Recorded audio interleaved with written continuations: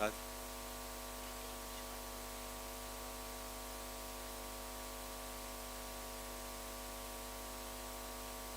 אחד אחד. שומעים בסדר? בוקר טוב לכולם, אנחנו... Good morning, one and all. We'd like to begin. Please take your seats. Thank you.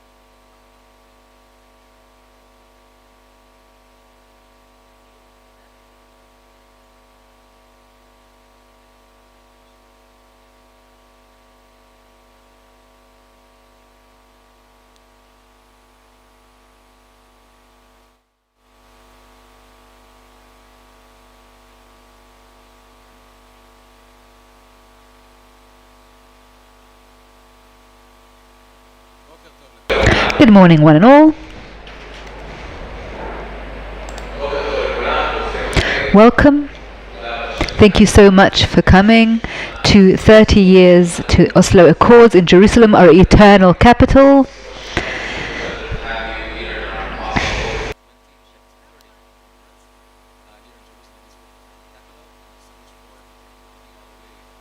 And greeting us with your presence. They also have simultaneous. יש לנו תרגום סימולטני. מי מכם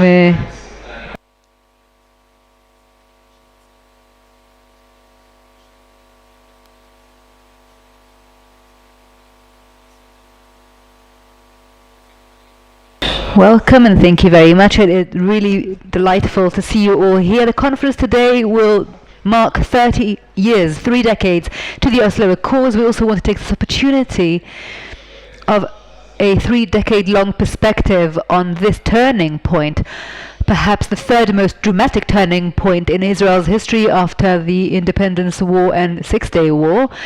Definitely it was a point that has changed Israel forever, and we would like to analyze the decision-making process, the accords themselves, and how the parties, particularly the PA, treated them, how the accords shaped the Palestinian-Israeli conflict, and also moving onwards, how can we learn from the Oslo model as a kind of test case, a point in time that we can learn from for the future about strategic decision-making in Israel. So again, I'd like to thank you so much for coming. We have many wonderful speakers whom we look forward to hearing, so we hope we can adhere to the schedule in order to be able to hear all of these wonderful speakers who have arrived. So we're going to begin with some opening remarks, first by Dan Diker, president of the JCPOA, the Jerusalem Center, and together with the Bitronistim, we are hosting you here today, together with the JCPA, as I said, Jerusalem Center for Public Affairs, and the Israeli Victory Project. He will be followed by Major General Reserves Gershon HaKohen and Naveh Dromi from the Middle East Forum.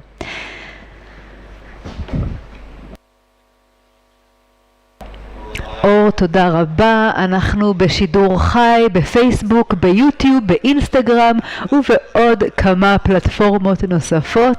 אז ברשותכם אני אפתח בכמה מילות ברכה באנגלית. People who are crazy enough on the East Coast to wake up at 2 and on the West Coast to wake up at 11 or to stay awake at 11.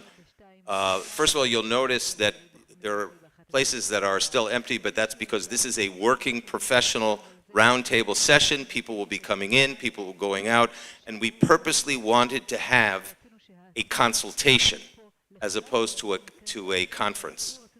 And let me just start out by saying thank you very much to our JCPA team, Yechiel Leiter, Mankal, and Maurice Hirsch, our projects for the Palestinian Accountability and Reform Project, Ahuva Bendor, our manager, director of projects and initiatives. As I said, this is a consultation and not a conference. And generally, the idea about a consultation is to seek advice one from the other when there is a problem. And while there are people in this room and outside this room who still hold that territorial compromise is a preferred way to go, there are others. I'm reminded by an article that just came out the other day by Professor Ephraim Karsh that called this moment, 30 years at Oslo, the worst strategic catastrophe that the State of Israel had brought upon itself since its reestablishment in 1948. So there is a range of opinions, but there's no question that the balance sheet, to use a financial term, does not look good after 3 decades of Oslo. Unprecedented levels of anti-Semitism, unprecedented movements by the international global BDS movement, and most profoundly, in the 3 minutes that I have, I want to point to a major substructural problem that we have considered in the compendium you see on the desk in front of you over the last number of months, which is characteristic of the Oslo phenomenon.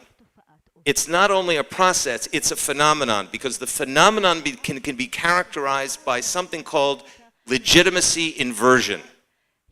And what we witness today, and what we will, I think, assess, expose, and engage on today, is the degree to which the Palestinian Authority PLO mother organization has essentially become, over the last 30 years, has replaced Israel in an act of political replacement theology to become the fledgling yishuv, pre-state yishuv, while Israel, in many different discourses in the international, specifically the Western discourse, has been recast as a PLO of 1964. And I think that the record shows very strong evidence to the massive delegitimization, defamation, dehumanization of Israel as a democratic nation state among the community of nations. And the question is the deeper question that Harold Rode, who's here today, one of the leading experts in Islam, have been at the Pentagon for 28 years, who has been asking for 30 years. What is the substructure of the relationship between the PLO-PA and Israel? Is there something in the relationship that is fundamentally collides and makes it impossible? Well, we would submit in this particular forum that there very well may be, that we've been in 2 totally separate discussions. Israel's been in a discussion about territorial and border issues, and the PLO has been in a discussion, or has been in a position of protesting Israel's existence as the nation state of the Jewish people. And we see now, you can see in the compendium, that the record speaks for itself. You cannot go in terms of Israel, what we call Israel, the apartheid anti-Semitism phenomenon. It's a phenomenon in international relations. You cannot go to any university campus in North America or in Europe without the standard being Israel apartheid, apartheid being illegitimate entity. You cannot go to the Congress today, which, by the way, the other day was in the Democratic Party, showing a 10-point spread for the popularity of the PA over Israel, and the apartheid accusation, slander, libel being used in international forum, UN agencies, international human rights organizations.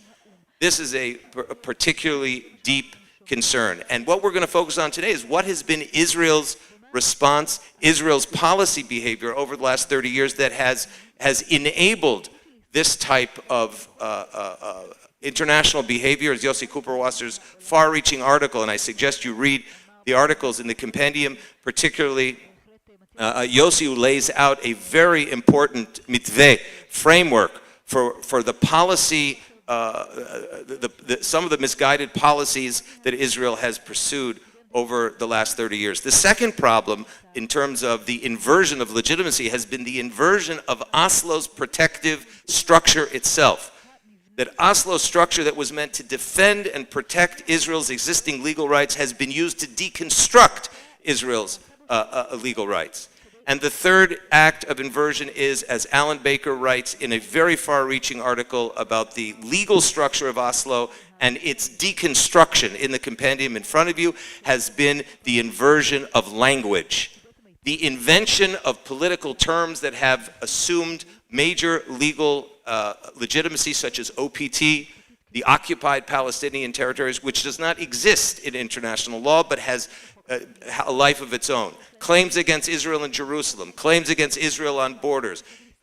All of these were meant to be protected by the Oslo Accords, and Oslo has become a nuclearized weapon to deconstruct Israel's rights as opposed to protect them. So we will be discussing, as you can see in the schedule in front of you, a number of these issues also from the point of view is what has Israel's role been in this balance sheet problem. First of all, allow me to thank all of you from coming from across the country and as far as Iraqi Kurdistan, Suzanne, and others from around the world to join us in these policy deliberations today. Extremely important that we consider the ways in which the Israeli government should change and must change course. And of course, a lot of this came over the last 4 or 5 years in the far-reaching research and policy memoranda that Yossi put out, which is called the Pay for Slay, the incentive payments Palestinian Authority has created with international financial resources to pay terrorists and the families of terrorists killed or captured. That very much along the visions of the great Sandra Gerber, member of our board, who almost unilaterally caused the passage of the historic Taylor Force Act in the U.S. Congress, prohibiting American economic assistance to the PA so long as they make payments of this type to the Palestinian Authority. So we have an awful lot of work before us. We look forward to a range of opinions and positions along what Israel's policy behavior should be, alternatives to the past and the current state of affairs along the work of policymakers and government decision leaders. And let me thank all of you very, very much for coming, and I hope we have a very fruitful day of deliberation, debate, and discussion to solve what is essentially a fundamental problem and challenge we've had for the past 30 years. Thank you very much. And Amir, Naveh, Alex, also thank you very much for being here as partners, as well as I don't know if I mentioned Amir and the Bitronistim as being our national security partners on this and on this particular day, and for going forward as well. Or who's next? Gershon.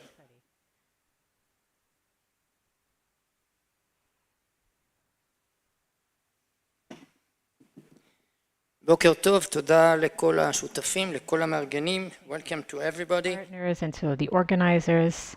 אני כאן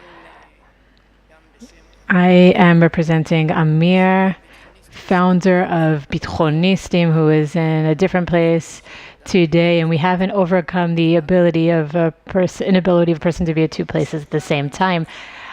I would like to express my appreciation for this conference and for the cooperation between different organizations and countries.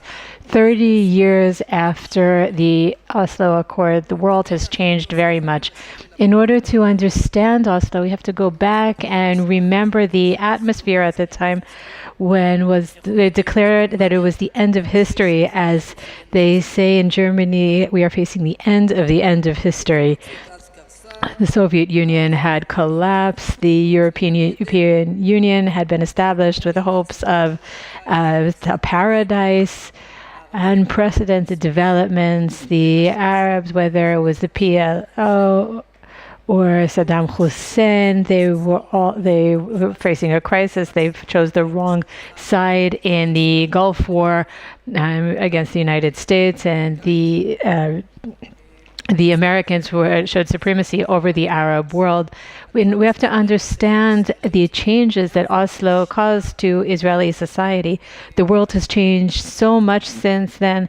There have been crises, dreams have crashed, and just an anecdote, in 96, I spent an entire day in the Golan Heights with Dr. Geiger, head of the BND, the German service, a doctor of theology. And at the end of the day, he took me to the side, and after cocktails at the ambassador's house, he said to me,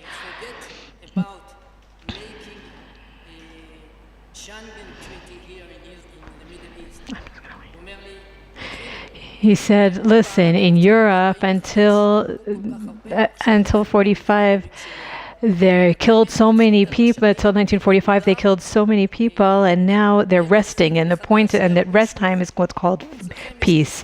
Here, in your case, you have a constant conflict over resources of growing birth rates, religion. How do you think you're going to ever be able to create a new Middle East? And that was his empathetic approach. And why was the world so interested in the unprecedented experiment called the Oslo Accord, to see if there was the ability to talk about human insight that could produce paradise? And it was an experiment that really was unprecedented, and it happened here in the Holy Land.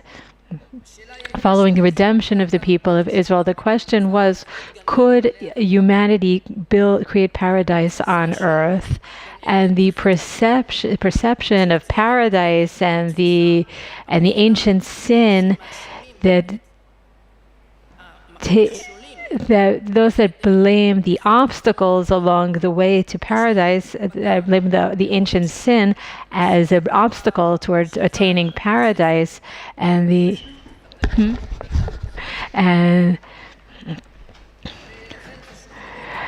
And it's important to understand how this is all shattered within the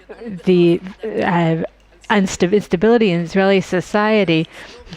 From the historical perspective, the Shabtai Tzvi crisis, until even today, Jewish history hasn't fully internalized the implication of that crisis, was nothing compared to the crisis that Oslo caused when it came to the question of faith and belief, and the question of, do we really have the ability to organize reality as we envision it?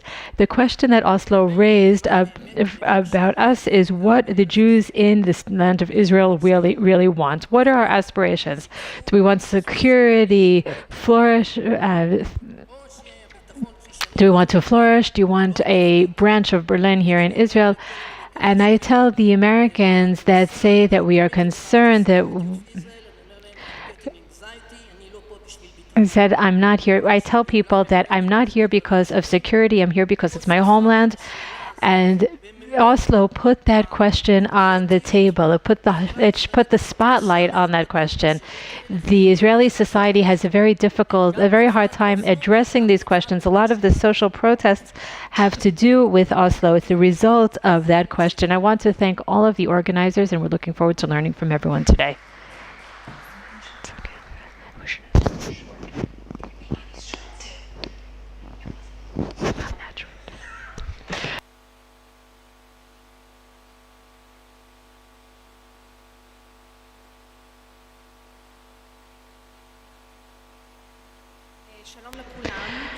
Hello, everyone. I'll start by thanking everyone without mentioning names. there are many people who have accompanied me throughout my career, and I said I wouldn't mention any names, but I'm already going to change my mind. There's Adi Arbel here, Professor Steinberg, who was my supervisor when I thought of doing a PhD, and then changed my mind about that. So thank you, everyone, to everyone who is here today, because I'll be using my screen because of a little technical problem we had. I was 8 years old when the Oslo Accord was signed. Oslo was something that my environment experienced, my parents experienced, but it became something that made an impact on all of Israeli society. It doesn't matter where you were or what you did, you experienced Oslo in a certain way, whether through your family that lived in Tel Aviv and suffered terror attacks. The argument, Oslo has been part of Israeli society and unfortunately has become part of the Israeli DNA. And it's a discourse that has been constantly ongoing. Oslo comes up all the time, and now on its 30th anniversary, it's suddenly getting a lot more attention. But naturally, one of the questions that we hear more and more these days, but it comes up all the time, it's one of my favorite questions, is the question of, if Oslo was so bad, why didn't you cancel it? It's a question that we hear all the time in almost every forum. If Oslo was so bad, why didn't you cancel the agreement?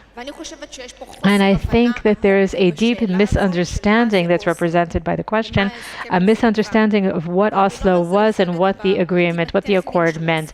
And there's obviously I'm giving up historical territories or territories with security significance for Israel, the weapons that reach the hands of hostile people in the better case, and terrorists and murderers in the worst case scenarios. Oslo is impossible to cancel because it was an idea, not just a technical agreement. I was raised on the assumption that there is no solution for the Palestinian-Israel conflict other than giving up territories and establishing a Palestinian state. That was the narrative that I grew up on, and thinking otherwise was something that was inconceivable. If you thought otherwise, then you were considered an enemy of peace, an objector of peace. And who wants to object to peace? Everyone wants peace, of course. No one wants to be considered an enemy of peace, but that is the tragedy of Oslo. Anyone who thought that it was a tragic event for the people of Israel, for Jewish history, was considered an enemy of peace. And that is something that is ingrained even today. And that was something that was difficult and even impossible to cancel.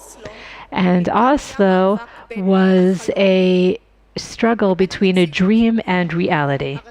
The desire to take a dream, to take an aspiration that was completely emotional, and believe that your enemy, the person that you're facing, shares your dreams. And that didn't happen. And that's why the dream became a nightmare, because you can't make your enemy something that he is not. And there was a collision between our dreams and aspirations, the aspirations of many people in Israel, that the enemy is us, and that wasn't the reality. And there the dreams were shattered. But what we understand more and more as time passes, and from the perspective of time and the protocols that were recently released, that Oslo was more of a hope than a strategy for the state of Israel. And people ask if we've learned the lessons since Oslo, and I don't think that the answer is yes. I think that if today we had a leader who would want a Nobel Prize, then there would be another Oslo Accord. And if there was someone who wanted to reach the White House, then there might be Oslo again. And I want to end on a more optimistic note, because I think that one of the greatest changes regarding Oslo, that are something that we did change. I was raised on the perception that the only solution is a two-state solution. What has happened in the last few years is that it's not quite clear that everyone still believes in the two-state solution. It's not clear that everyone still believes in that solution. It's not clear that everyone thinks that a Palestinian state is the best solution. I think the majority think the opposite, but it doesn't even matter. What makes a difference is whether we learned our lesson to prevent Oslo from happening again. And I think the answer to that is no. We did not learn the lesson, but did we learn that there are other alternatives? The answer is yes. Thank you.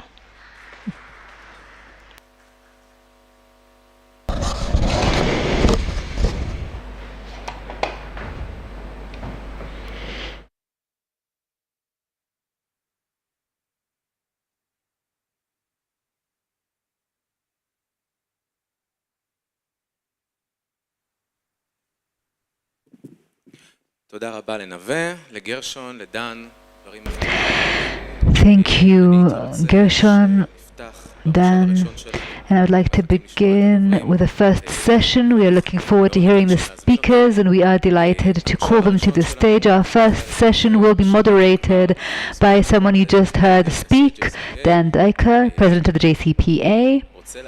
I would like to remind you that aside from these booklets, we also, Bitchonistim and the JCPA, have provided for you, aside from the conference, content that is unique and was produced especially for this conference and written especially for this conference, and we'd be delighted if you would read it, and a lot of the conclusions you will hear today are in there. We have the JCPA booklet right here on the table, and at the Bitchonistim, maybe we're something more innovative, a different genre, but the same QR code that you see here and by the reception. There are two publications never before issued, one on the Oslo Accords and one on the social media positive position, how the Fatah Hamas differences are shown on social media. And I would like to ask to the stage Dan Diker, who will moderate a panel. The panelists will be Dr. Yuval Steins, Dr. Yair Hirschfeld, Dr. Einat Wilf, and Brigadier General in Reserves Effie Eitam.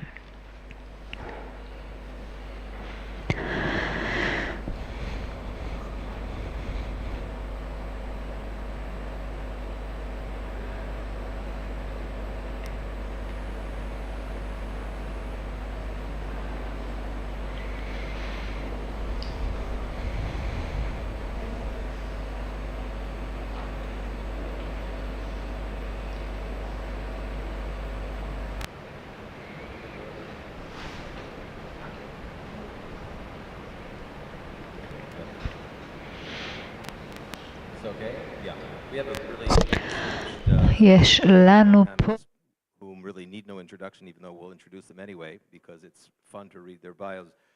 Harvard, Einat Wilf, where were you at Harvard? Which house were you in? 96, ages ago.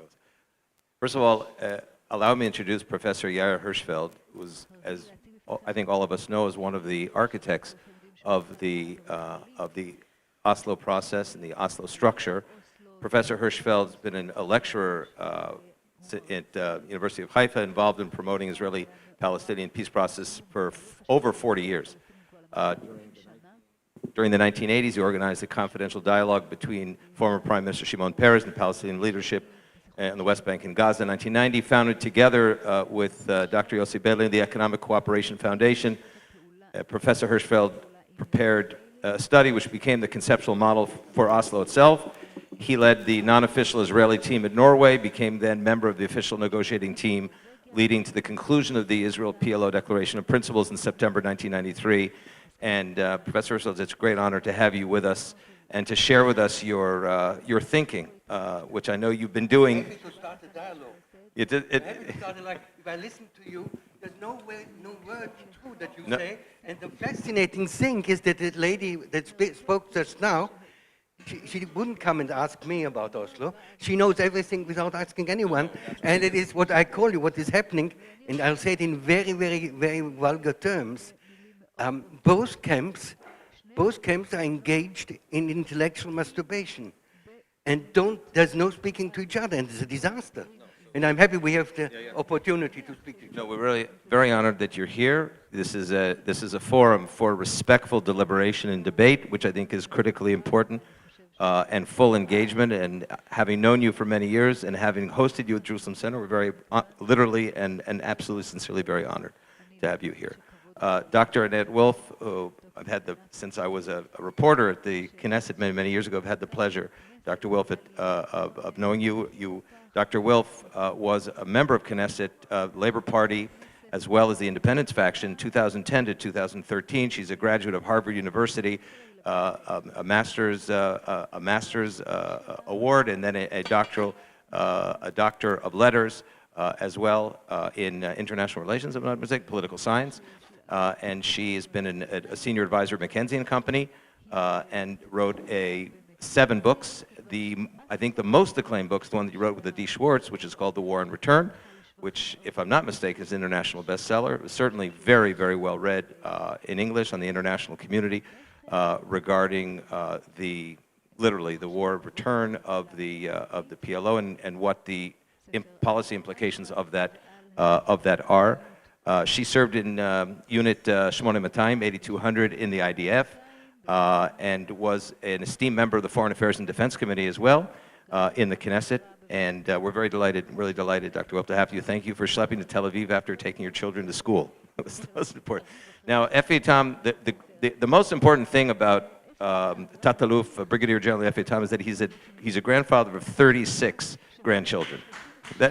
That's the most important thing, I think, of F.A. Tom. Lives in the Golan Heights, is well known for his heroic efforts in the IDF during the Yom Kippur War, and as I said, lives in the Golan, was a member of the Knesset between, he actually served in the IDF between 71 and 201, and then retired or went to reserve as Tataluv's a brigadier general.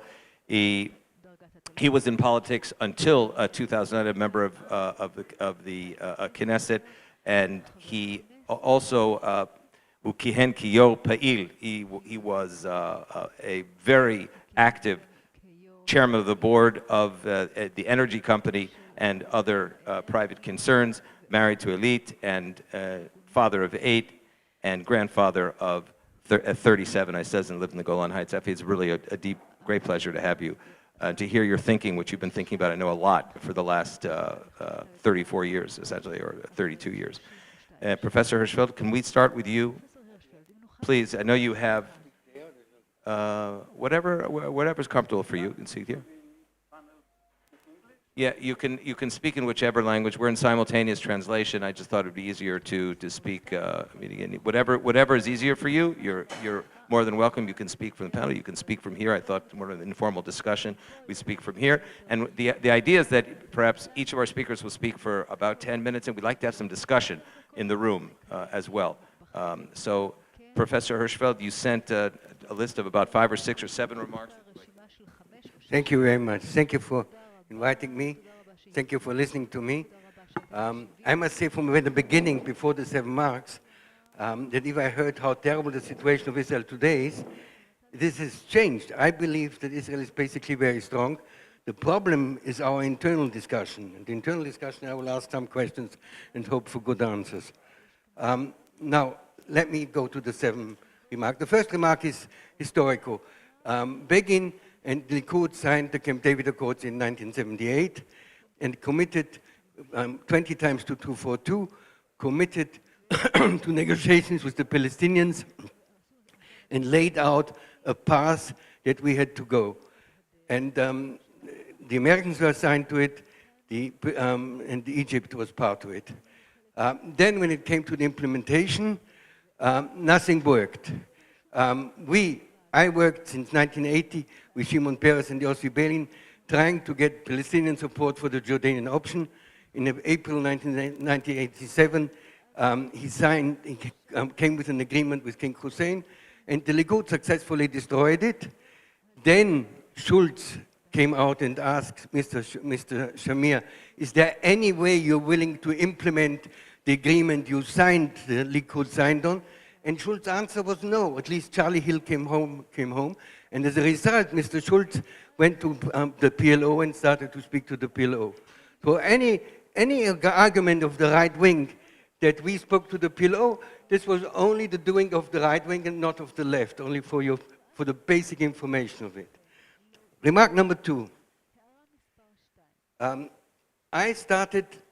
We went through 13 years of trial and error. And as a matter of fact, if you like it or not, with Moledet and Geola, and I will have some questions to General Gershon Cohen, who I like personally very much, and I've had long discussions with his brother. The question is, have we somehow to live with the Palestinians? And have they some rights? Anyway, for 13 years, I developed I led negotiations, I helped Peres to lead negotiations with the pro-Jordanians. I worked with Yossi Beilin with the other leadership, with Naftali Blumenthal with the economic leadership, and we got an understanding of Palestinian thinking and action. And I built trust and I built networks, and the outcome of the trust was that we prepared in the end the formula for the Madrid conference, and negotiations started on the 3rd of November 1991. And after they started, the negotiations very quickly came into a deadlock. And then the Palestinians gave me something which normally is not done. They gave me the Palestinian negotiating positions on 15 or 20 issues we had discussed, and they gave me the Israeli positions. And I looked at it and said, we have somehow to cut it through. And the way, the issues that were dealt with were very serious. And I found a way to deal in a way that was pro-Israeli, would take care of Israeli interests. I'll give you the 4 or 5 examples. Example number 1 is the most important one. We had to discuss who is the source of authority. The source of authority, the Palestinians wanted to say that the autonomy, the self-government authority will be the source of authority. They said no, Israel has to be the source of authority. The principle of gradualism made it clear that Israel is the source of authority. Has made it until today. The second issue was security. There was the question of external security, internal security. The principle of gradualism made it possible that the external security would be totally in Israeli hand, and internal security would be under Israeli control in cooperation with the Palestinians. There was the issue, of land and water. On land and water, I would have gone further than the agreement went. But on all these issues, the process, the idea of gradualism made it possible to move forward and reach an agreement. Now, at the same time, 91, 92, I was asked to prepare a study called Israel, the Palestinians in the Middle East, from Dependence to Interdependence. And some of the findings are very relevant today. And some of the findings show how some of the limitations we have. Finding number 1 was that after self-government, Camp David was a disaster. It was very clear that if we want to go to permanent status, I believe Israel needs, from our own purpose, a 2-state solution. But if we go to permanent status, Israel has to give to the Palestinians and can't get anything. It cannot get anything because we sign an agreement with the Palestinians and around us there's hostility, it doesn't help us. So in the report I wrote, we have to go to the self-government agreement, and then we need to establish a Middle East security organization, and we need to MECWET, a Middle East Community for Water, Energy, Trade, and then I wrote tourism. Today I would write trade. We had a clear understanding that the Camp David concept was wrong, and we had to change it. I tried to do so. I spoke to the Americans. I had a British Sir Tom Phillips who helped me to promote that concept. It didn't work. The Americans were heavy, said you signed the agreement, you have to keep to it. I understood, don't want to go into details, but I understood that the process ahead of us, because of militant Islamic fundamentalism and because of Arab Nasserism, Arabism, there will be a long way ahead. It will be a long way ahead, and there will be terror, and there will be violence. There was terror before, and there was violence before. The question is, how do you go ahead and how you move forward? And there was a way of working together, not only with the Palestinians, but with the Jordanians everywhere. And also prepared to peace with Jordan and enormously strengthened Israel's security. Now, the 6 principles of Oslo. The six principles of Oslo are, from my point of view, true today. And if Prime Minister Netanyahu will go for a deal with the Abraham Accords, and the Abraham Accord, you know, if the king died, the king lives, Oslo is dead, the Abraham Accords is alive, the 6 principles of Oslo are still true and they'll still be relevant. Number 1 is gradualism. You don't go everything ahead. Number 2 is Palestinian empowerment. The Palestinians have a right to live. The Palestinians have a right for their own economic development. The Palestinians need some kind of dignity. And if you deny it, you're undermining it. If you have an Israeli guy who says, I'm chukim bakbuk, obviously there will be an intifada. So number 2 was self-empowerment. Number 3 was control, reconciliation and cooperation. Number 4 was security. And number 5 was regional empowerment. And number 6 was optimal inclusion. All these 6 principles are true today. Let me go to the 4th remark.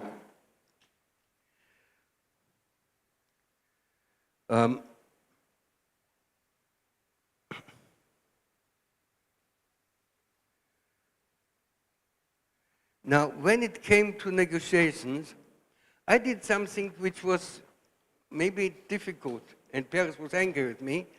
In March 1993, I concluded the concept for an agreement with the Palestinians, which actually helped to create it later, without having the authorization by Paris and definitely not by Rabin. And this obviously you may, but in that,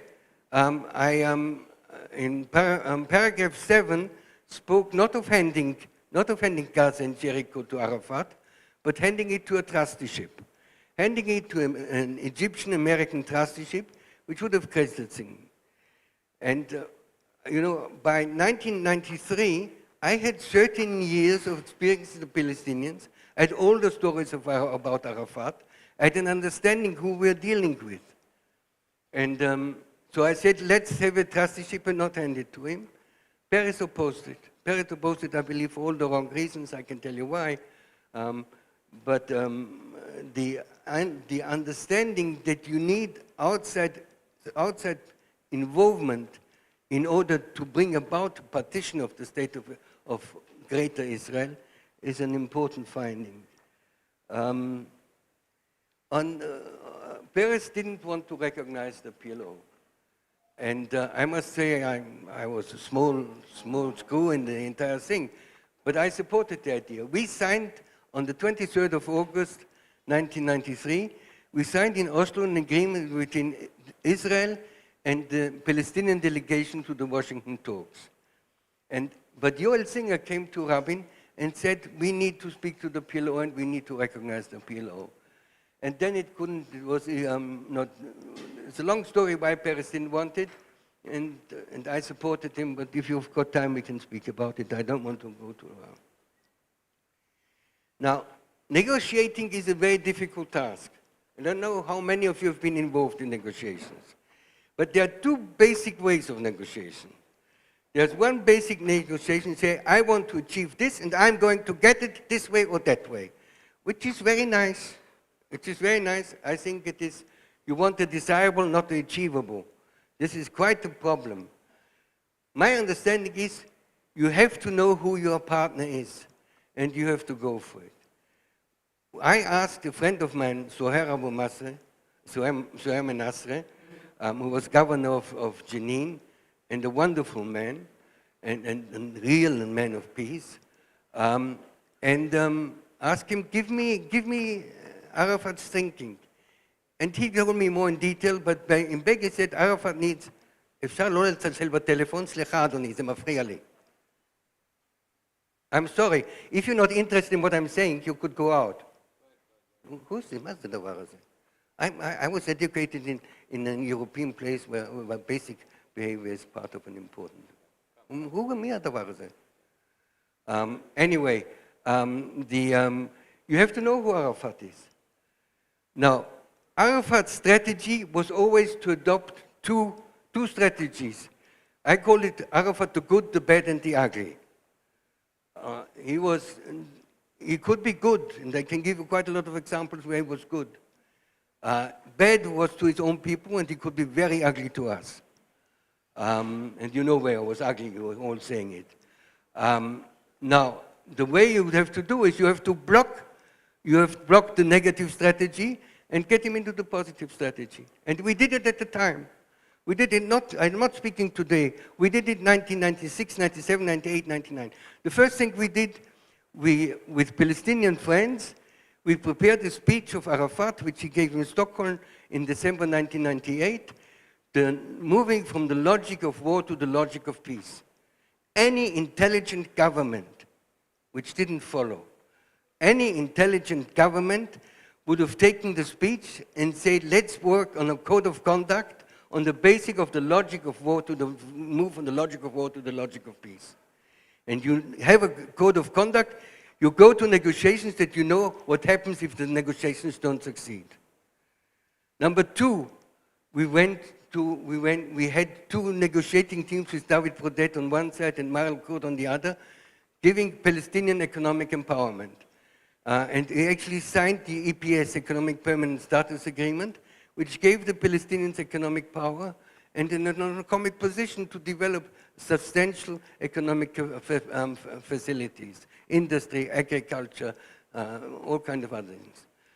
We then went with Gilad Sher, we prepared a security agreement. We put what we called a trilateral Israeli-Palestinian permanent status security understanding, which locked the Palestinians into an Israeli and Jordan security concept. And number four, we went for a lot of people-to-people activities. These four activities pushed Arafat, if he would like it or not, and he would have gone for it, to a slow process. Now I have to tell you something else. When we moved to prepare permanent status, and I negotiated the Berlin-Abu Mazen agreement. When I negotiated the Berlin-Abu Mazen agreement, it's the biggest mistake I did in my life, and I'm sorry I did so.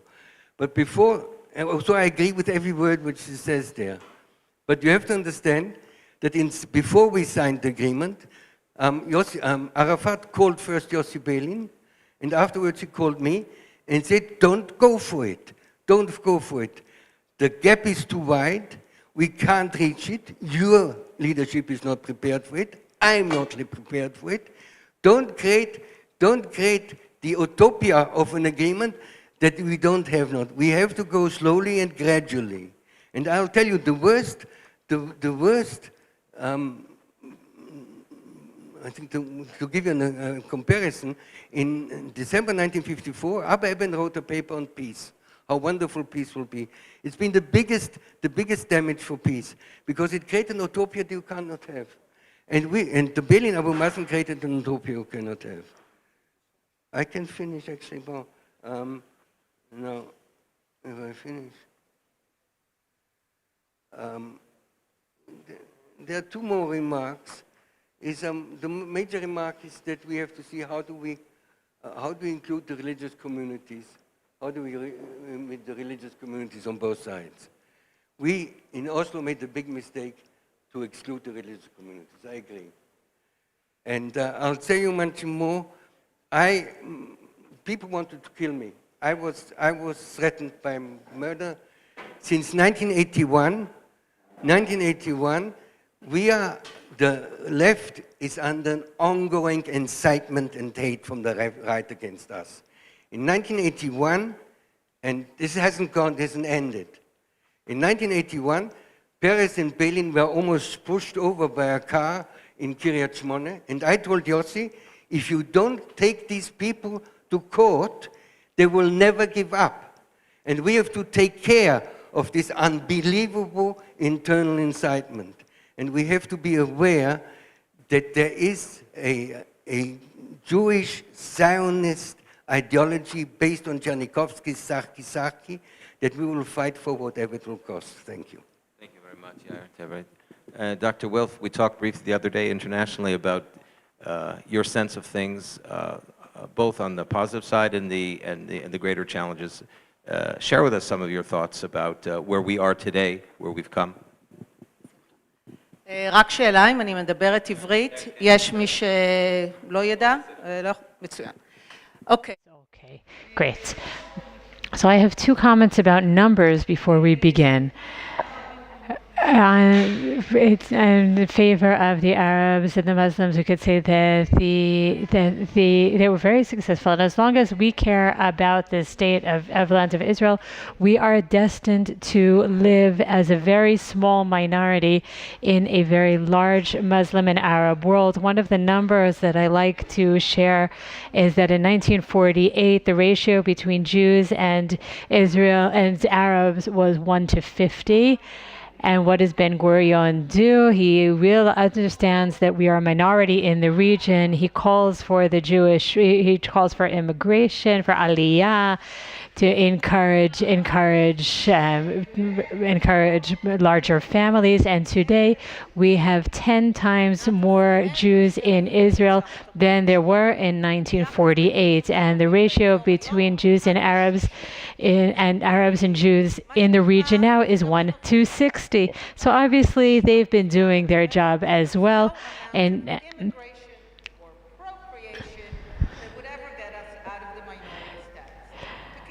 in short, we will always be a very small minority, ethnic and national and religious and linguistic minority in a very large Arab and Muslim region. And it all begins with that. That's my first comment about numbers.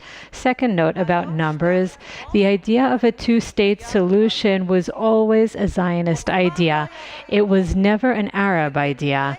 And from one moment to the next, and there was never an Arab vision for there to be two states if one of those states is a Jewish one. And why was it a Zionist vision?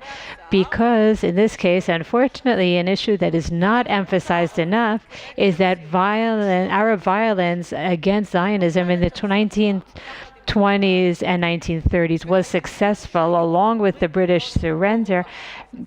And the Jews, who were supposed to be the majority in Israel, were attacked and burned. And the fact that the British succumbed and closed the gates of Israel to the Jews is something that we experience until today. And with all of the immigration of Jews from the Arab countries, and we should thank them for that. And therefore, from that moment and on, the idea of the separation, of the division, the idea of the two-state solution, or drawing a border that does not go through the Jordan, that's not on the Jordan River, but rather between the Mediterranean Sea and the Jordan River, is a Zionist idea, and a Zionist idea exclusively because that is the only way, given the numbers, to guarantee the genuine redemption that will enable a sovereign nation for the Jewish people. And that is the meaning of redemption, enabling the Jewish people to be a sovereignty. And in order for that to happen, because of the British surrender and the fact that the gates were closed to Jewish immigration, there was a need for a separation plan, making it a Zionist one. This leads us to Oslo. There were two assumptions when it comes to Oslo. One is true and valid until today, and one that turned out to be mistaken, and we have to think about how we can cope with that. The correct approach was that, once again, the Zionist idea that in order to have, for the Jewish people to have an independent state, the land has to be divided, and that remains a necessity until today. I don't think there is a worse or more dangerous idea than those who want to mix the populations within the territories in a manner that prevents a border from being drawn. So that is a valid argument. It remains in place, and I think that a lot of the struggle is related to that border. And I call the ongoing, the current struggle, the latest struggle over the border. As you know, Israel was established without borders, and when people talk about the borders of 67, Israel did not have borders in 1967 or before. There were ceasefire agreements and not borders, but since 73, in fact, and in 75 especially, Israel has been in a very long process of establishing agreed borders on to one extent or another, whether in the agreement, the peace agreement with Egypt, the leaving Gaza, the agreement with Lebanon, and the maritime agreement that sets the northern border to a certain extent, recognizing the Golan Heights that closes the northern border with Syria. There is the agreement with Jordan that regulates the border on the east. The Oslo agreement started to address the issue of the West Bank, and now we are struggling over the final border, and that is the final border that we have to resolve. And it's not only a border, it is a border that is related to the core of the question of what a Jewish state is. What is redemption? Is it the land? Is it the Bible? Is it sovereignty? I am a member of the camp that believes that the value of secular Zionism is to put the idea of redemption in the context of sovereignty and not things like land or God. And I think that is why it has been so successful. And if there's any tragedy, in my opinion, it is that the religious Zionism took the achievements of secular Zionism and could transform them into godly achievements as opposed to the achievements and the vision of people who wanted to redeem the land and their people. And this is an idea that remains valid. A border that guarantees a Zionist sovereign Jewish state, that was always the correct idea, which is why Oslo was so important.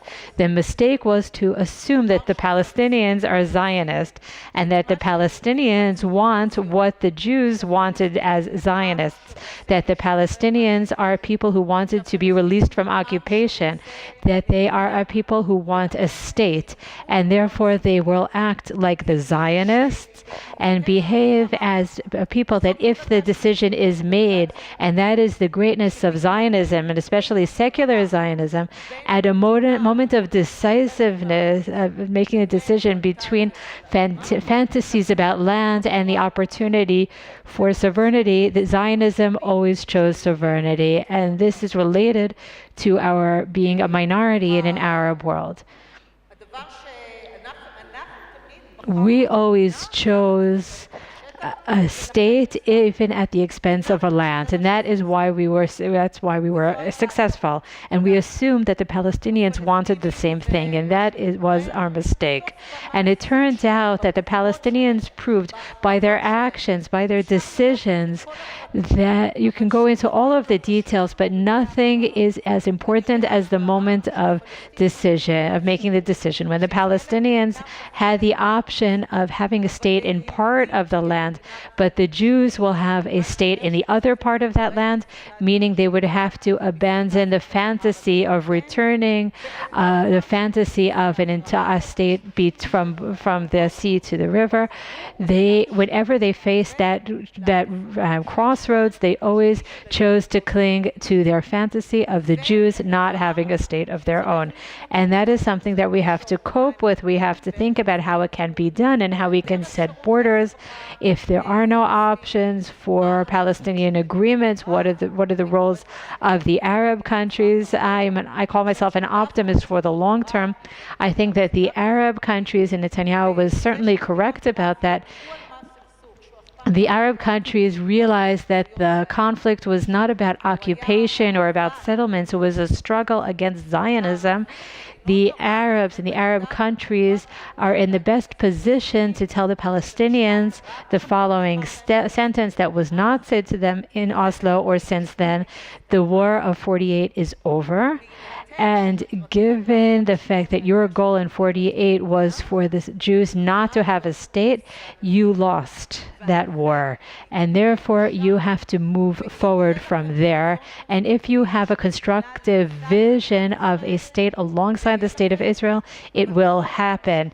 But as long as your goal is to exist instead of the state of Israel, there will not be support for that idea. That is the struggle we have to face. How do we make round the square? enabling a sovereign Jewish state with a border within the land, and the fact that the Palestinians persist with their vision of obtaining the entire land of Israel, that is the problem. Thank you very much, Sheinat. And now we will hear from Effie. I think it's okay.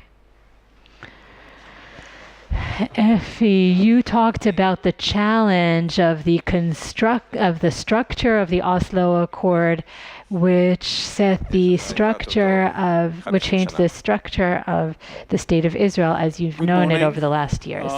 I can speak in English, בוקר טוב, אני יכול לדבר באנגלית, אבל ברמה העקרונית אני מעדיף לדבר We are Israeli institutions, so I think it will be more appropriate that we should speak Hebrew. But if there is any problem with the translation, שומעים? So if there is any problem with the translation, I will try to fill the gaps in English, אבל אדבר את רוב דבריי בעברית. קודם כל צריך לומר I would like to start by saying that Rabin's assassination, which shook Israeli society from the political perspective, from the ethical perspective, the human and Jewish perspectives, I closed the discussion about Oslo because Oslo was the legacy, that was Rabin's main legacy, and therefore any discussion about its success or failure was directly related to who killed Rabin and who was responsible for killing peace along with Rabin's assassination. And I think that 30 years later, we can address this issue with the appropriate caution and pain and horrified feelings about this assassination. We can address this process and talk about it 30 years later. And I think that after 30 years of tears and blood, and considering the fact that the process is not going anywhere, it's not going to disappear, we really need the courage that has been demonstrated here to talk about it from many different perspectives, from critical perspectives, including asking the question of why it's still with us today. And I want to begin by stating that Oslo is not just between us and the Palestinians. It is an issue that the Palestinians played the game, followed the rules of the games. They had expectations. They participated in the process. But Oslo is an internal process that was done by the State of Israel amongst the Jews. That is where it began, and its DNA, including its failures, are ingrained in the place where it started within the Jewish nation. And I want to talk about two aspects, or actually one aspect that affects two areas in which I was involved as an adult, as a senior officer in the IDF and in politics later on. I want to talk about what I would call the DNA of the attempt to the subversiveness in which Oslo was born. And again, we're hearing that it's not personal. Who are you as a partner in Oslo? And I think that we have to talk about the subversiveness among us, not only in the context of what Oslo did, which made subversiveness a legitimate means of the establishment of Israel, but what this legacy does for other governments and how it affects their legitimacy and their ability to rule and their ability to advance the policies to which they are committed, which they promise their voters. And I want to talk a little bit about this. I'm not talking about conspiracies or something unusual. Subversiveness is the constant existence within reality There are no structures that are, there's always some type of subversion, and a state is a group of that runs with order. A state has an institution, has an army, it has a legal system. It's a very organized system, and organized systems of this kind will always have a goal. There will always be some type of subversive interaction. And just an example from nature, the most subversive powers in nature that almost no structure can overcome are water and wind. Water and wind are soft forces. If you ever felt wind on your face, unless it involved ice and snow, you know that it's soft. And the same thing is true about water. If you feel a drip of water, you ask how much damage could a drop of water possibly do? But its power is misleading, and the subversive power of harm for order, for an well-organized organization is often underestimated. And Oslo was the result of subversiveness in the deepest meaning of the word, in the ideological perspective of the word. And I also want to say that we all know that Rabin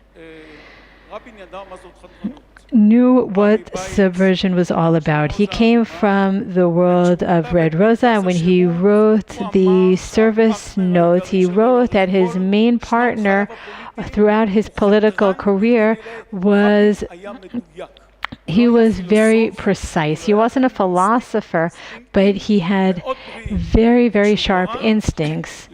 And when he called Shimon Peres a tireless, subversive person, he talked about how he and the people that worked with him, what Rabin called his poodles, they are subversive people who aspire to dismantle the order of decisions and conventional actions that are taken by the national institutions.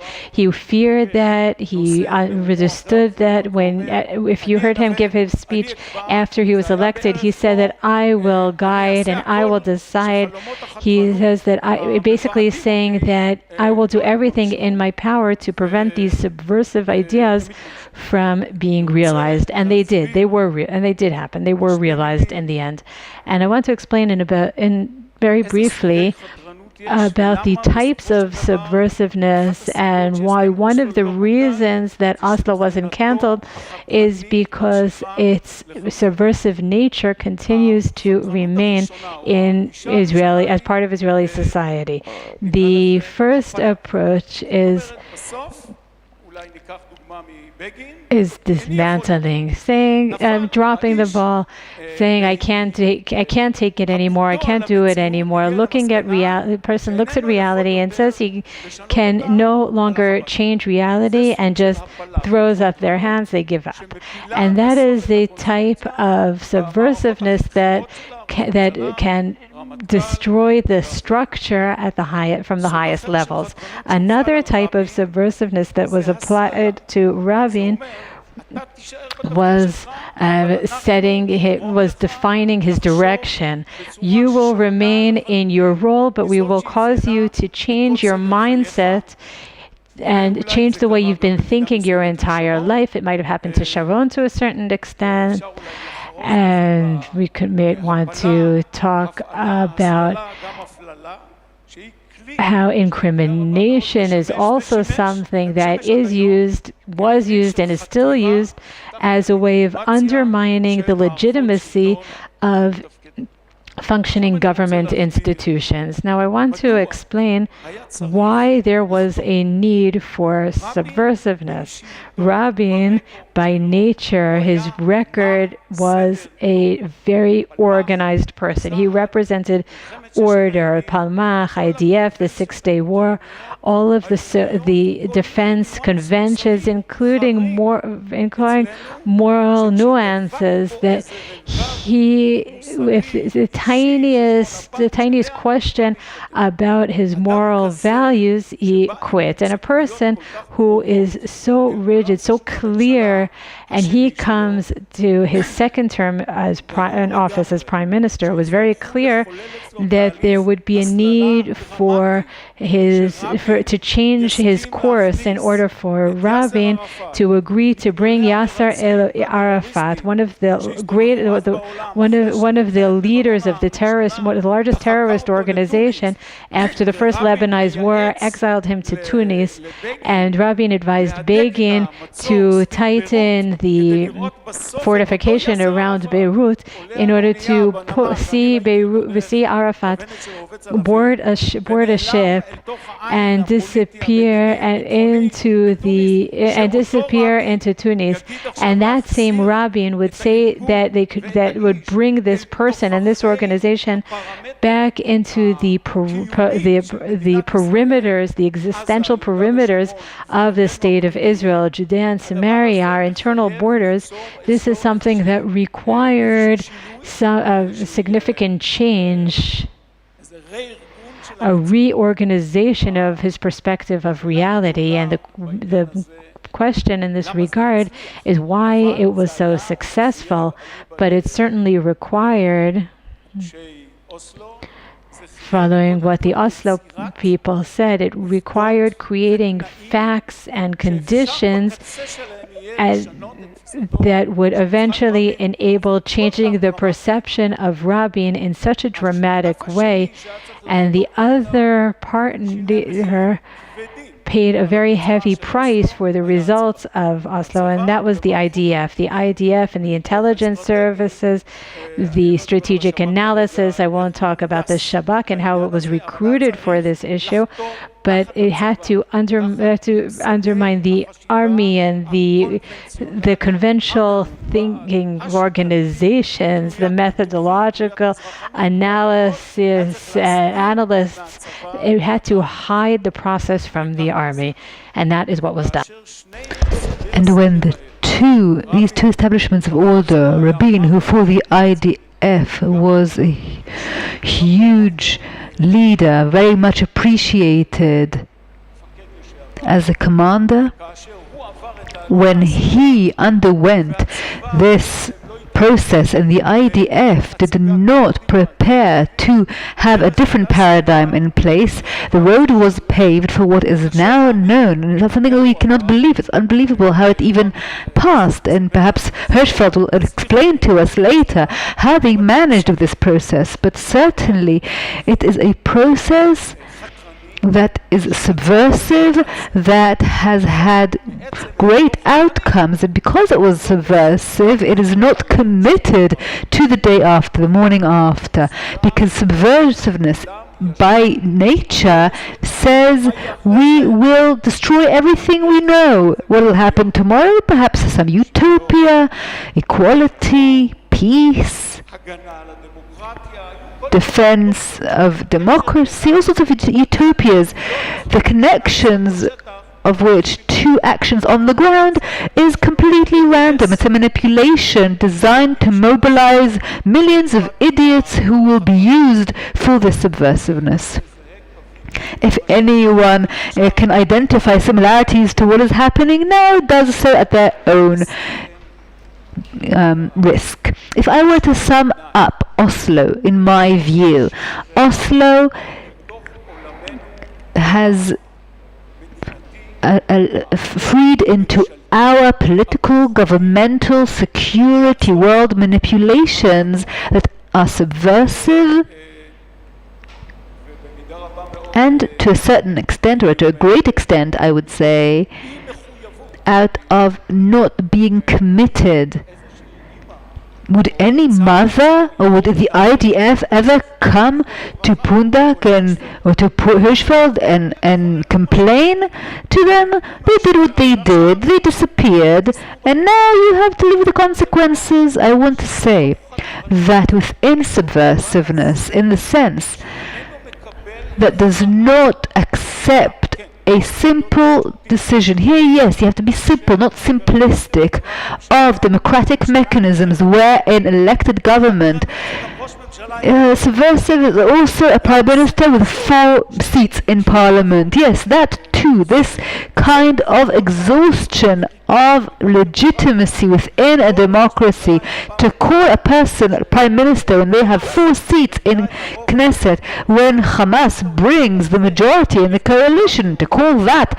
a democracy or the expression of the will of the nation, that's just like saying that refusing to serve is right.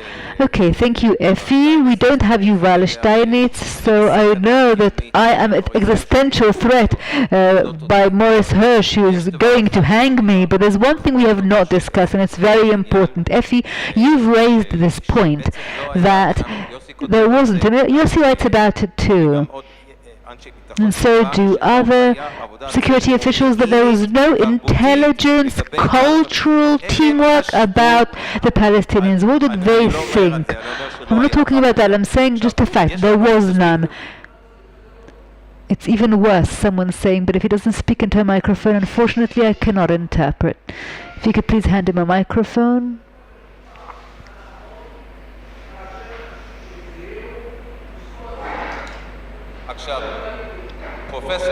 Professor Mordechai Kedar, Dr. Harold Rold, and Khaled Abu Tuam are experts on the Palestinian side, and I think it's very important. Perhaps, Harold, could you give us 2 minutes as an expert on Islam about what was going on through Arafat's head and what he said, his declarations, because that has to be part of the considerations of Israel and what's happening, and that's why I also want to call Dr. Dave Ramser, who's from the United States, and he also followed the Palestinian side. Harold, can you please give us 2 minutes of what you understand as an expert on Islam in the Arab world?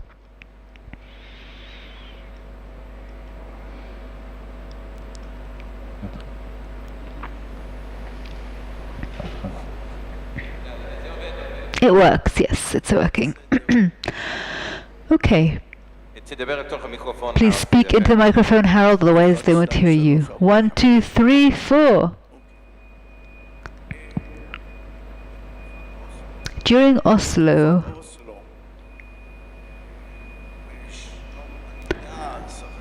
from the late 1980s to the early 1990s, I was working at the Pentagon in the United States. I'm not Israeli. And I was walking around. My area of expertise is how do the other side, how do the Muslims understand what's their attitude towards this place, towards the state of Israel and the Jews. And I want to say, first of all, I walked around, I know Arabic too, and I would walk around Washington among the Arabs, and they would say, the Israelis are writing our papers, our positions, our views. They laughed at them, and they said, among themselves, if the Israelis want to commit suicide, fine, we'll help them do that. That's what the atmosphere was like in Oslo. Arafat, after signing, 2 weeks after signing, he was in South Africa. And he was recorded giving a sermon in some mosque, saying, guys, I did not sign any peace agreement. I signed an agreement which is like a Hudaybiyah. It is the place where the Muslim Prophet Muhammad said he signed when he was weak. He spoke, he signed with his enemies an agreement for 10 years. It's like a ceasefire, kind of hudna, if you will. And what did he say? It's for 10 years, but he understood in 2 years that he was stronger than them, So he attacked them and he succeeded, and that's it. So Arafat actually mentioned this battle. He said, I signed the Oslo Agreement just as the Prophet did. It's the salami method. Slowly but surely. Moreover, Arafat never used the English word peace. In Arabic, we don't have this word as we do in English. Peace is the objective. The word salam has nothing to do with this concept of peace. They also know what sabr is. Sabr is to mimic, is to wait. Slowly but surely, we'll wait. We'll do it. The Israelis are so stupid that if they want to help us to kill them, to get rid of them, then we'll do that lovingly. And I just want to quote Bernard Lewis, the one and only, what he said about this entire period of time. He summed it up like so. He said, if the aim here of the negotiations, if we're talking about borders, there's something to talk about.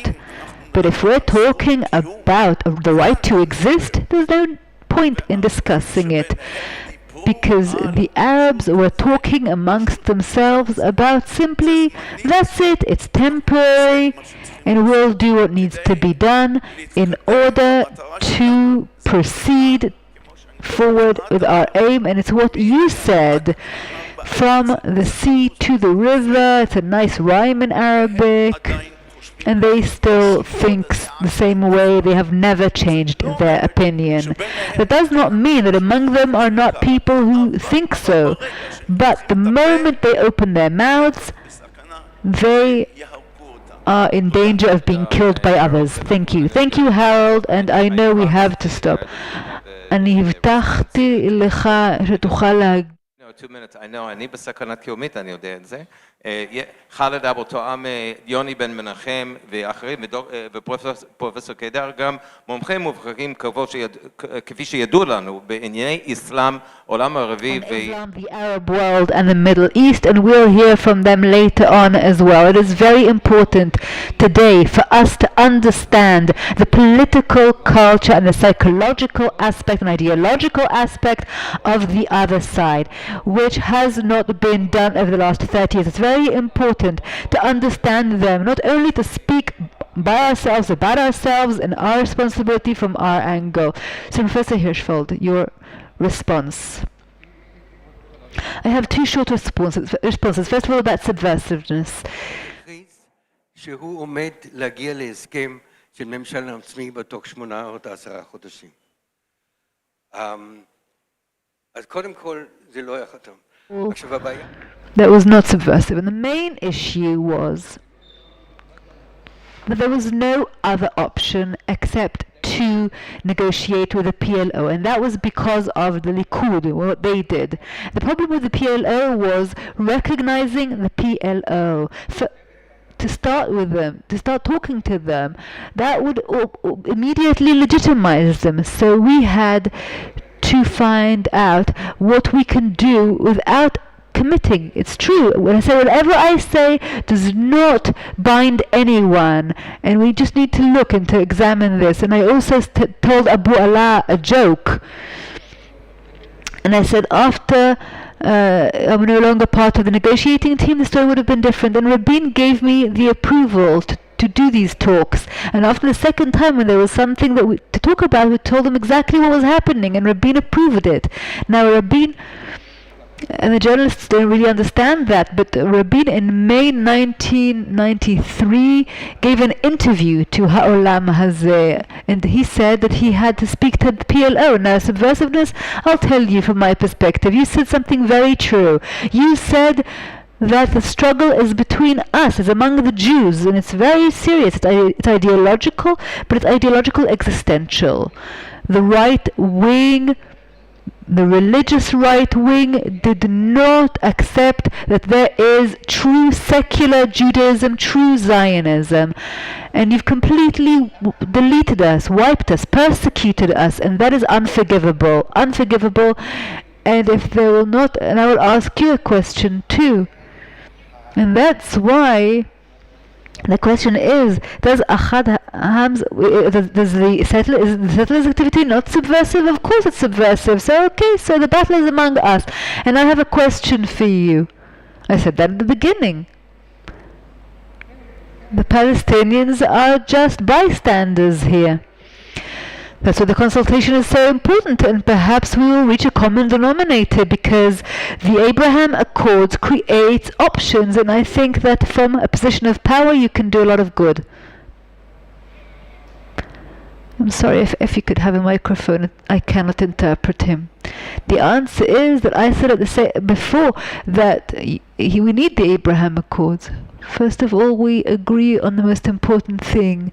The discussion on Oslo is a discussion among us about the meaning of Israel, about the way that we and how we are able to work. I'm sorry, his microphone is not working. I think that your subversiveness, which you found crucial, led to outcomes that you now need to be accountable for. Well, I think the exact opposite. We're similar. I'm saying the same accusation at you. Can I ask you one question? Of course. Please, I hope you give me a good answer. I want to go to Kiryat Arba with you, and I will defend Kiryat Arba in any agreement with the Palestinians. But when you come out of Kiryat Arba, you will see on the right-hand side a monument for Baruch Goldstein. If you can come with me, and if we together can destroy this monument, because it goes against everything in Judaism, then I will cooperate with you. I think that it's like asking me if Yigal Amir is a killer. He is a despicable killer. He's heinous, and it's not an obstacle to peace. They are the only ones who have done something that is not done. Things that cannot be done, not morally, not from a Jewish perspective, not from a human perspective, or politically. And that's why it's esoteric. It's not relevant. If you will agree that Kiryat Arba and Hebron are the rocks of our nation, are something that we have that is very important to us, and they should remain in the hands of Israel forever, that will be amazing. Thank you both very much. Thank you. We're now going into family therapy, so I think we should move on. First of all, thank you very much for your patience. We will have discussions here, I promise. We just did not adhere to the schedule, but we're certainly very aware of that. We would like to have more discussions, and we will get there. Oh, the floor is yours.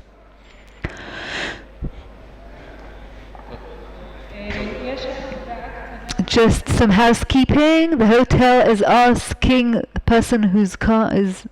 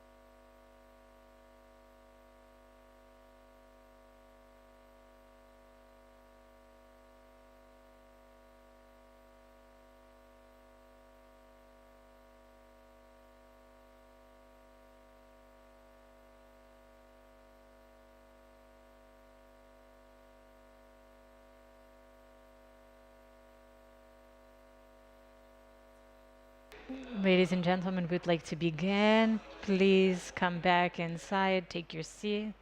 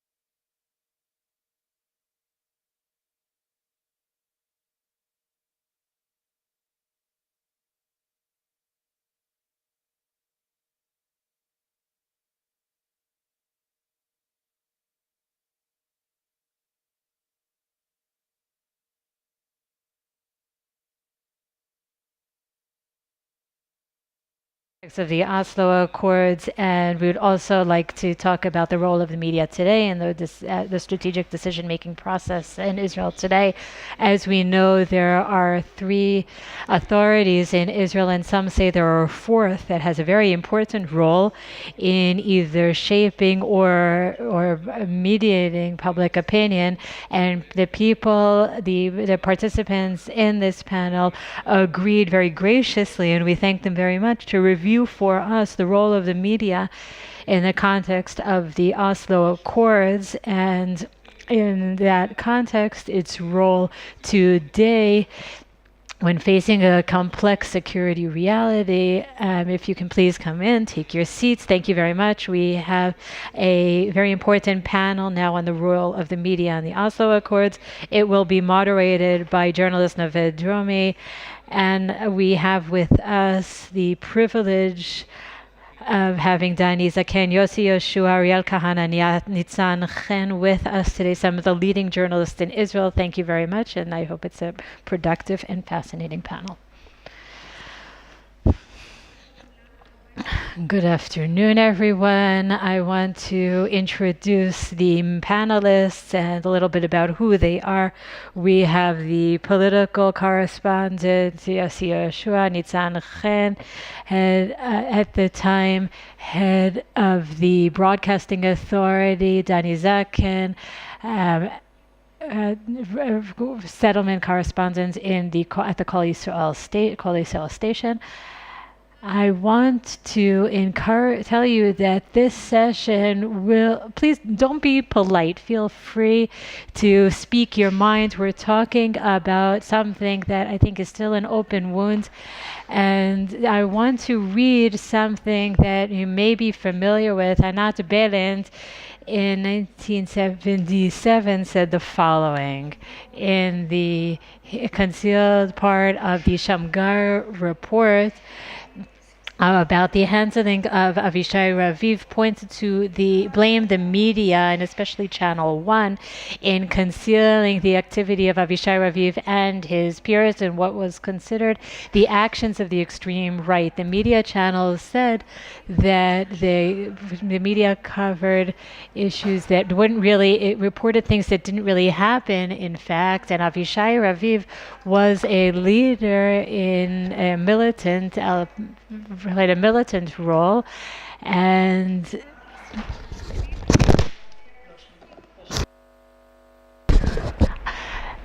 I think that from this quote we can understand a little bit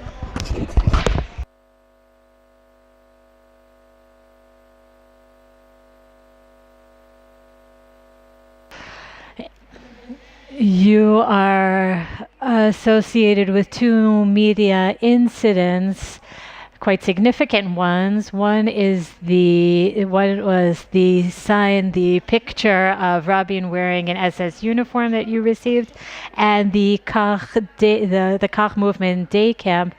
And if you looking back at the role of the media and the activity of the media at the time, and you ask yourself if you would have done something differently, if the media acted correctly, Wow, that's quite a question, a very difficult question. Thank you. We want to try to break it down into several different levels. From the perspective of 30 years later, realizing that Avishai was the champagne of the Shabak, obviously I feel that something was wrong. I certainly do. Take responsibility. At the time, the only channel that existed, which was the first channel one, I think that the process that has that I think we can count on the fingers of one hand the number of journalists that presented some type of defense for Oslo and the Bon Ton that was leading the media at the time. Remember that in September 1993, the media was very different than it is now. There was only Channel 1 that I had the privilege of working for. I worked for that channel for almost 20 years. The Dr. Diker, president of your association, was the presenter for the English news channel. And I was a presenter for Channel 1. There weren't any alternatives. There wasn't Yisrael Hayom. There was just Yediot Achronot. There was an internet, so there wasn't any alternative or anyone to criticize, to be critical. So yes, the media, to a great extent, and Oslo is not only a major event, it is a defining event that impacted all of Israeli society. And yes, there certainly was a collective approach, and I certainly do take responsibility on behalf of myself, on behalf of my colleagues. I can count the people involved on the fingers of one hand. There were two Nadav Shagar and Nadav Ha'etzny.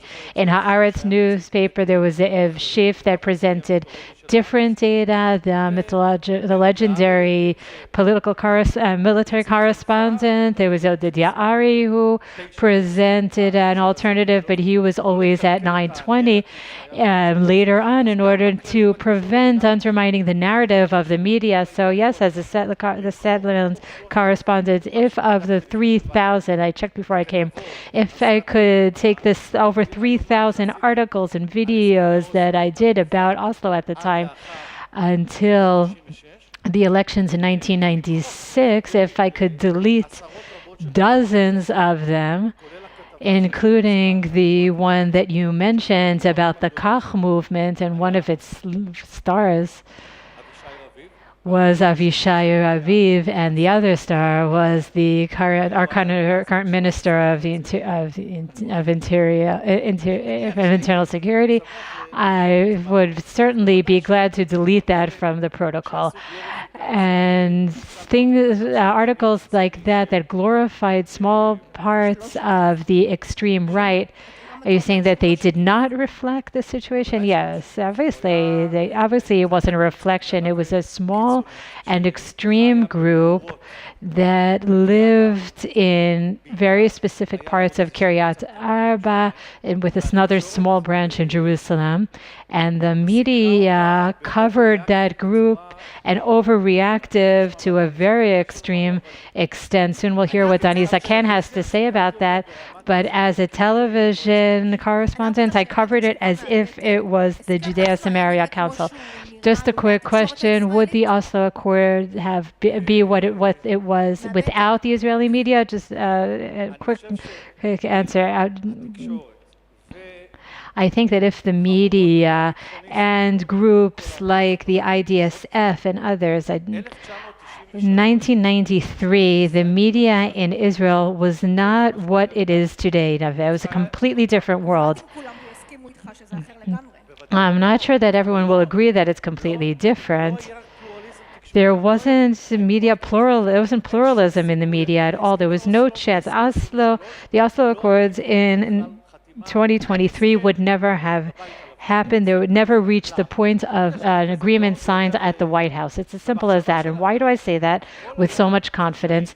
Because at the time, everything was confidential. Everything was covert. I'm not arguing with you, but I certainly salute you and your security intelligence. But I think I understand more than you do about the media and about journalism. The situation in which Peres and his people hid the talks from Rabin, they were able to do so only because there wasn't an active media. Can you imagine a situation today, a world of social media, and I won't say Channel 14's, if there is no media, journalist pluralism, keep restraining myself. At the time, there wasn't diverse journalism, and the editing committee at the time was an entity that received reports from the leaders of the government. There isn't today, that doesn't exist. There's no such thing as an editing functioning editing committee. The discourse in the media has completely changed. So in 2023, the Oslo Accords, as they came to the world in September 1993, the media would not have allowed it to happen. We're young people. We were in the army at the time, the army that you covered. There were journalists at the time, you, Dani, and others. Did the editors stop you? Did they block you? They allowed us. They said they would check off the box and enable other alternatives. I did dozens, hundreds, thousands of articles at the time, and if the Judah Samaria Council hadn't done all that exhibitionist thing, we hadn't been exposure on the only channel that existed at the time. There was data. It was at the fringes of the news report.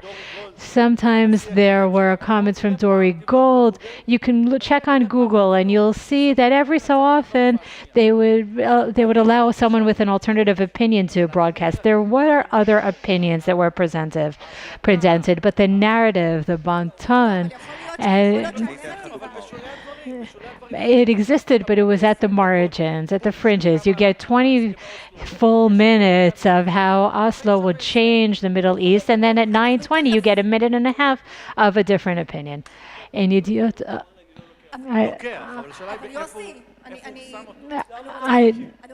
I want to read something that was said by Yigal Carmon at the time, who was president of the MEMI organization, and he said that there are other things that are coming up from Arafat's speeches, and his response was that is not true. Everything has to be analyzed based on what it serves. I want to comment. You mentioned Arafat's speech, so I want to comment. I'll explain. I was personally involved in that. At the time, I worked for on the radio channel too.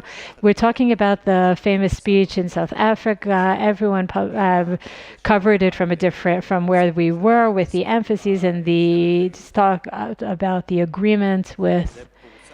It was. I apologize because I'm old. I don't remember the details, but it was.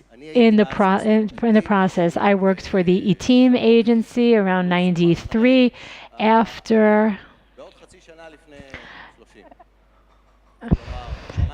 Right after Oslo, really as things were happening, really shortly after the signing ceremony at the White House. The speech was broadcast. I don't remember which organization, but one of the organizations that monitored Arafat's speech, I think it was called the Hudaiva speech. And we covered the speech. Micha covered it in Radio Channel 2. It wasn't hidden, but it was broadcast, and that was it. There was no discussion. There was no follow-up. It wasn't highlighted anywhere, even though it was an issue. And you asked again about the editors. There was a lot going on. A few months later, I was working for Kol Israel, Voice of Israel, and a unit from the Fatah organization did terror attacks in the Nablus area, and the IDF prosecutors wrote that this was a terror attack by Fatah terrorists, and these were the same people that had just exchanged olive branches with us. And again, it was mentioned on the news, not at 9:20, as he said. In our case, it was, it wasn't at prime time. It was mentioned, but there were no developments, there were no follow-ups. If something is reported in the morning, then it's covered later on in the day in the nighttime news report. I think that the general narrative was don't prevent us from making progress, and that was the media narrative as well. But I won't take responsibility only for the media. I also want to talk about the IDF. Effie was one of the only people at the IDF who did not support the Oslo Accords. The vast majority of people in the IDF supported the Accords, except for the General Chief of Staff. If you had a General Chief of Staff who objected to the Minister of Defense, there was Harpaz and other cases. That was something that could give me work for years. Today, you're completely independent. You work with people from the Shabak, from the army. You're completely independent. I have other limitations between what the right of people, of the public to know, and national security. Do I deal with issues of competence? To what extent the military competence has been damaged over the last few months. There's a discussion about whether the General Chief of Staff has to give a speech about this situation. I don't think that the details have to be released. I don't think that Hezbollah has to be given a full description of which military systems have been damaged. I don't think so, and not at all. What Barnea wrote, everyone has its own agenda. And Yediot Achronot, it's a supermarket. You can find Nachum Barnea on the one hand and Naveh on the other. There's Yossi and there's others. There are two of the the very veteran journalists, and you're talking. Research supports them as well. And one of the more interesting studies that were done in this field show that Yediot Achronot, after Haaretz, Yediot Achronot by definition was the most left-wing newspaper, more than Channel 1 and other radio stations. And I accept that study, but I think that if there were strong enough stories and enough clashes, I think that it would have been reflected. Where Ariel Kahana worked, and correct me if I'm mistaken, there was an article about Arafat smuggling in terrorists in the trunk of his car. It was a good story. I was a soldier during Oslo. I take this opportunity to say hello to all the people in the audience that I know. I was a soldier at the time in 1993, and I don't think that there was a single guarding session that I was alert, because I always had a transistor radio with me, and I would listen to the news reports, and the news reports were one big celebration that continues till today. In the mainstream media, you hear the same tune, a very clear, very central, with a very clear agenda. I think it continues until today. It's true that today there are other media channels that present they take a different stance. At the time, I didn't know where the future would take me while I was still a soldier. But a few years later, I was working on the radio, the Channel 7 ship at the time, for those of you who remember. And it always bothered me. As a soldier, I would listen to Channel 7, and I found them very annoying. And why? Because they were right. They were the only journalists who challenged the process, who asked questions, who brought the story about the recording of Arafat's speech. They were the first to talk about how Arafat is smuggling wanted people out of Gaza. And I'm sure that every military correspondent at the time was aware of the story, but didn't want to broadcast it because of the agenda. And Channel 7 that I belonged to at the time, after a while, they were doing their job. there's an argument, we can call it a philosophical argument in the media of whether its role is to cover the events or to criticize the events. And in the case of the Oslo Accords, the media didn't criticize and didn't report. It did neither. It certainly wasn't critical, but it didn't cover it correctly either. Very basic, fundamental questions weren't asked.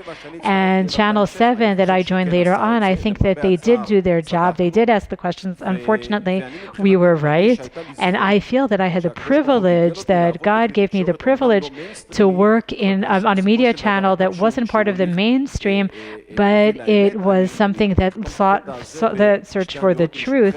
And I would conclude with two statements. One that was summarized by my editor at the time, Chagai Segal. He said, during those years in the media, you could be either a leftist or have no opinion.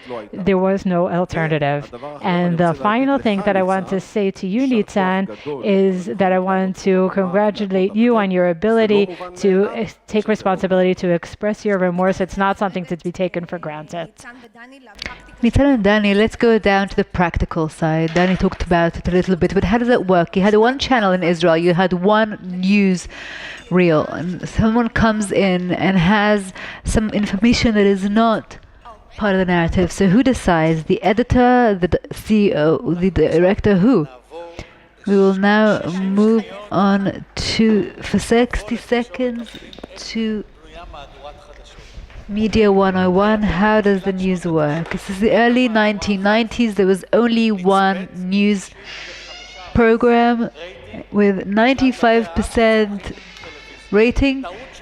And if I made a mistake in Hebrew, not a terrible mistake, but just a small grammar, then the call center would absolutely collapse, because how come you gave this idiot the option of broadcasting? So when you go into a situation where there are 200 events a day, from which you have to pick 20 or 25 to report on, because the average is 2 to 2.5 minutes per item, you can imagine,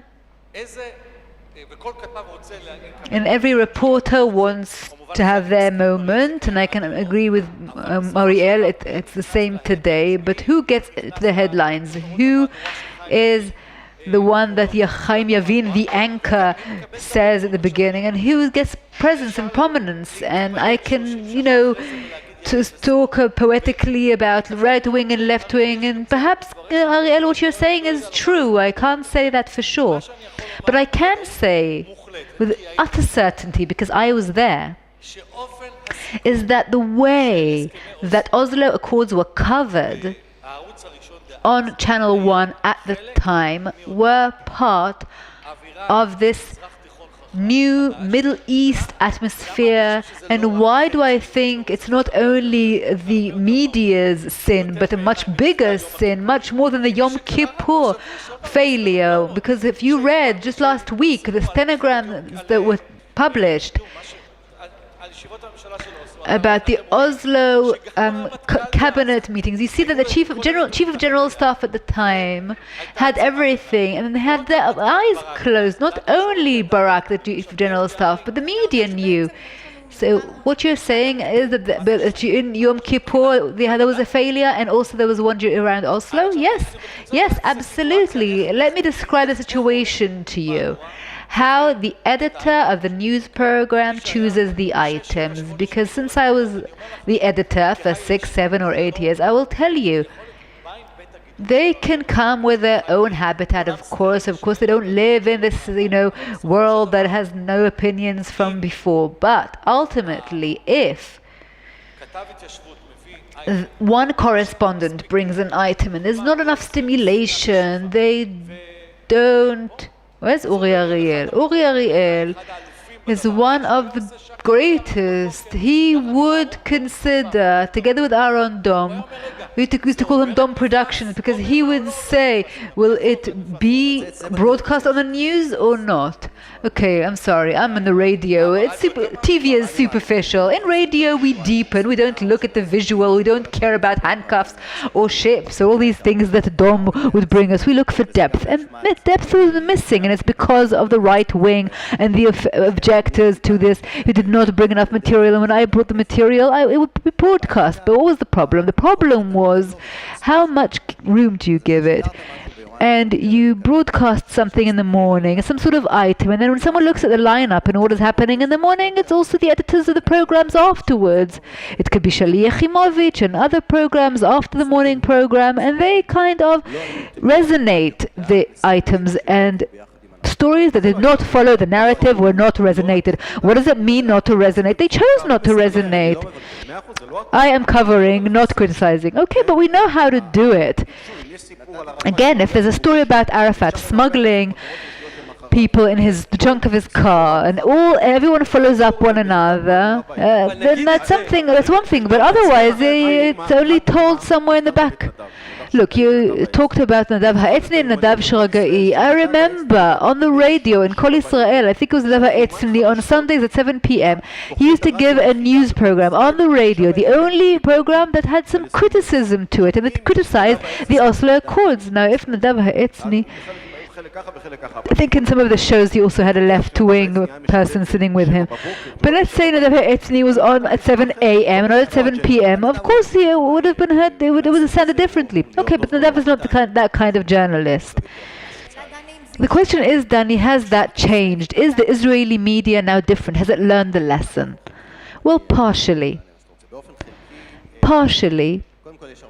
First of all, there's a lot more media pluralism. I'm not only talking about Channel 14 and Channel 7 that's still running, and many websites, by the way, ultra-Orthodox websites too, that give a more diversified snapshot.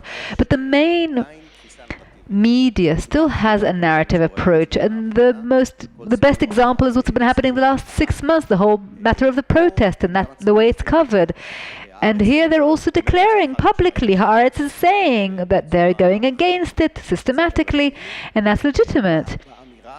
If you say it, if you come out declaratively, but if you don't bring the stories that do not align the protest narrative, then you're already not doing your job as a journalist. And Haaretz, it's obvious. I think it's totally crazy, I don't get it. Maybe they think that how many hundreds of millions were there in the protests? That's what they say. So they think the same hundreds of millions will come and watch them. But I think that they are not doing their job as a journalist, and I don't understand it. But 12 is trying to be more balanced, and that's why it brings panelists like one from the right wing, and it's big panelists, usually the journalist, and one or two from the left. And there was this guy, what's his name? You know, this whole panel. Danny, last time I went to the Channel 12 studio, it was 7 versus 1. Okay, so that's basically it. But let me just give you an example. You see things that are associated with the matter of the protest that are problematic, like the whole thing of refusing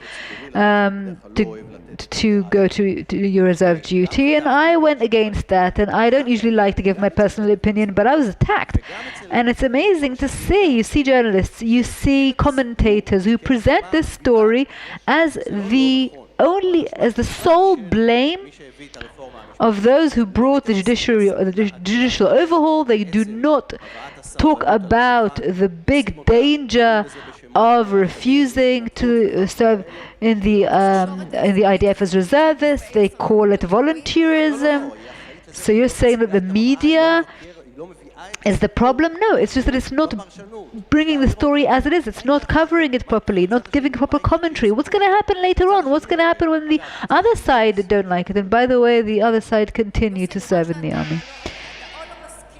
So Yossi, I see you're either, you're not accepting this, you didn't agree to this, but you know about the criticism about military correspondents, some of whom over the years have become spokespersons. I'm not supposed to represent spokespeople. I think that the military correspondents have changed over the years. I think that it is much more diverse. It's professional. They don't speak in the same voice. Danny talked about refusing to serve. From the first moment, I objected to this phenomenon. I also objected to generals who are personal friends of mine because they have retired from the army many years ago, and I sit with them and I consult with them, but I actually spoke against them in items on the news, and it's good, it's diverse, everyone speaks their opinion. Okay, but I give you the credit for it, but you are definitely alone. Apropos a supermarket with pluralism of media, now the consumer is intelligent. It knows who to listen to. They look for you. They don't look for a newspaper or a channel, TV channel. They look for you on Instagram, on Telegram, on Twitter. A person chooses their newspaper or their journalist. We're no longer there where you watch Channel 12 and you accept whatever they give you.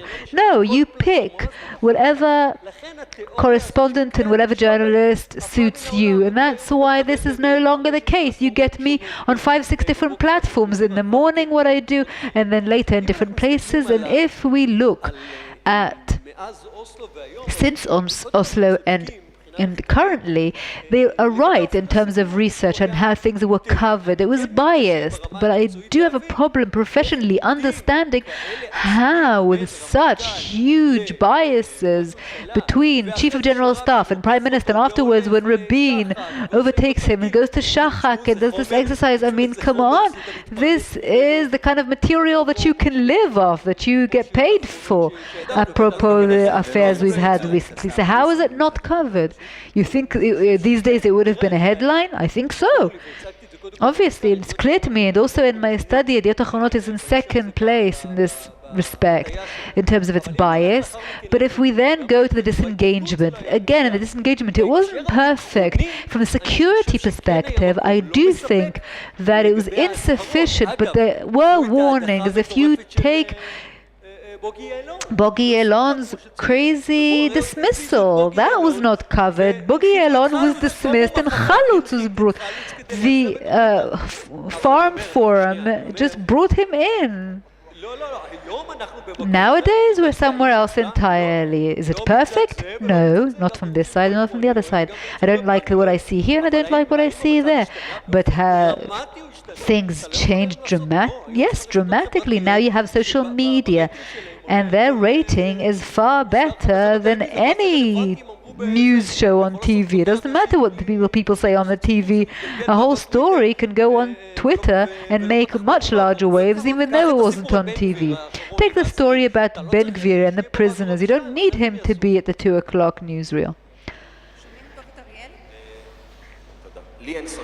I have no doubt that despite the changes, of course, social media and the pluralism of media outlets have changed things, but the bottom line is that the main media outlets, certainly Channel 12, Channel 11, Channel 13, and the main newspapers lead a certain line. Let's not play games.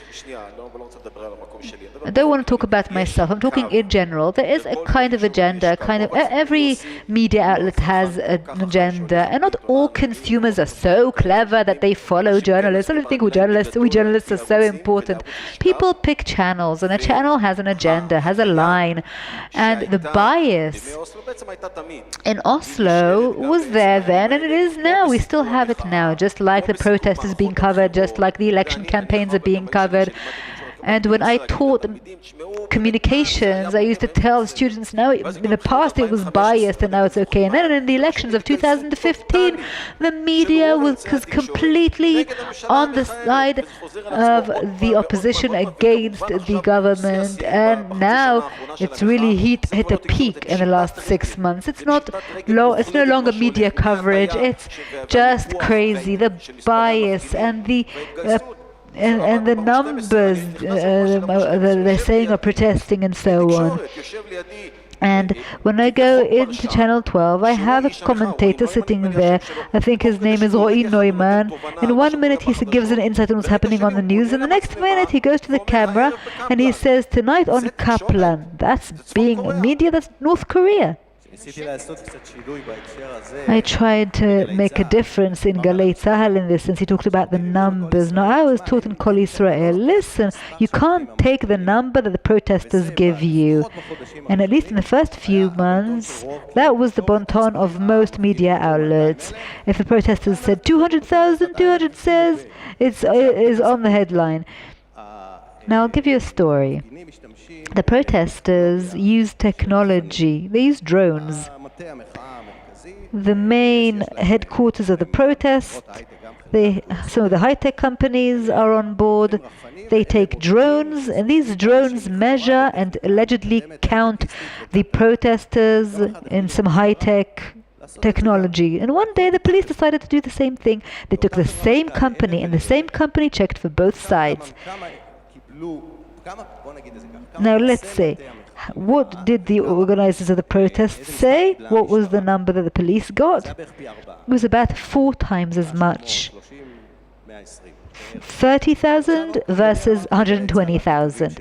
Now I told Galei Tzahal, we had a meeting, and we said we don't know what to do, so we made some changes. First of all, it's obvious that if you quote the protesters, you can say, according to the organizers, that's fine, that's legitimate. But you should do it yourself. Sometimes your eyes cannot see anymore, you can't count, so you try to ask the police, and their assessments also maybe are not accurate. And finally, we found a system, about dozens of thousands. Now, when I did that, suddenly everyone was at my throat. He says there are fewer protesters than there really are. Well, that's a good example. So I want to know, the government, before it takes a certain step, does it also try to examine how the media take it? And will the media support it or not? I mean, if now there's another step, any step taken by the government, the media will instantly support it. Let's say we have an agreement with Lebanon. Let's say there's an agreement in Lebanon where we give up certain territories. Would the media, would the government take into account whether or not the media will support it? Of course. What do you mean? Any government, any politician, the first question they ask is, how will the media cover it? That's obvious, I think. But I think this is the kind of answer you'd want to hear. Did the previous government think that it would be more supported by the government? First of all, by the media? First of all, yes. And it was also right. I have a story about that as well. At some point, when there was the agreement about the maritime border with Lebanon, I got a notice from one ministry or another that the entire line was given to Lebanon. They gave the Lebanese almost everything they wanted except one small strip that was defined a security zone, and within this concession there was also territorial waters. Not much, but some. EEZ. And then we had a meeting with Hulata, who was the head of the Security Council, and he presented it, and I asked time and again, this is the main story, this is going to be in the headlines. And I was a correspondent in Globes, and I gave it a headline in Globes, and that's the story, that we gave them the entire line in exchange for, okay, maybe it's right, maybe it's not right, but we conceded. And it was not resonated in any other media outlet, even though it was the biggest newspaper headline from that story, and nobody resonated it.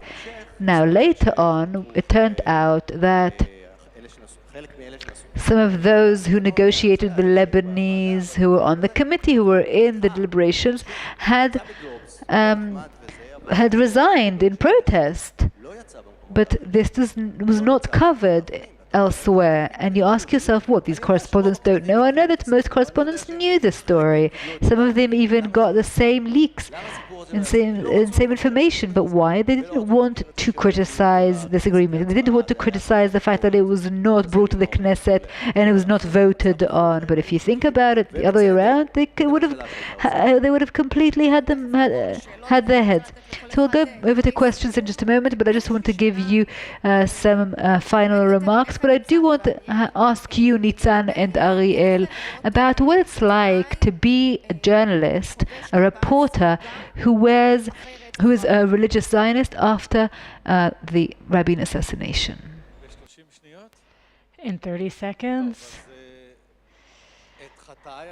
I must say that after Rabin's assassination, I stopped wearing a kippah for a decade or two because I felt that it had been violated, that the kippah had been violated, and it took me about 10 years after my daughters grew up, got older, and my daughters told me to wear a kippah because I was embarrassing them at their school. Now, without getting into the political traps that exist today and the political parties that call themselves religious Zionists, I think that remember that Oslo was in 93 and the assassination was in 95, 2 years later. So I don't like to make a direct connection, to draw a direct line between the two, but I think that the media in 2023 is very different. I can't say that the problem with the media is what would have changed anything. We tend to say if there had been pluralism among journalists, if there weren't other if there had been other news channels at the time, the truth is that it wouldn't have made a difference. We can't just kill the missioner. All of the leaders, the security, the defense leaders, everyone wanted to give peace a chance, and the media was part of of the festivities. We can't kill the messenger. The messenger reflects a reality, and I agree with what was said before, but I think that ultimately most of us, not including myself, for the past 33 years, I've been a journalist, and I still consider myself a journalist, even though Ariel calls me a clerk. I'm not embarrassed. Yes, you did. You said that once. You called me a senior clerk. At least I'm senior. That's something. At least I'm high level. That's something too. But going back, if you're comparing me to your father, then I consider that a compliment. At the end of the day, the Oslo Accords were a watershed, probably one of the most significant line that was crossed since the establishment of the State of Israel, and not what is happening. That is not the case for what has been happening here in the last 7 months. And I have to be very cautious because I don't want to get myself fired after this panel. The media was another layer in what happened, in the mistakes that were made at the time. We all were together shared the opinion that we had to give peace a chance.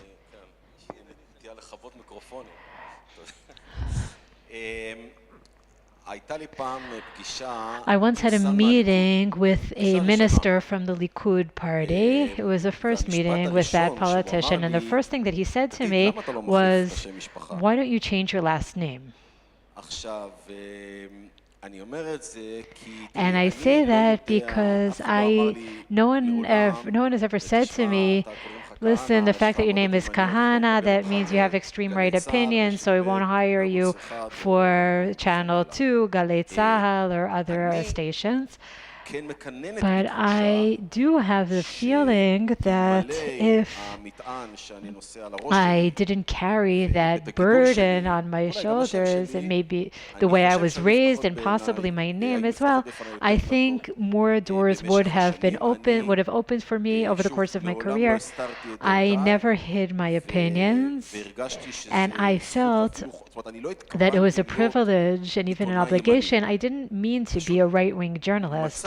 I just found myself in a situation where these things had to be said because there weren't enough people saying them, and I assume that closed doors to me later on in my career, but I have no regrets. I want to disagree with what Nitzan said about the influence of the media.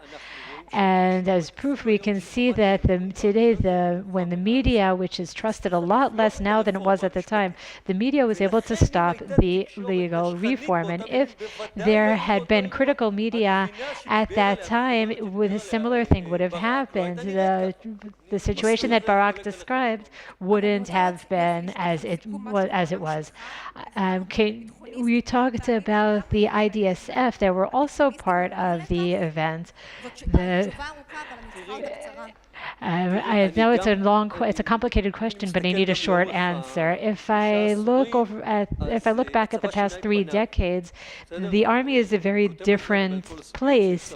I write a lot about the social aspects of the IDF, the combat soldiers. I met with courses. I met with participants in courses and commanders courses, 50% from the religious Zionists. Many high-level IDF officers come from the settlements, but somehow all of the fire goes to the generals. So the army really has changed, and in 5 to 10 years from now, half of the headquarters will be different. In the Air Force, things are different. The pilots. Among the pilots, there hasn't been that transition yet. We're on the midst of the largest social revolution in Israel's history. The Unit 820, the intelligence corps, has taken upon itself to bring technology to the peripheral areas and giving people in those areas opportunities. 30,000 students participate in these programs, and that will bring an enormous revolution. So you think that the pilot's course has to change as well? Does the DNA have to change? What has to be done in the pilot's course is to do what Unit 820 did. What did 820 do? 8200 do. It's not that those who pass the pilot's course has connections. All the people who are trained pilots deserve to pass the train, are very well trained and deserve to be pilots. But the question is where the pool comes from, the pool of candidates comes from. And Unit 8200 saw that within a kilometer that everyone comes from Ra'anana, Kfar Saba, or Hod HaSharon. It's not good for the unit. And 8200 did something independently without asking anyone. It allocated resources and budgets to the peripheral cities and opened the Magshimim program. It's an excellent program, but it's a boutique program that covers small numbers and too late. But later on, the next process was going to the production floor at grade 7, grade 8. In that case, there are 30,000 students participating in the IDF 8200 program. I don't need another 30,000 people in the intelligence corps, but we do have to increase the pool. It's giving these people an opportunity, making them part of the pool of candidates. And that has to be done in the Air Force as well.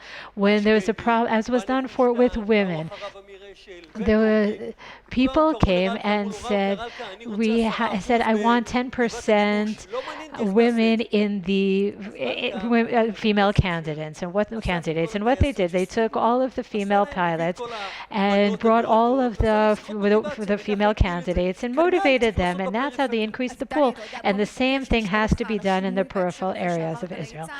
So we don't want to go too far away from the topic of this conference. If you want to talk about the changes in Galei Tzahal, the changes that are necessary in Galei Tzahal, we can do that at a different opportunity, but now just a few words in conclusion. I can't give a lot of details, but there definitely will be changes in Galei Tzahal. In summary, I think that the perspective of the question of whether it is still possible, not that the media stopped the reform, it supported the protest and gave it a voice and a platform. And I checked studies on news on radio programs in Israel. It covered Reshet Bet and Our Channel, and 40% of the people interviews in both of these programs were leaders of the protests. And that's also, you ask the difficult questions, but that's not necessarily the case. It really gave them a stage, gave them a platform. So the media definitely contributed, but the protests were the ones that called the shots. The question that Yossi is talking about pluralism, and I must acclaim him for the way he presents the IDF and the social developments and the changes in 8200 in the pilot's course. They refused to make that change, by the way. That is what has to be done in the media. It is being done only partially to a certain extent, but not enough yet and not everywhere. But it has to be part of the DNA of the journalists. I am not here because I'm a right-wing journalist. No one knows what my opinions are. No one knows. People think that they know, but even my wife doesn't know who I vote for. I try to represent professional journalism that tells that woman from Sderot that we called Mas'uda at the time, and the resident of Kfar Saba and Kahana. Everyone's voice should be reflected in the media and should be represented. Questions should be asked. Allow them to ask the questions of the policymakers, politicians, and leaders, and that doesn't exist enough right now. I want to say something in that context. On the right wing and the right wing, it's already clear. But I already say that you have to join all of the media channels. Don't stay in your own bubble. One of the reasons that we have these social rifts that we're facing right now is because everyone is in their bubble. I tell people, read all of the media channels. Challenge yourself. Read what you like and read what you don't like. It's true not only for the public, but also for the decision makers, for the policy makers. What you said about the army made me a little bit optimistic. But it applies to the people, people who have money, who are try to use their capital to influence public opinion. Be open-minded. Give everyone an opportunity to express themselves. In a word, you can talk nostalgically about the professional journalism of the past. You said that your wife and my wife, they don't know who we vote for, but I think that we're closing our eyes because today the media has obscured the boundaries. There are no boundaries between public opinion leaders and journalists. It's all mixed together. So in the case of the Oslo Accords and today, the number of journalists, and I want to compliment you, like people like Yossi Yeshua, who deserves compliments even though you disagree with me. How many people are actual journalists and not talents, people who are agents that maximize their monetary capabilities? Today and 30 years ago, it was all the same. How many journalists who would receive data from the IDSF about peace and war, how many of them will go into the details, spend 5-6 months researching it in order to present an in-depth article on it? The difference between 1993 and 2023 is maybe 10 journalists. With all of the diversity in Israeli society and in the media, I can try to imagine how many programs like Uvda and Makor on TV, and how much Lipskin, or in Haaretz, I forgot his name, Gidi Weitz, how many journalists like that are? There's maybe a handful, maybe 10. So, if you want to be nostalgic about what happened then, I'm still scared that when it comes to this next security defense challenge, we'll still see the same negative results as those that we saw in '93. Thank you very much. I'm not going to end the panel yet. I see that there are questions, but I promised Effie beforehand. I'm sorry, he has connections. Is it based on where he sits or what his military rank is? When I spoke before,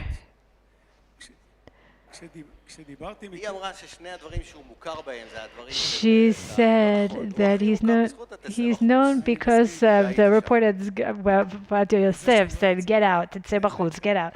That's his claim to fame. And I want to make a comment and ask a question very briefly. You talked about the diversity of the media channels, how the journalism has changed. There's so many more journalists, different directions, different platforms, etc. That's a quantitative perspective. But I want to talk about the qualitative perspective.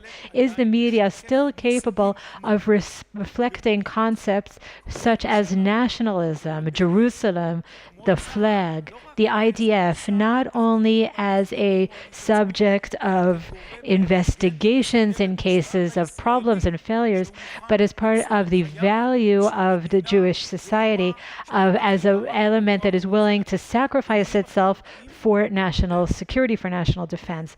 Are you willing? The question is, are you willing to reflect not only Mas'uda in Sderot, but the spirit of the state of Israel? Are you capable, or do you want to, or do you think that it is legitimate to reflect values of that kind, or does that touch on fascism or anti-liberalism that is considered illegitimate in the mainstream media? And that is the question, in my opinion.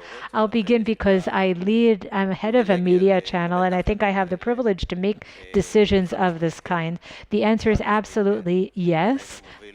I am leading a process in Galei Tzahal to move the Galei Tzahal to Jerusalem. This week, some of the programs are moving, and if I receive a permanent assignment, then I also plan to move the majority of Galei Tzahal to Jerusalem in a longer-term process, because I think that Jerusalem is Israel's capital, and I think that a leading media channel in Israel has to broadcast from there. It's also the center, the hub of the political and diplomatic news, and I said that in the journalist course, there are a lot of obstacles, but it will happen in the end. And the general story of IDF and values, I certainly do try to relay. It's much more complicated within the system. When you interview someone who supports not serving, stopping to serve in the army, it's very difficult. It's more difficult to talk about the values. The practical aspects, I think that honestly the answer is no, and I'll explain why. There is no audience for that, and the media today works based on clickbites. You have to make a living, and it's all about the ratings. You know, if someone thinks differently, you may think differently. These are the type of items that people don't consume. People aren't interested in that. And you ruined it. You ruined Danny's answer.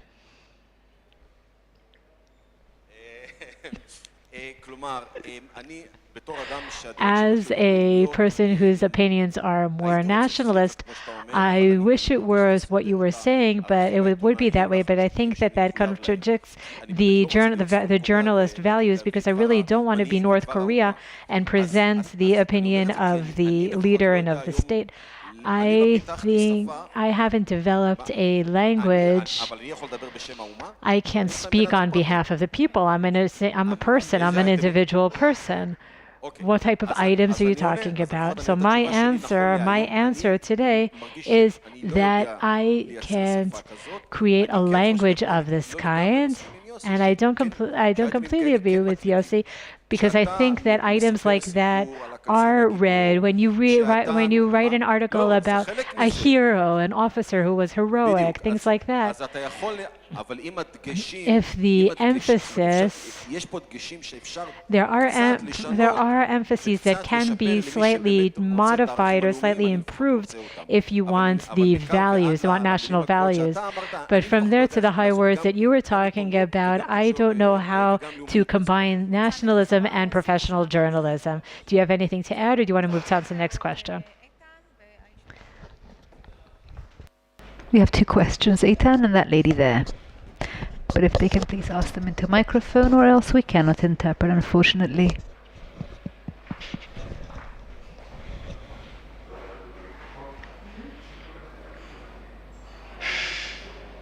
I'm so sorry, the speaker is not speaking to a microphone.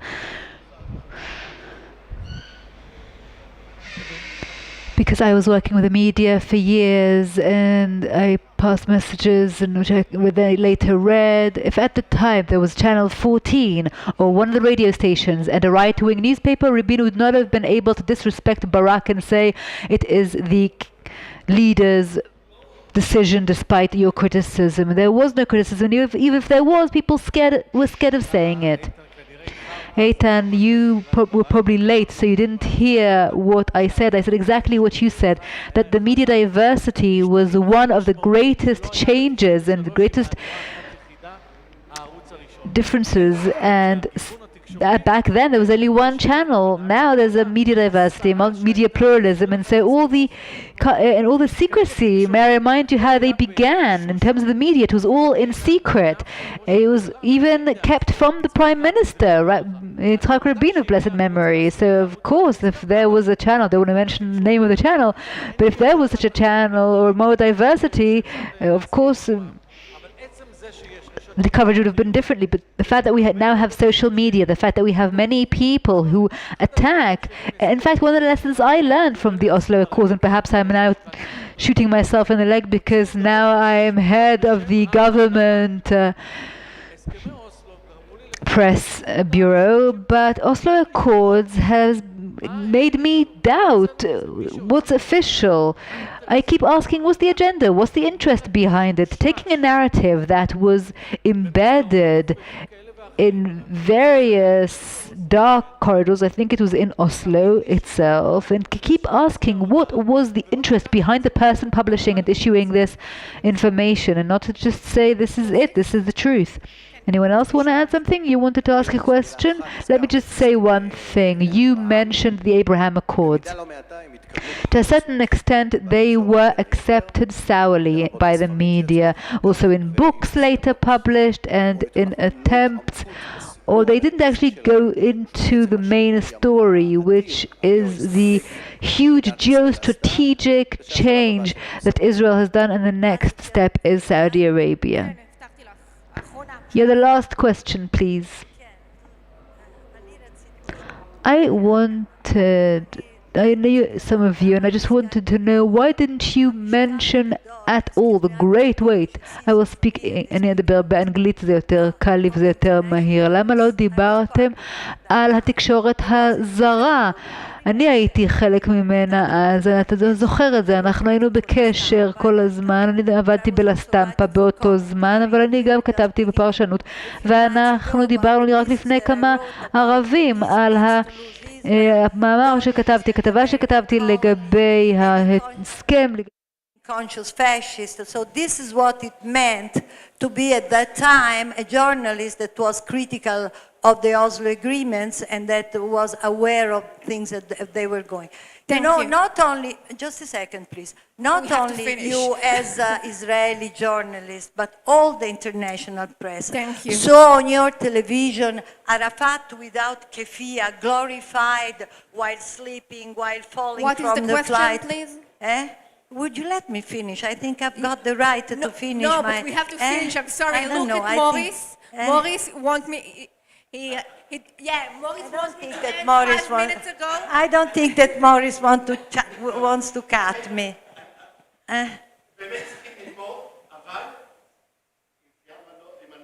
פרוטקציה. לפחות אני לא היחידה שנותנת טובות. יש סיבות לזה, את יודעת. So I would like to understand here how was the influence of the international pressure. I have the honor to speak afterwards in a panel, so I won't go on this. But about the internet, how did you feel it? I mean, why is not present in your thought? You know that international pressure was like a tank on you at that time, or am I wrong? זה כבד מאוד, כמו מכבש. I think that you are absolutely right. The international press in Israel and around the world plays a key role. Kissinger talked about Israel not having a foreign policy. Everything is just an internal policy, domestic policy. And in this context, I think that his statement is not true. Because now, the leaders of Israel, the heads of the state, of course they care about their base, and of course they care about what Yediot and Ma'ariv say about them.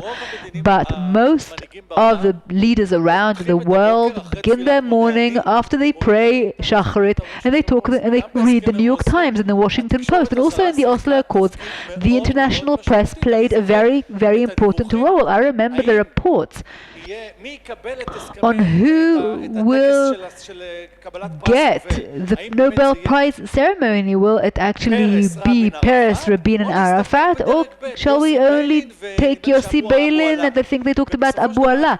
And ultimately, the foreign press played a very important role, including in Oslo itself, with Rabbi Malkiel. You probably know this story, who was then the chief rabbi, to take it up to the leader level so that Rabin will continue and be committed to the Oslo Accords, because if he gets a Nobel Peace Prize, then there'll be continuity later on as well. So I certainly do agree with you, and we'll be the last ones to disrespect the great importance of international press. Ariel Kahana, Yossi Yoshua, Nitzan Chen, and Dani Zaken, thank you all very much.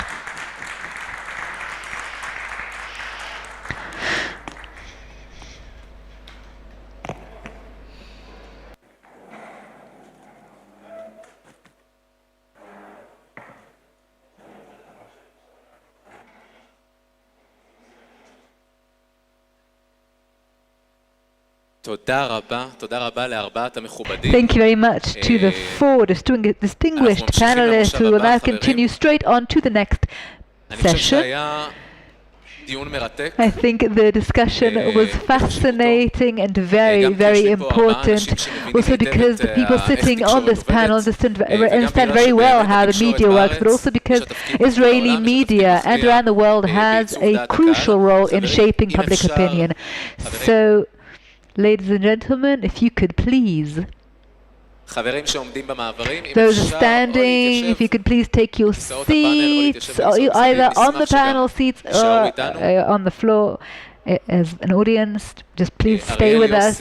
Ariel, Yossi, Dani, and Nitzan, thank you all very much for coming. You're welcome to stay. We will now move on to the next panel. Before we move on to the next session, they're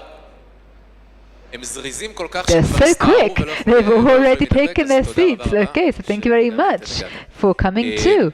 The next session will focus on the breaching of the Oslo Accords by the PLO and the Palestinians. But before then, if you can see up on the screen the study that we have issued marking 30 years to Oslo, you can access it. It's not on hard copy on your tables, but you can access it. Someone is speaking in the back. It is making it quite difficult for me to proceed. Okay, thank you.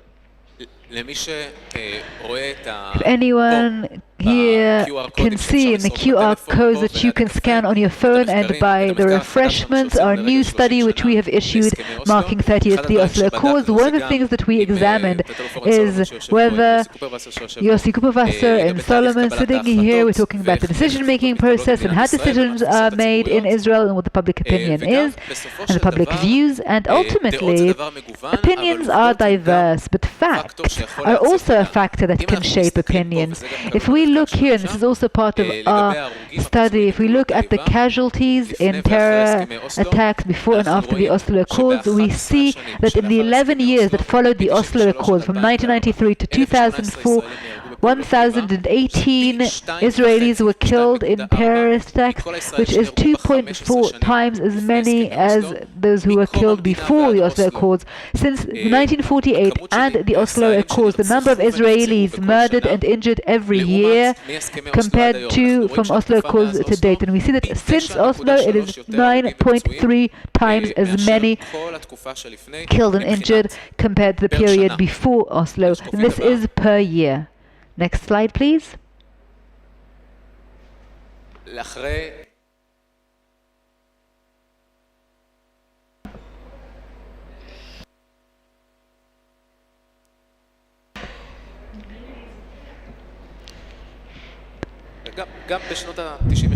In 93, 4, 5, 2, in those 3 years, 6 times more killed than the years beforehand, which means that at least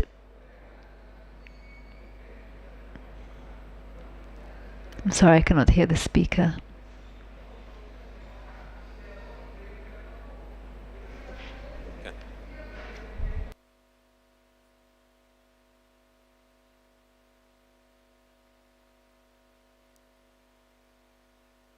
עכשיו, מעבר לזה, יש את הסיפור Now, של... beyond that, there's the תודה matter. רבה, כן, Thank you. Yes, that's an important comment.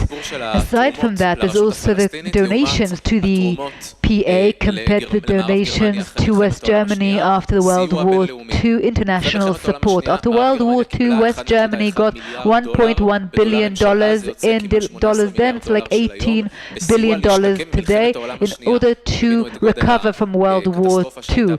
Just to understand the catastrophe, and over $45 billion given to the Palestinians. If we compare it per capita, we see that the Palestinians got more than 35 times as much per capita from the international community than did West Germany following World War II. So these are numbers that, again, even in terms of financial conduct and proper conduct in the PA, but also if you look at the state of the Palestinians now compared to Germany, which is the fourth economy in the world, in the publications you will find after you scan the QR code, you will again see the information, what the public thinks about the Oslo Accords. Would you be willing to give up security interests? Should there be a referendum?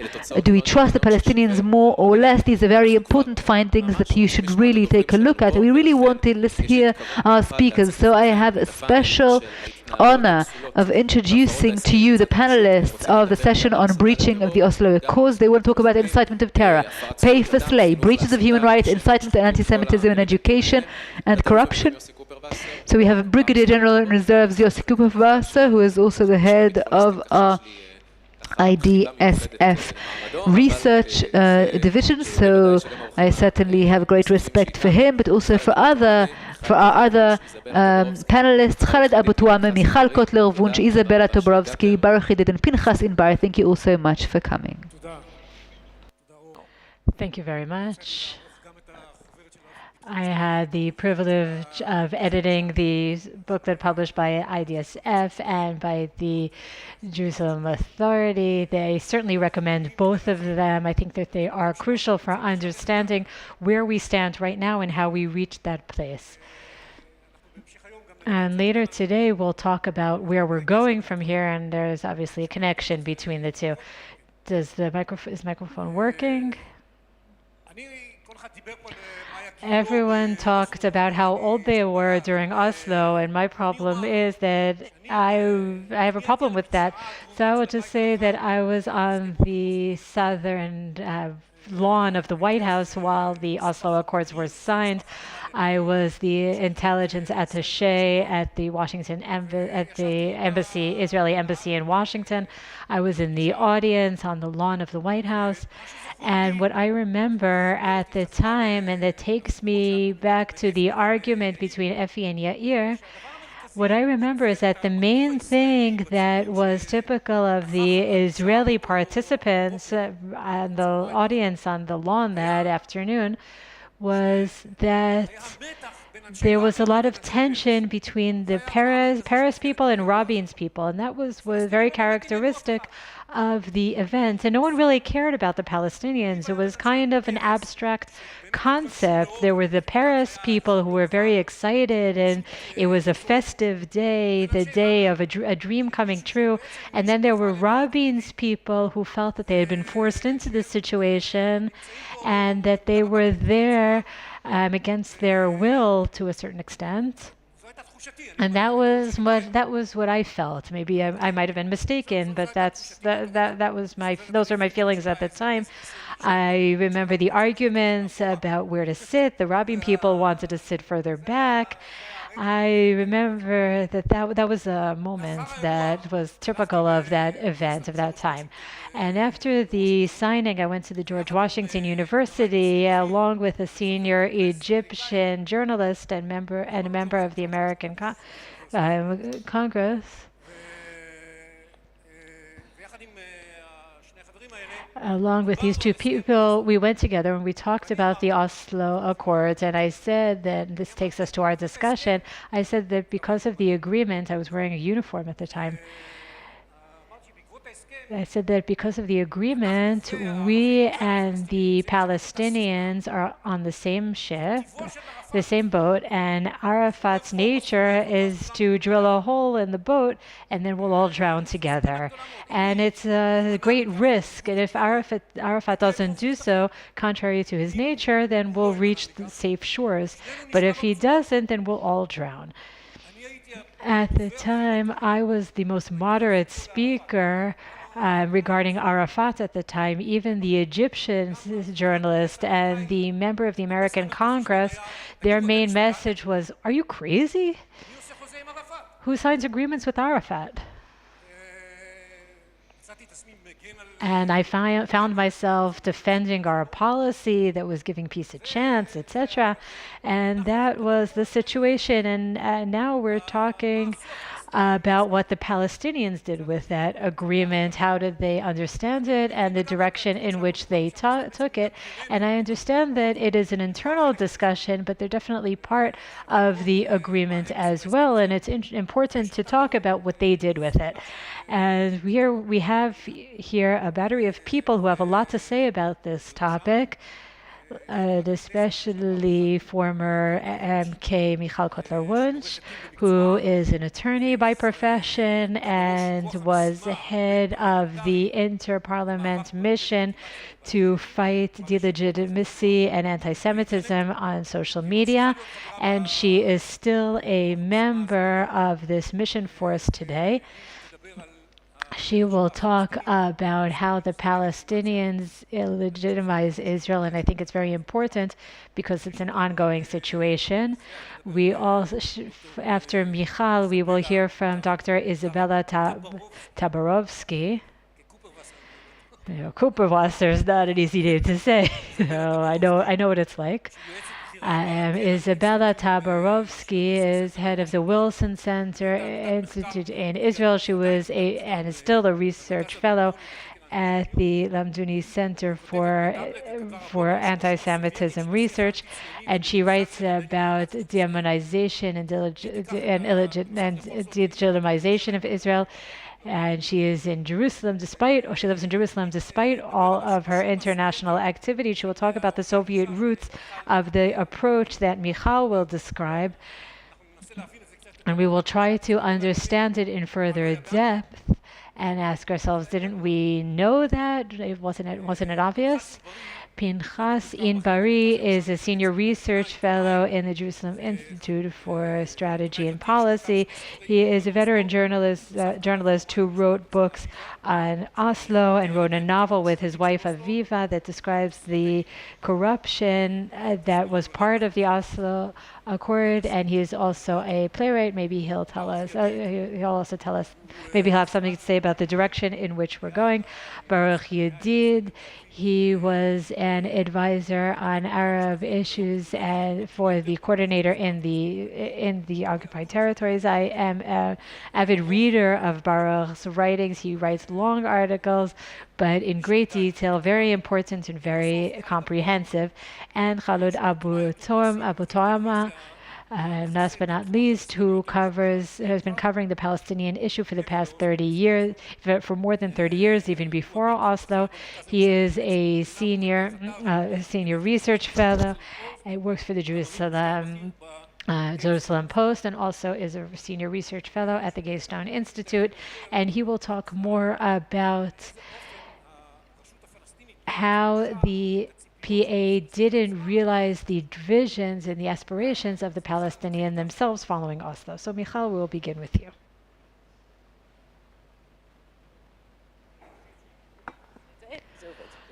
Okay, this one works. Thank you very much. And thank you to all of the organizers of this very important conference and for this extraordinary opportunity to express diverse opinions. I attended the first and second panels. I think it's very important to have this discussion. It's very unfortunate that that it's very rare to have a diverse panel that challenges one another, and I want to thank you for this conference. I will begin in Hebrew and then speak a little bit in English about the legal system. But I want to begin by talking about something that I think is very critical. It's a question that came up. Gershon mentioned it in his introductory comments this morning.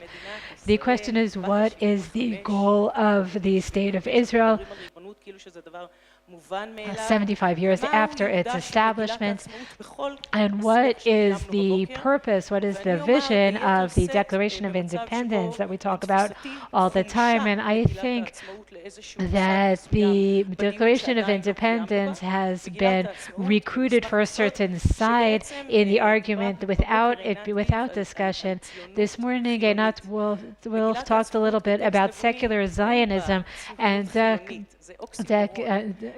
Declaration of Independence talks about Zionism being the realization of years of prayer and for the return to Zion. And in this prophecy document that talks about the Jewish identity of the state of Israel, that is a democratic regime with a democratic regime, and what this defining document says is that it will be a Jewish state of Jewish-born people, because the institutions have a significant role in what happens when it comes to demonization and double standards. This is a Jewish nation that was born in the land of Israel and returned to the land of Israel after thousands of years of persecution, and it is a land that is committed to equality. In my opinion, secular Zionism is an oxymoron when it comes to the Declaration of Independence, and when I refer to the text, it's very clear. And I don't want to deviate from the topic at hand. I do want to talk about the historical opportunity, as I said, in the miracle of the State of Israel, the state of the Jewish nation that returned to its historical homeland after thousands of years of persecution, and is committed to equality in the land of Israel. And I think that Oslo is a defining moment in that history. It is connected to the failures of the Yom Kippur War, and may also be connected in the future, in the historical context, to the situation today, the question of whether it is a legal reform or a revolt. I grew up in Canada, I served in Israel, I came to Israel alone, served in the army, and I studied law in Hebrew University. I did my internship in the Supreme Court, and I wanted to go back to talking about what is happening today on our streets. At the time of Oslo, there was also what is called today a constitutional reform. We can't forget for a moment that is an acute moment, as was said before, the connection between international media and local media. Here too, the inherent connection between international law and domestic law. I'm not looking at my notes now because just looking at my notes just give me confidence that thanks for picking them up for me. The inherent connection that I want to make, and I'm sure Isabella will talk more about it, arming the Oslo Accords were violated from the moment they were signed, and arming and misuse of the system, and in the context of international law for the UN, for example, and what is happening within the local discourse and understanding of the legal system and what the role of the legal system is. I will argue that the goal is apolitical or above politics, and the law cannot be applied selectively, because selective application of any principle pulls the rug out from under our feet. We can't apply any principle selectively, including international law, and I'll talk to that briefly. And now I'll switch to English in case we have an international audience. Egregious violations by the Palestinians of Oslo. 30 years later, הנושא הוא ההפרות הקשות ביותר במבט של 30 הבאות. There is nothing about Oslo, including its very infrastructure, that has not been violated from the moment it was signed. And I said, as a young legal member of the legal system, I was a student who had bought my first car. It was a Ford Fiesta. It was an old car. And when we stopped at a red light at the time, we started calculating, should we wait closer to a bus, or how far we should be from the bus, so that when the bus explodes, avoid the bus being exploding on us when we stop behind the bus at a red light. And I'm telling you that because I want to tell the younger people here how clear it was to us, how it was at the front of our minds. And also Arafat's decision to push an elderly Jewish man in a wheelchair. And I'm noting this because I'm connecting it to, I'm making a connection to the unspoken link about what Israel is as the state of a Jewish nation. There is not a single Jew in the world who didn't remember Leon King Ofer at the time, and I'm sure there are many Israelis who had never heard of Leon King Ofer, and that is a defining moment in the Oslo violations of the Oslo Accords, because when Arafat signed the agreement and was brought in as a leader who spoke in Arabic, he spoke completely differently, and at the time we needed Khaled or someone else to translate his speeches for us. Arming the legal system didn't even necessitate changing the language. What it meant was that you can use the legal system, international legal law, and that was built on the ashes of the Holocaust and was slowly pulling the rug out from under its feet. And I think that is where we stood at the time. That is where we stand now. As Yemeni spoke, אם אני אתחיל עם ההפרה הבסיסית והמהותית ביותר של החוק הבינלאומי, של החוק של האו"ם, כמקרה בוחן, וגם הכנסת שבה שירתתי ב-2020, ה-ICC חזר בו מהחלטתו לגבי actually subjecting Israel to the alleged war crimes, and by definition, the unilateral move approaching the ICC by the Palestinians, and I remind us all, the principles of justiciability and complementarity, all of them thrown to the wind. Those foundational principles of international law, not to mention reciprocity, which was never expected of the Palestinians, and I believe in many ways in a soft racism of low expectations. What can you expect? And it's still with us today. So what can you expect? You can expect, when you're using the foundational principles of international law, that they be applied equally and consistently, because you understand that selective application of those principles undermines the entire infrastructure. I can give multiple additional examples. I'm sure that Isabella will dive deeper into the education, the inculcation of anti-Semitic hate, direct anti-Semitic hate, of course pay for slay in complete violation of the Taylor Force Act in the United States of America, and the education, the consistent education of young children, which how would you expect any different, which organizations like Impact SE and NGO Monitor has shown the direct consequence, not just on anti-Semitism that targets Jews around the world, but obviously results in terror in the State of Israel, with a continued commitment to the annihilation of the State of Israel, the nation state of the Jewish people, founded after millennia of exile and persecution, committed to equality. If we don't accept that premise, we can accept nothing else, and of course to the murder of Jews around the world. So if I just end on one little hopeful note, and I don't want to take up any more time, I do believe that the paradigmal shift inherent to the Abraham Accords, which in many ways, and in the panel before, I'd say to say the least, was accepted very chillingly, because the paradigmal shift inherent to the Abraham Accords says the following.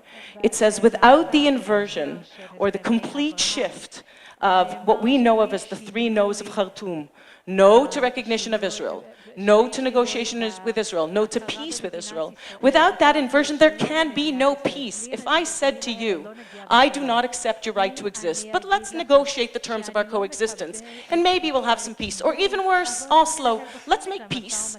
Then we're going to negotiate the terms of that peace, and then we'll see if we recognize your right to exist and if we have mutual recognition. Well, what's inherent to the Abraham Accords, in addition to, of course, what their name speaks to and attests to, which is that our shared values far over, I'd say, are far greater than what sets us apart. What's important in those Abraham Accords is that they say paradigmal shift, the transition or the pivot from rejectionism, all-out rejection of the state of Israel to exist as what it was founded to be. Declaration of independence, the return of an indigenous people after millennia of exile and persecution committed to equality. It says first recognition of that right to exist, and then negotiation of the coexistence, and ultimately the paving path for peace. And if you would ask me, that is the path to peace, first and foremost with the Palestinians, not to mention within Israel, between Arabs and Jews, and not to mention, obviously, with other countries in the region. And I hope that Isabella will dig down, I'm sure she will, deeper into that deep anti-Semitic virulent hate, which we see on campuses today, in which Zionism is racism, 1975 UN resolution, and 2001, Durban, Israel's an apartheid state, is alive and well. So if I come back from a campus tour speaking at NYU and Rutgers and Yale, and the greeting that I receive to my talk on anti-Semitism is Zionists not welcome, we have to understand Zionism as racism is the reality on university campuses today. Israel's an apartheid state is a given for many, including international journalists. And that is what we're up against at this 75th opportunity and moment, including of Oslo. Thank you.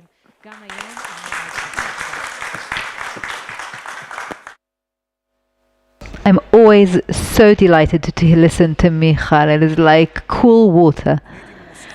I would add to that the fact that Israelis simply didn't understand what was happening to them. They thought that in the letter that Arafat sent to Rabin on September 9th, 1993, he accepted Israel. He did this move that you talked about. They thought he had done that.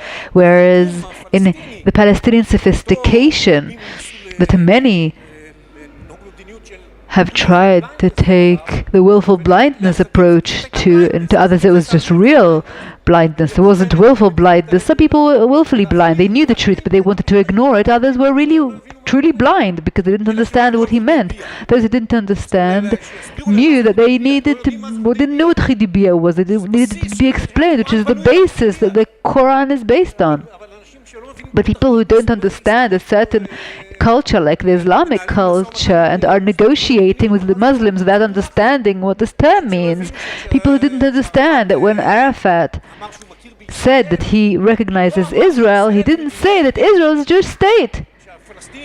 The Palestinians were always busy presenting this letter, the letter by Truman, where the word Jewish state was deleted in favor of Israel, to show that the Americans too did not recognize Israel as a Jewish state. So these are really the roots of the culture and of the Palestinian recognition of Israel. And you talked about that when you talked about the media. No one in the media raised this subject. Professor Yehoshua Porat was the only one who came up to Rabin and said to him, listen, they're pulling the wool over your eyes.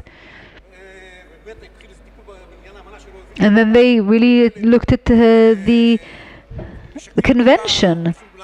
So this again reflects the willful blindness. And we all woke up ultimately from this reverie, but it took us different amounts of time to do that. Some only woke up during the second intifada. It took them a long time to wake up. Isabella. We'd like to understand better where this comes from, this view. Now, I indicated the Muslim roots, but you're talking about the Soviet roots, which is very interesting to hear. כן, אני חושבת שמיכל, את נתת לנו בעצם את ההקדמה הטובה ביותר למה שאני הולכת לומר. אחד הדברים, אני חוקרת את התעמולה האנטי-ציונית והאנטי-יהודית amazed over the last few years and amazed constantly on a daily basis is the extent to which the conversation on the American left, which is expanding really now into the mainstream about Israel and Zionism, really repeats the tropes, the motifs, and the explanatory logic of the anti-Israel propaganda that the Soviet Union conducted from 1967 all the way through the end of the USSR. So that continued for the entire 20 decades. And the Soviet propaganda pushed the ideas that precisely you were talking about. Zionism is racism, and Israel is an apartheid state, and a complete demonization of Zionism and Israel to the global left. And it did it through multiple channels. It did it through its massive foreign media apparatus. It distributed these ideas in dozens of languages in over 100 countries around the world. They worked through their embassies to communicate these ideas to various groups in the populations, in the UK and in the US and France, really all over the world.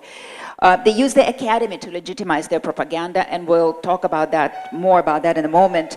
They worked directly with left-wing parties in the US and the UK. They worked via a system of friendship societies that existed around the globe. And they acquired agents of influence who would say these same things on their behalf without looking like it came from the USSR. Now, why is it important? It's important because these ideas about Israel and Zionism, the demonizing ideas about Israel and Zionism, really took root in certain parts of Western societies, and certainly the developing world, already in the 70s and 80s. And so today, when the Palestinian cause becomes elevated also to the cause célèbre, basically, among the global left, already in those years, if you look at the newspapers from those years, you see how that happens. And so I think that background is really important to understand why this demonizing language lands so well in contemporary universities, right? Because the ground had already been prepared. So one of the things, I think one way to illustrate it is actually to look at Mahmoud Abbas's, at some aspects of Mahmoud Abbas's biography. I think a lot of people here, maybe everybody knows, that he defended his PhD in Moscow. So I want to talk about that a little bit. I wrote an article about that for Tablet. Actually, a lot of people, there's been a lot of interest in the dissertation, and a lot of people have written about it. Actually, there are a lot of inaccuracies, and I think the inaccuracies come from the fact that a lot of people have used the book that he wrote based on his dissertation instead of the dissertation itself. Now, the dissertation itself is actually unavailable. It's kept under lock and key at the Institute of Oriental Studies in Moscow, and it's only if you're staff of the institute, you can get the full text. But you can get it right here at the National Library of Israel. You can get a 19-page abstract of the dissertation. It's something that in the USSR they produced. It includes the literature review. It includes all the people who directed his work. So you can understand where his ideas come from. It's a really fascinating document. And so one of the first mistakes that people make when they talk about his dissertation is that he defended it at the Institute of the Friendship of the Peoples in Moscow. He actually defended it at the Institute of Oriental Studies. He was enrolled at the Institute of the Friendship of the Peoples, but he defended it at the Institute of Oriental Studies. Why is that important? Because the Institute of Oriental Studies at the time was headed by Yevgeny Primakov, a very important figure in Soviet Zionology, let's put it that way, the kind of these demonizing studies of Zionism. He was an important person in the intelligence, in Soviet intelligence. He eventually became the Russian Prime Minister. So the Institute of Oriental Studies was a crucial element in what the Soviets began to call a scientific anti-Zionism in the early 70s. So there was a centralized effort to create a system of academic institutions that would create knowledge, that would support the propaganda, the anti-Zionist and anti-Israel propaganda. They established relationships with different organizations abroad that could work with them, that could support their ideas. One of these organizations, some of them, they were mostly, of course, organizations in countries that followed the Soviet line. So one of them was the Palestine Studies Center, that was located in Beirut. There are others in Poland, in the GDR. And you know all of this, and you see all of this reflected in Abbas's dissertation. Now, what is Abbas's dissertation about? The title is the Zionist relationship with the Zionist-Nazi relationship in 1933 to 1945. What is he trying to do in that dissertation? When you look at it, you really see how it just follows in the footsteps of Soviet propaganda. It talks about Israel as a colonial state. It talks about Zionism being an imperialist project. And it proposes this story that we hear today on the left still. If you look at what people around Jeremy Corbyn say, people like Ken Livingston, this whole story, I don't know if you've heard it, maybe it's only those who follow the obsessions of the far left that know it, but the use of the story of the Kastner story to demonize Israel, to say that Zionists actually wanted to work with the Nazis. Zionists actually were guilty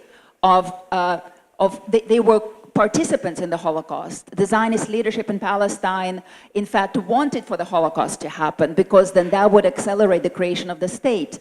And they also wanted to maybe rescue the young, but they wanted for the old to go into the ovens. I mean, it's a truly just obscene and demonizing language. And that all comes from the USSR, and that all lands in the writings and in the newspapers of the global left and of the developing world in the 70s and in the 80s. And as you can see, the stories continue to live through today. So it's a complete and total demonization and destruction of reputation and character. The dissertation is it's a profanation of scholarship. I mean, if you follow the footnotes, if you look, which I've done, you know, it's a complete distortion of context, complete distortion of quotes. So it's not a scholarly work in any way, shape, or form. It's a complete political project. But you can see, so here they invest in one person. Why am I focusing on this? Because we're of course talking about the PA, but also, you know, it's just one example of how the Soviets invested in one person who then goes on and succeeds and becomes really influential and can bring his ideas to global audiences. Another reason that Abbas's dissertation is relevant here, or Abbas's biography is relevant here, and I'm going to finish on this point, is that he was the chair of the Palestine-Soviet Friendship Society. It's rarely mentioned because people usually don't understand what it means. Well, there was a system of friendship societies all around the world. Their work was guided from Moscow, and I just spent a little bit of time in London recently looking at the workings of the British-Soviet Friendship Society. I mean, it's just incredible. You know, they put out their own publication. They worked closely hand in hand with the Soviet embassy. They had branches all over the country, including at Oxford, and they would just communicate Soviet propaganda, including Soviet propaganda about Israel and Zionism and Jews. And so this is the background that I think we need to be aware of.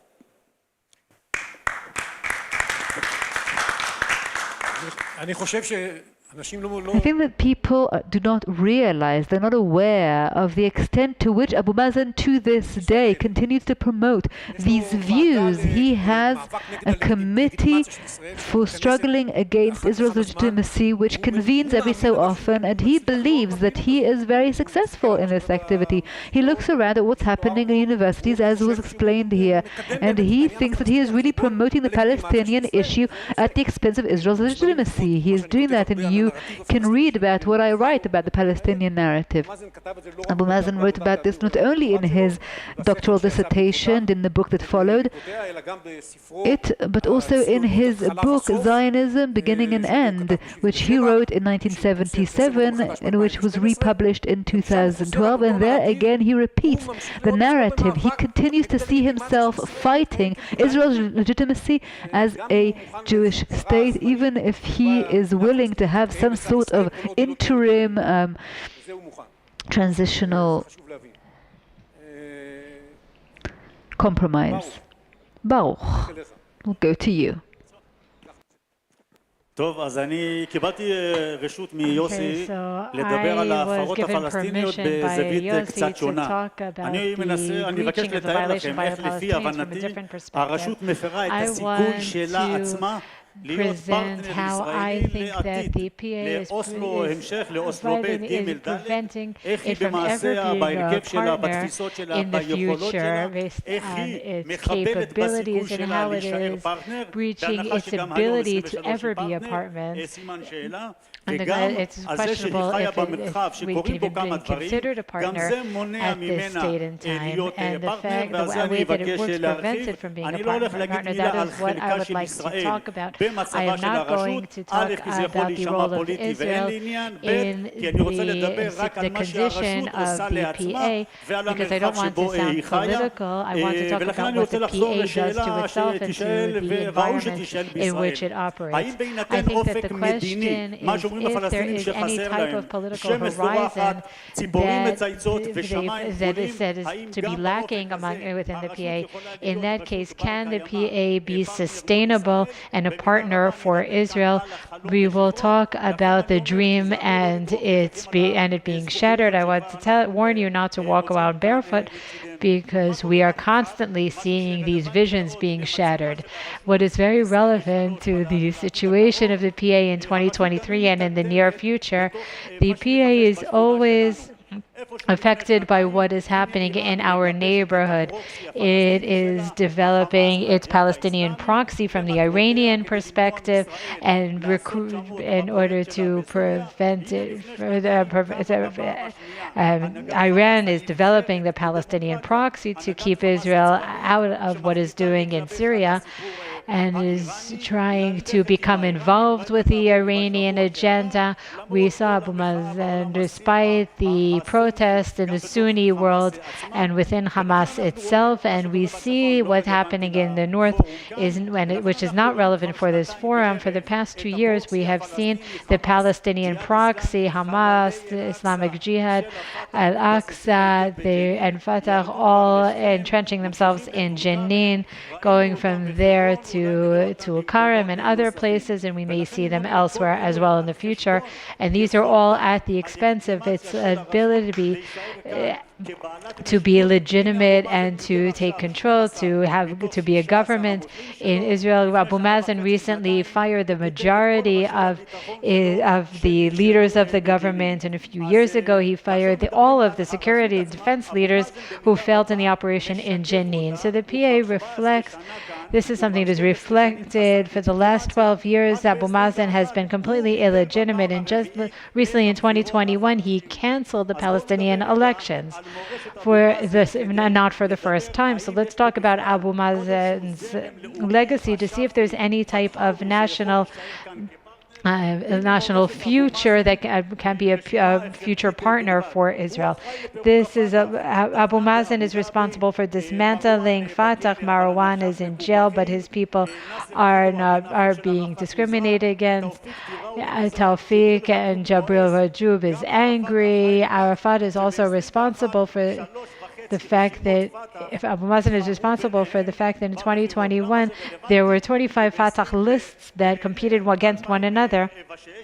In 2006, when there were the last elections for the Palestinian parliament, many people voted against Fatah. Today, Hamas has 76 representatives in the parliament, and Fatah has much fewer.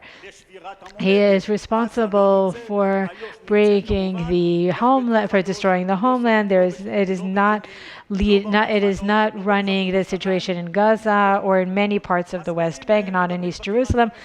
It's questionable whether there's any power, any control in Hebron and other areas as well. Abu Mazen has become a burden on the Palestinian people. 80% consider him corrupt. And there is very often preference to Ismail Haniyeh over Abu Mazen. But when Barghouti runs, he receives 70% of the votes, leaving Abu Mazen and Haniyeh crumbs.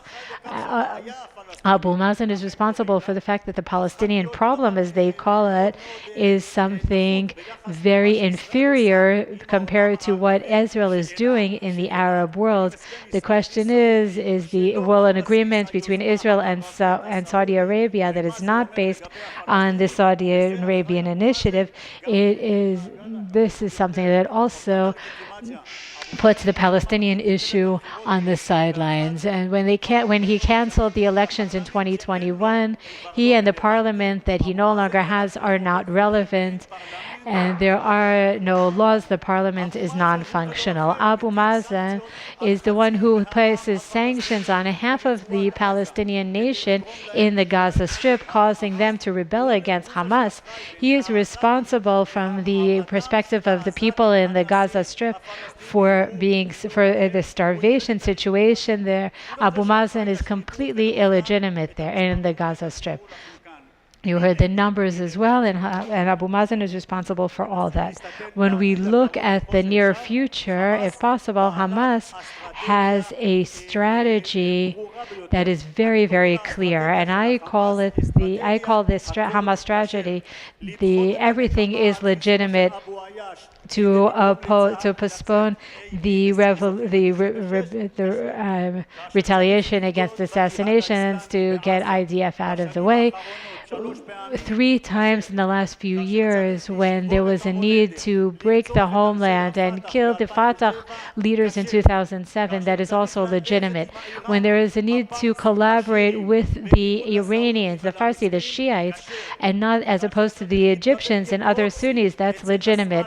When you want to be a proxy, Nasrallah's proxy, just the other day we met with Nasrallah, that is legitimate as well. When there is a need to negotiate with the Zionists about the suitcases of Qatari money, that is legitimate as well. That is the Hamas strategy. When there is a need to beg Syria that assassinated its own people, that murdered its own people, when there is a need to reject Oslo but join the Palestinian parliament that was created by Oslo, that is legitimate to Hamas as well. Hamas has a strategy, and it made an enormous step by joining the Iranian Axis and entrenching itself in Lebanon.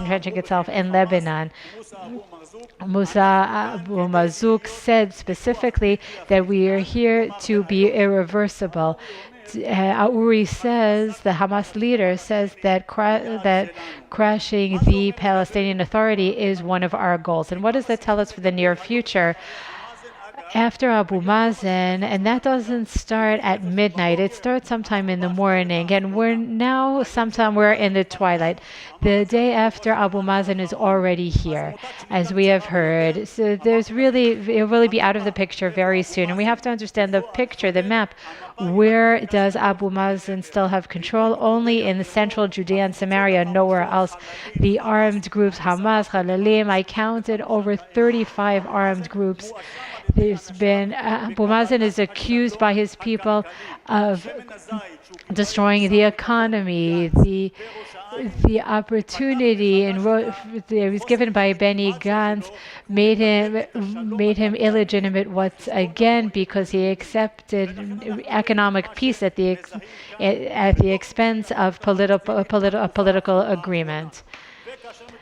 And when we talk about what the Palestinians think are the right solution, they say elections, but the polls show that they won't necessarily win. The polls show that they won't necessarily even vote. They show that even if Hamas wins, the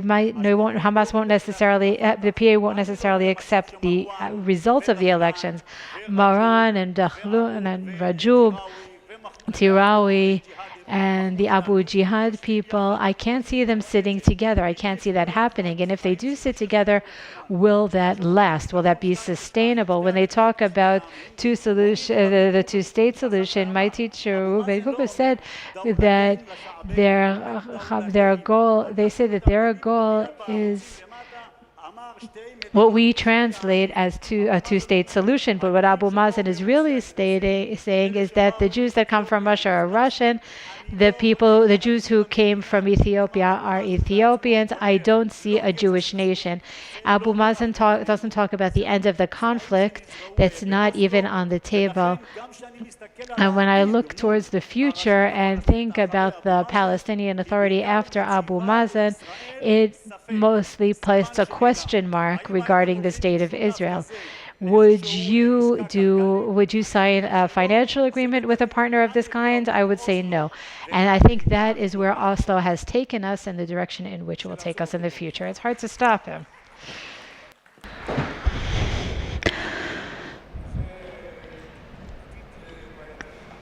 A problematic future indeed. Pinchas, let's talk about some problems from the past.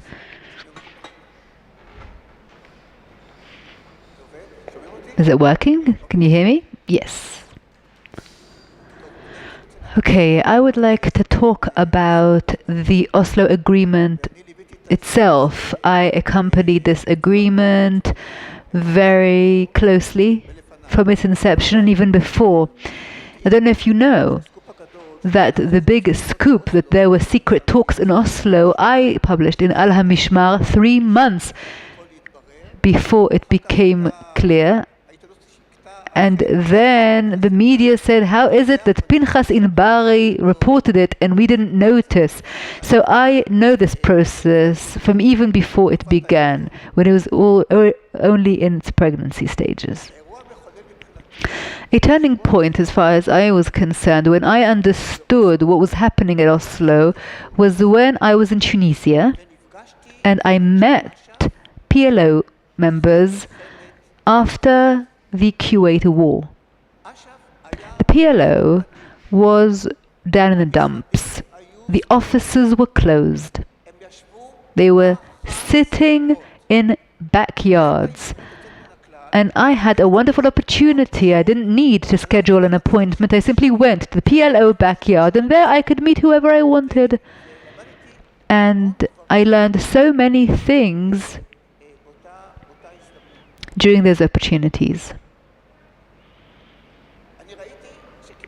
I saw that just as we had Peres and Rabin, in the PLO too, there were disagreements, huge disputes about the peace with Israel. There was the tough core of Arafat, and Cooper rightly indicated Arafat and these hardliners from the classic PLO who didn't want peace with Israel. And there was the younger generation. Among them, surprisingly,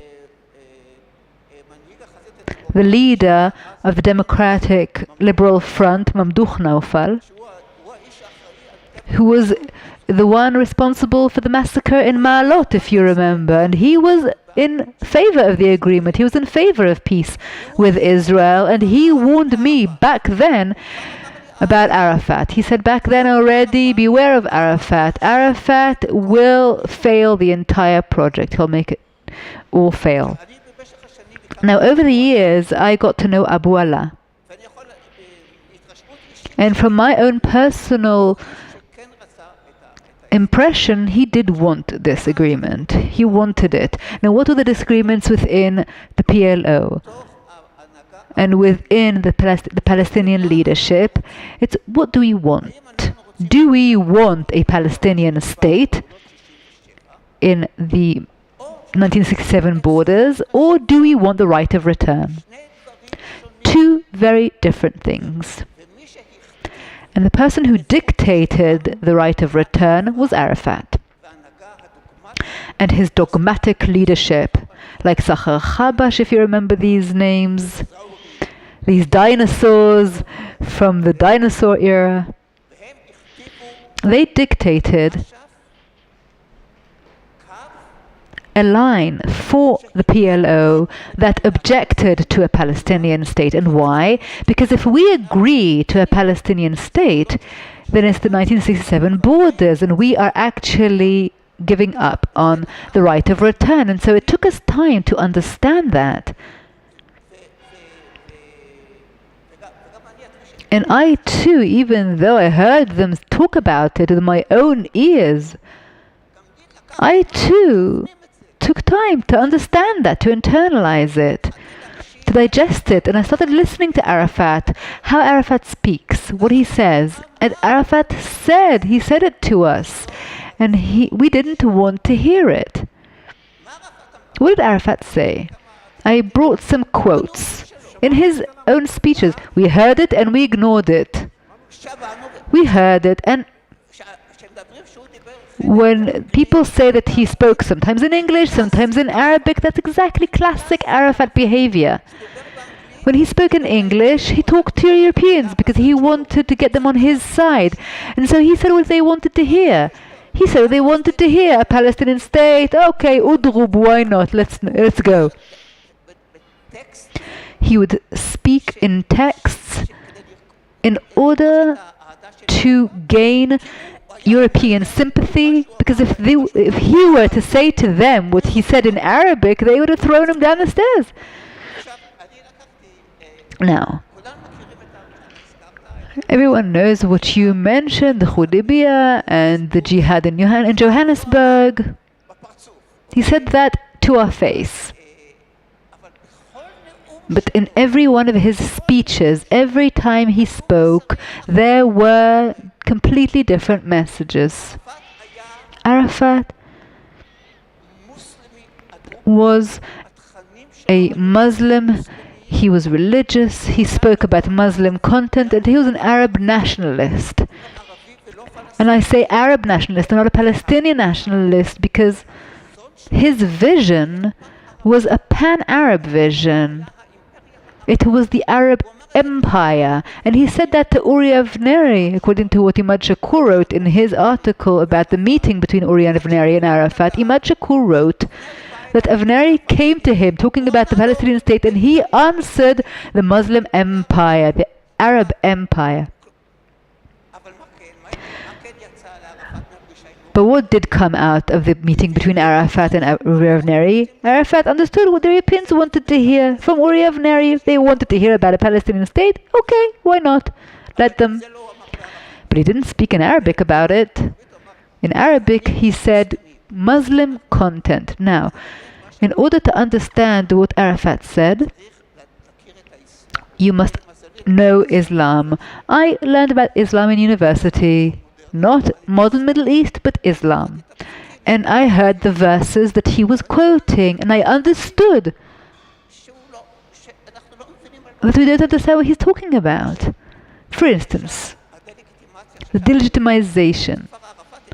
That's already Arafat who was laying the foundation of Islam for delegitimization, because he was saying things that sounded trivial, that sounded obvious, that the Palestinians are a heroic nation. What does that mean in the Quran? It's the Canaanites. So the Palestinians are Canaanites. And that was the beginning, that was the journey, that was the entire Palestinian Canaanite project that later developed. Now when he said that Palestine is the land of the prophets. Great, of course. Why not? What's wrong with saying that? But these prophets are Muslim prophets according to the Quran. All the prophets are Muslim. There are no other prophets. Jesus is also Palestinian, if you haven't forgotten. So the entire delegitimization project began with Arafat, with the messages that he conveyed in Arabic to those listening to him. Now I know that over the years, Arafat was a leader that you could not contend with overtly. There are many Palestinian leaders that objected to what Arafat was saying. Really objected. And we tried. My friend Dani and I had tried with very senior leading Palestinian officials to kind of bypass this entire problem, but we failed because on our side, the Israeli side, no one understood what we were doing.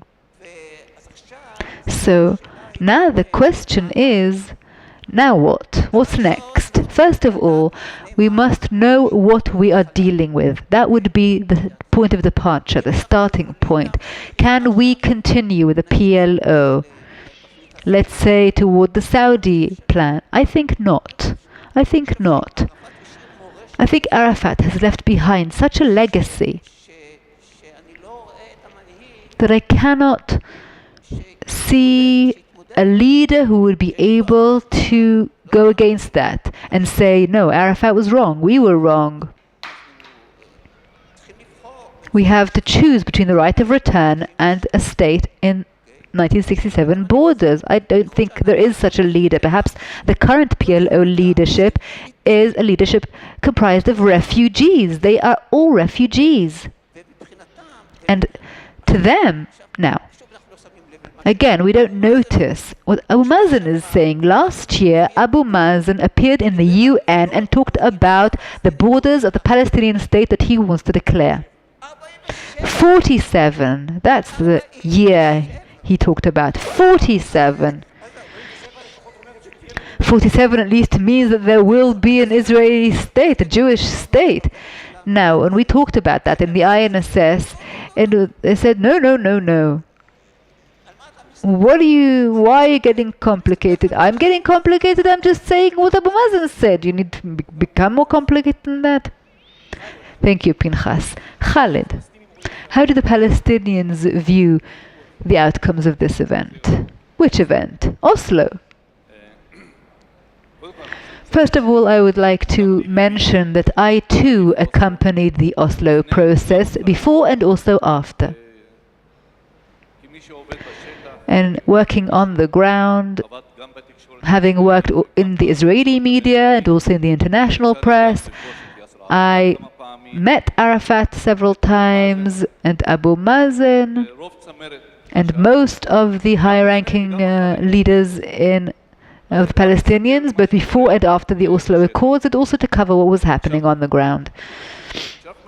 Now, when we talk about the Oslo Accords, I've noticed that no one has talked about the fact that the Oslo Accords or the Oslo process, the Oslo peace process, came right after the First Intifada, or at the height of the First Intifada.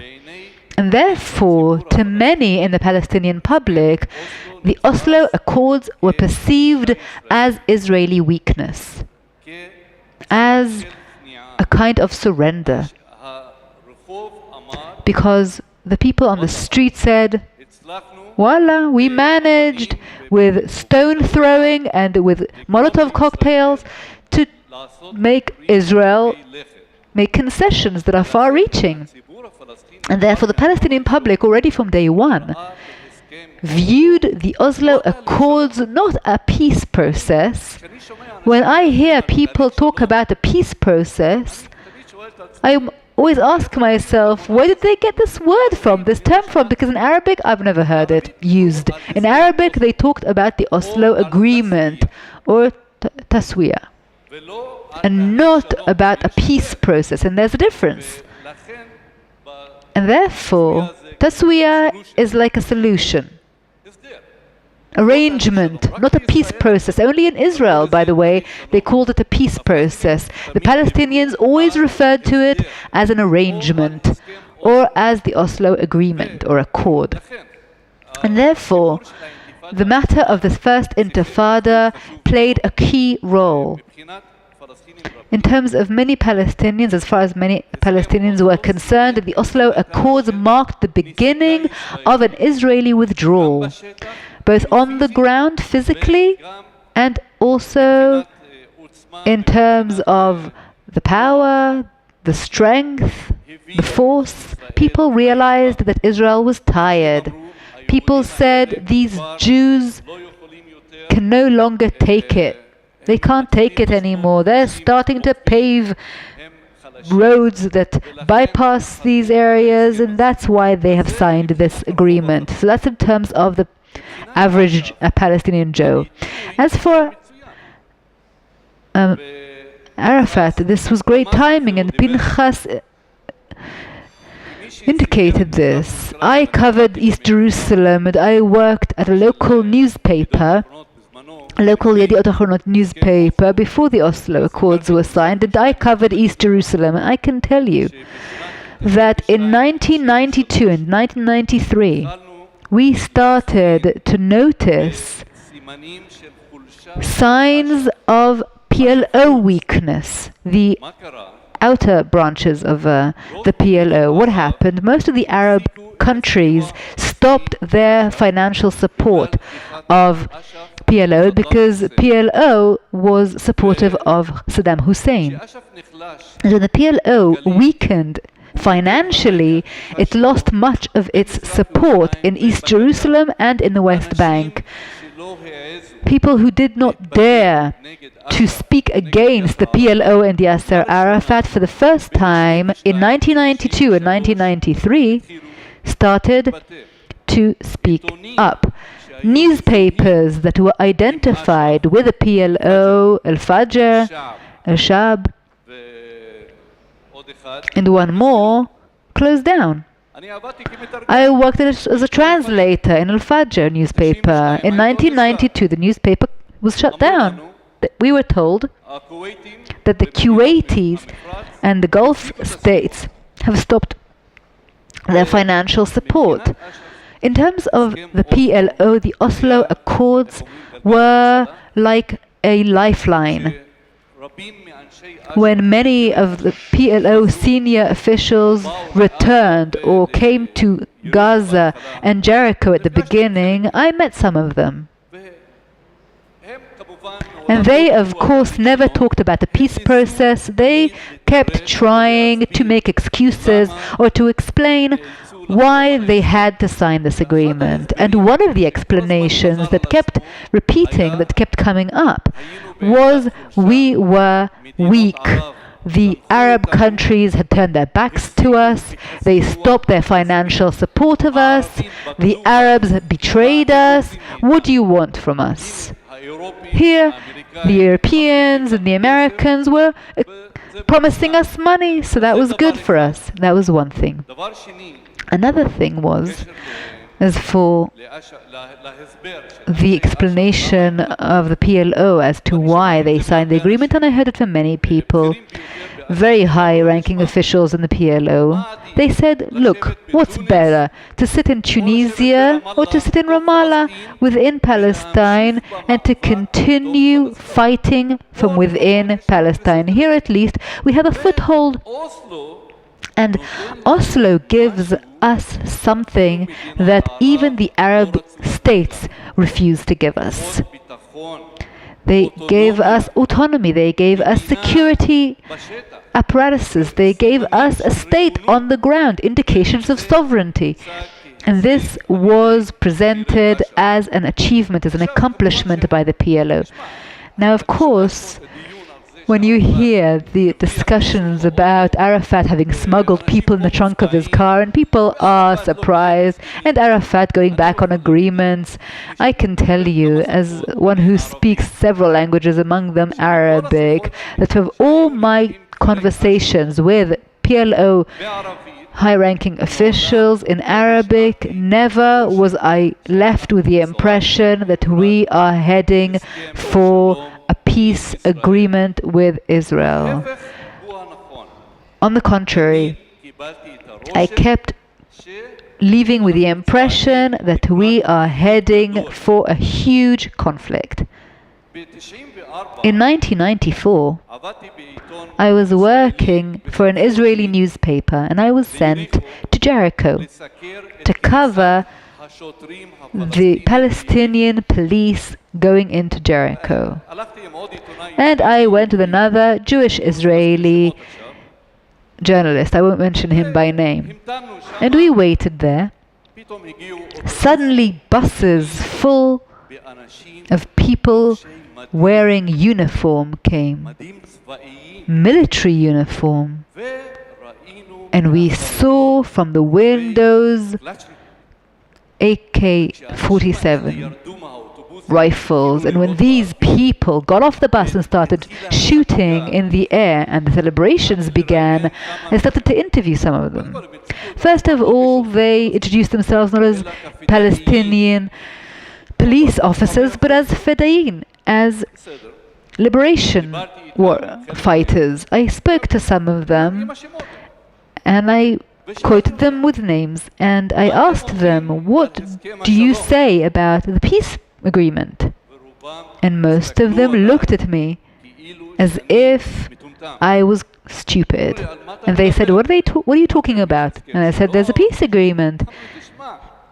He said, look, we came here to Palestine to continue with the struggle from within Palestine. I asked them, but what about coexistence? They said, no one talked to us about coexistence. We are the Fedayeen. It is our job to fight. We are the Palestinian Revolution. And they remained loyal to that, and I can understand them. I have no claim against them. I'm talking about the Palestinian leadership. Now, there's worse. The Palestinians were so clear about their views, about what they were saying. Those who did not want to hear were the media in Israel and the foreign press, the international media. Also the diplomats, by the way. I remember at the time I wrote a paper with all these interviews, and the headline was a nightmarish piece. And it was hard for me to convince my editor to publish this article. She's a Jewish Israeli, and she said, look, what's happening? Why are you bringing these voices? This is a time of peace. Instead of bringing me positive stories, you're bringing me these weird expressions about armed conflict, about the Palestinian revolution. And I said, look, I couldn't find a single person who talked about a peace process. I'm bringing you what there is. I'm bringing you images, I'm bringing you names. If you want to publish it, great. If not. And then she did. And it was hard for me. But most of my friends and colleagues in Israel, the Jewish ones, looked at me as if I want to rain down on their parade, to ruin their party. Some of them asked me if I belong to the Israeli right wing, if I maybe was getting paid by Jewish organizations who object and oppose to the Oslo process, and I said no. Now, the same is true. It continued with the Israeli and foreign media when it came to the messages conveyed by the Palestinian Authority to the Palestinian public. The messages were so clear. There was no education for peace or coexistence, but on the contrary, there was no switch in the narrative, in the rhetoric of the Palestinian Authority. I felt, having followed the Palestinian media before and after the Oslo process, that we were talking about the same terminology, the same narrative, the same line. Nothing had changed. The only thing that did change, by the way, was that Oslo gave them more televisions, more radio stations, more newspapers, through which and weapons too. By the way, the matter of the weapons and the security apparatuses was also obtained by many from the PLO. It was also viewed as another accomplishment. I remember that until 1993 or 1994, I would go around Gaza a lot. I would go to Jenin and Nablus. Once the BBC asked me to help them film a documentary in Jenin in 1991 and 1992, and I was told, Khaled, it's your job to find the Black Panther members. They said, okay, we want to interview these guys from the Black Panthers. I managed, through my friends in Jenin, to find this group. It was then called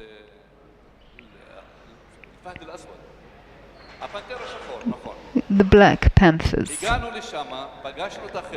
We went there, we met these guys, and they said, listen, we have a problem. And they said, what's the problem? And they said, we couldn't find weapons. That was back in 1991, late 1991. And I said, they said, yes. In this entire area, there's maybe 2, 3 rifles, couple of guns, and they go from one unit to another. Maybe if you come back in a week's time, we'll get some weapons, and then you can take pictures of us, or you can film us. And if I look at things today, I don't know. By the way, I still go around the same places in Ramallah. Right now, I don't know any single Palestinian person who doesn't have a weapon at home. At least one. And that, of course, is thanks to Oslo. And that's what made the situation so dangerous. I don't know of an Israeli Arab, by the way, who doesn't have a weapon at home. Yes, because people see that Israel is weak, that Israel does not object to it, and so that encourages people.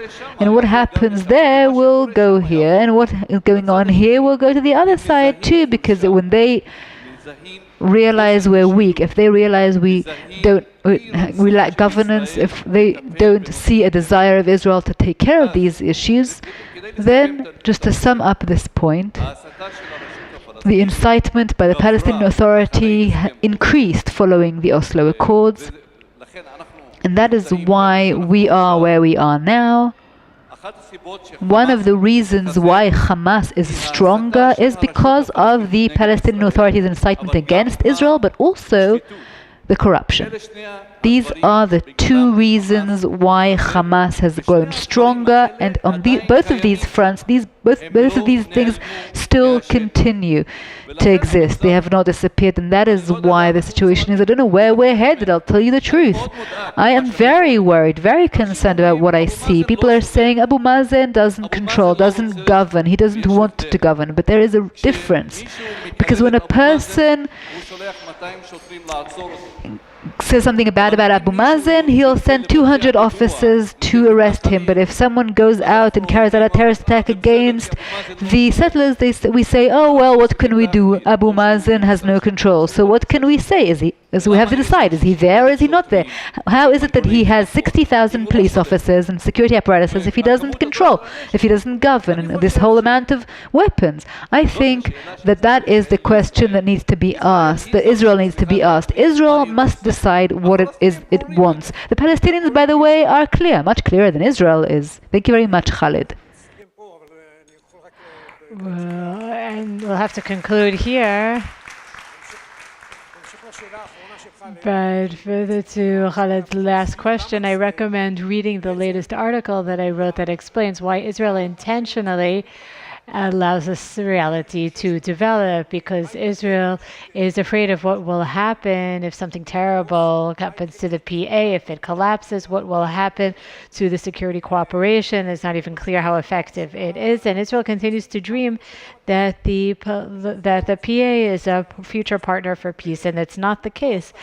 The PA has never done anything, and you asked when we wake up. I was the intelligence officer of the Central Command, and I was an advisor for the research unit in the IDF, and I said that there is no sign of education for peace and within the Palestinian society, and that is what caused Bogi, head of Amman, to change his mind about the future of the relations with the Palestinian Authority, and that's what allowed us to be prepared for the second intifada, so that we wouldn't be caught by surprise as we often are. But there was really no one was paying attention at the time when Barak took office. Yair accuses Barak of killing the peace. But even beforehand, before Oslo, he realized that what the Palestinians were planning was to achieve their independence on a platter of blood. As he said, that talks about entering a significant military campaign in which the Palestinians hope to force the diplomatic conditions that they want upon us. and making it a forceful process. And Barak realized that. He understood even before Oslo was signed. He realized that that was the case, and he said so at the famous government meeting, as we saw in the protocols. He talked about the holes in the cheese and how that would cause significant problems. And nevertheless, nothing has changed today, and we are continuing to close our eyes as we continue within this reality. And I want to thank Martin, who's here, and I highly recommend reading his conversation with Chagai Marom on the day when the Oslo Accords were signed, and he described exactly what was going to happen. And Marom said why you should be optimistic, and he talked about who knows what kind of peace awaits us. And Martin explained, but it's you're talking about the exact opposite of the reality. Reality is going to be opposite, and I suggest that we meet in 10 years from now and see who's right. And 10 years later, it was 2003 in the midst of the Second Intifada. So that was the bitter reality that we encountered, and the victims are Israel, the Palestinians themselves. Khalid, you mentioned their living conditions, but didn't talk about it in depth. You talked about what the Fatah people that are said to take care of people who talk about the problems, they suffer as well. Everyone suffers. The only people that were able to wake up from this, to emerge from this difficult reality and say that we've suffered enough, let's move on from here, are the Sunnis, the pragmatic Sunni countries that said enough. Let's sign the Abraham Accords. And everyone else continued to suffer. Thank you very much.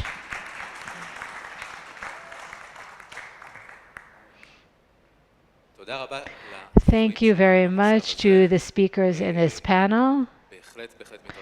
You've had very interesting things to say, and I think that this can be connected to the question of whether the Palestinians know what they want and have a goal, and that is related to not only to what happened in Oslo 30 years ago, but also today, to define a clear Zionist vision for the state of Israel and define the direction in which we want to go. And that reality exists today with the same Palestinian Authority as 30 years ago. So just a moment before we break for lunch, we'd like you to stay here with us for a short lecture on the screen in front of us. Thank you very much for participating in the panel on the breaching of the Oslo Agreement. We will now hear Dr.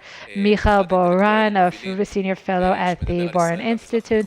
He talks about Israel and the Middle East. I read his book, The Suez Gamble, and that was the first time I encountered his writings and his very precise analysis, especially for someone from outside the region. He really understands the Middle East in depth. I would like to invite you to watch this short lecture by Dr. Michael Doran, and then we. Hello. Thank you very much for inviting me. I'm sorry I can't be there in person. I see on the agenda so many of my friends all assembled in one place at one time. I can't think of anywhere I'd rather be than in Jerusalem. But I'm stuck here in Washington, D.C., so I'll make the best of it with this video. I'm going to focus my remarks on American policy exclusively, and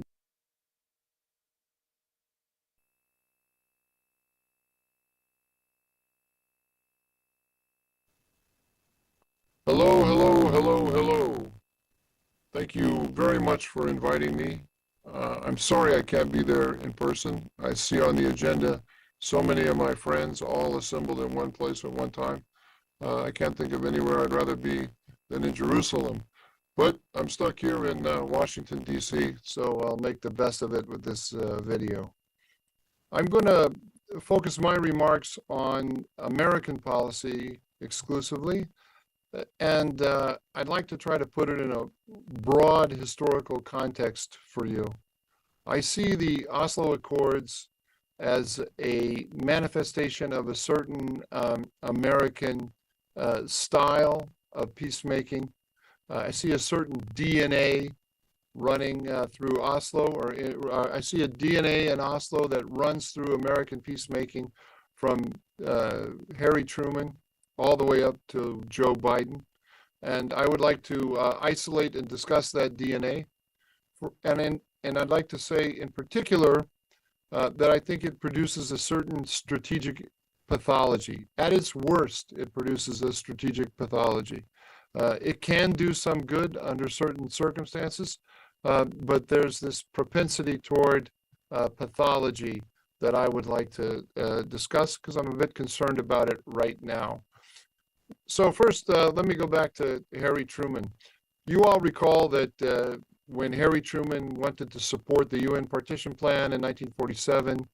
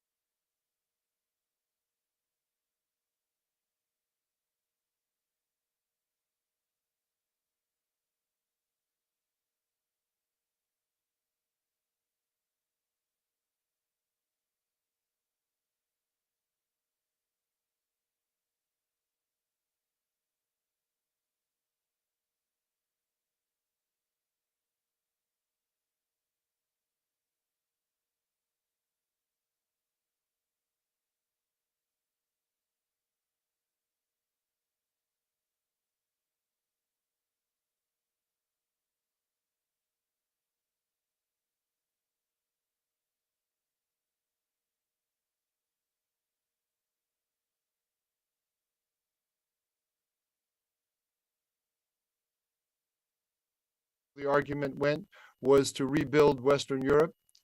That project required a steady flow of Middle Eastern oil at reasonable prices.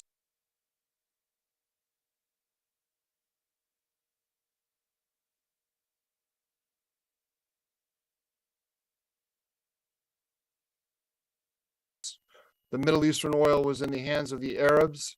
American support for Zionism was alienating the Arabs, pushing them toward the Soviet Union, and that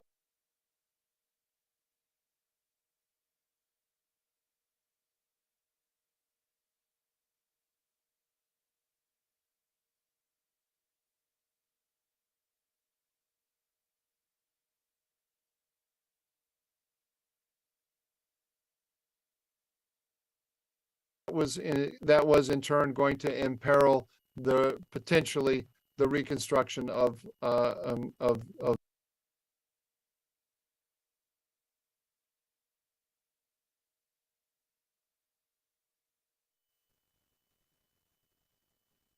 Hello, hello, hello, hello.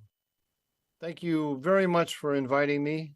I'm sorry I can't be there in person. I see on the agenda so many of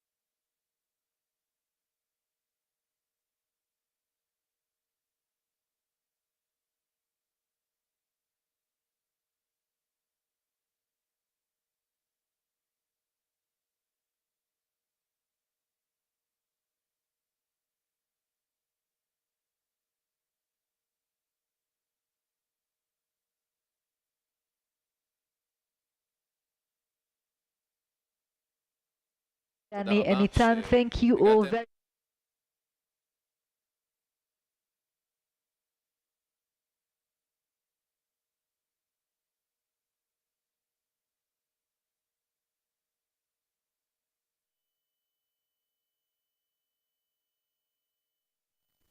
Thank you very much for inviting me.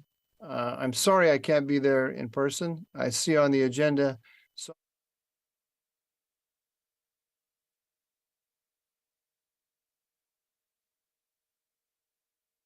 in Washington, D.C.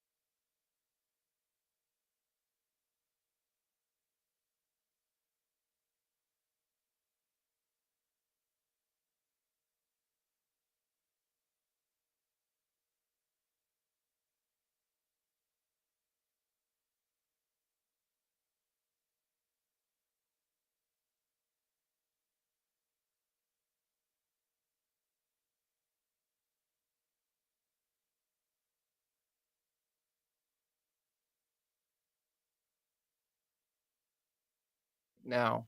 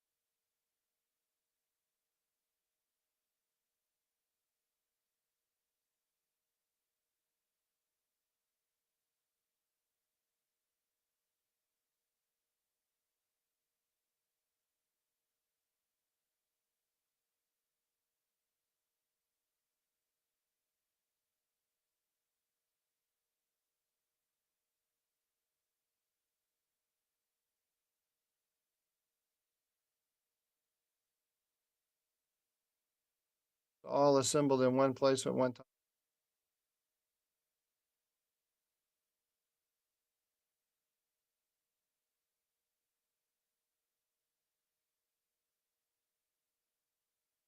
My remarks on American policy exclusively, and I'd like to try to put it in a broad historical context for you. I see the Oslo Accords as a manifestation of a certain American style of peacemaking.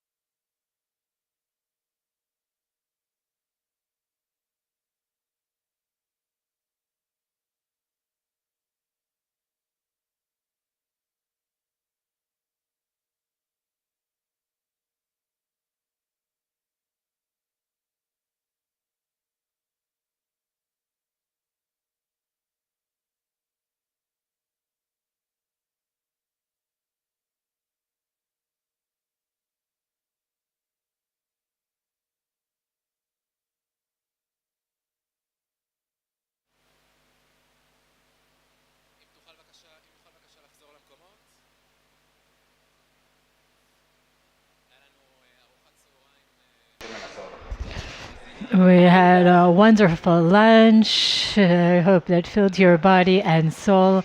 We will now continue. If you can please take your seats.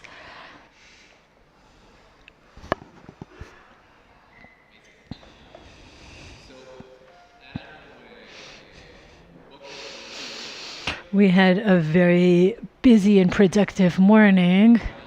Some of the people who spoke to me during the break talked about the high quality of the speakers and the panels, and it was very exciting, very moving to hear. We're really looking forward to hearing the rest of the speakers. There are people here who have so much life experience and so much to say. They have very important things to say about the Oslo Accords and the implications today, which are things that interest us as well. Before we begin the next session about about use of legal measures to maintain human rights and to protect Israel, we want to hear a lecture by Dr. Michael Doran. Michael Doran, who was supposed to speak before lunch. We're going to hear his lecture now. The lecture will be about 15 minutes long. He will be followed by Ms. Caroline Glick. We're very honored to have her here today. She will speak as well and talk about the Accords, and then we will move on to the panel. So let's begin with Dr. Michael Doran, then Caroline Glick.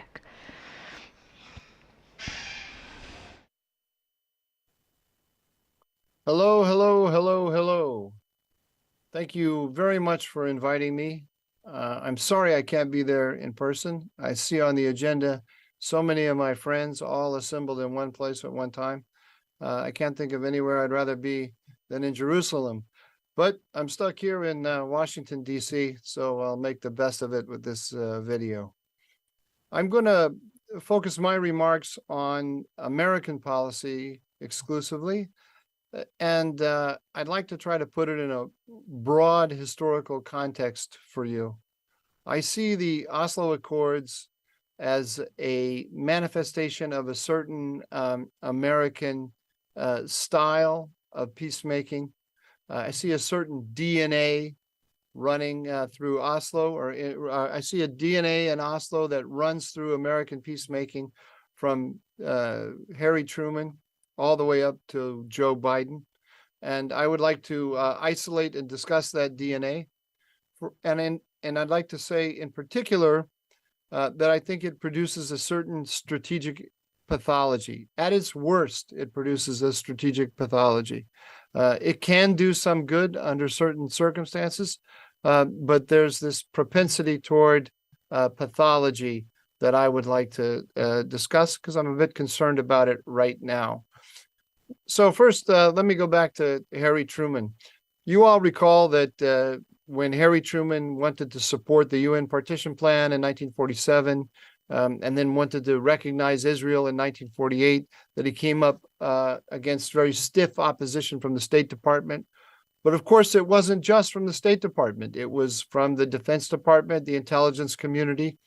In fact, the entire national security establishment was against it. Why?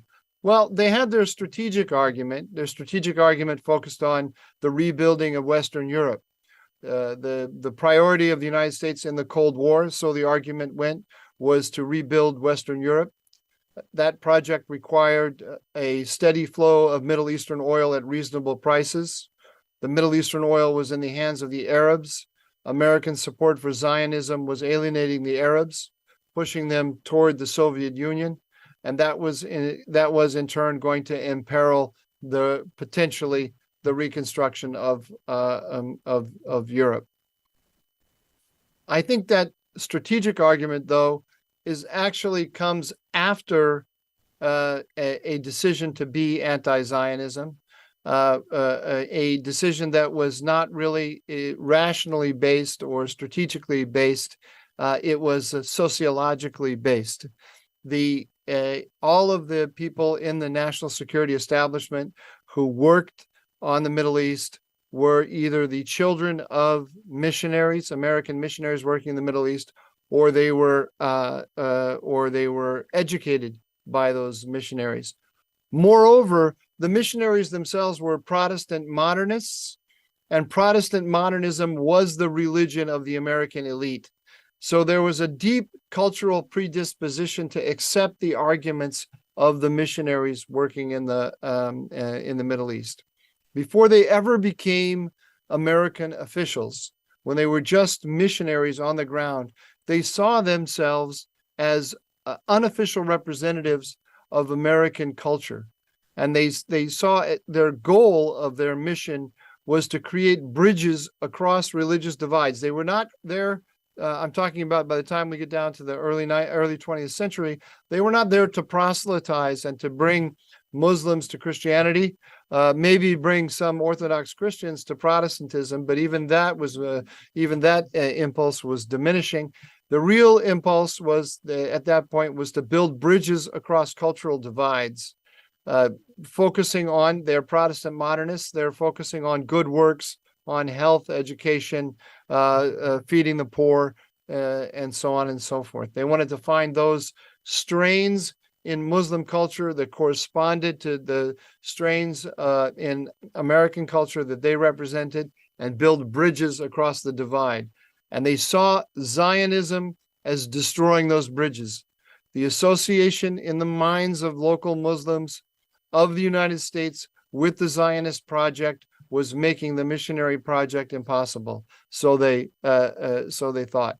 Once the missionaries actually became not unofficial representatives of the United States, but official representatives as ambassadors and intelligence agents, then they simply projected their missionary project onto the government of the United States.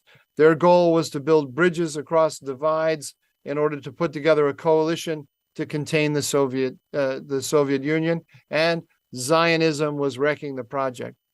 This created an ethos, which, and this is the DNA that I think is running through American peacemaking from 48 all the way down to today in some ways.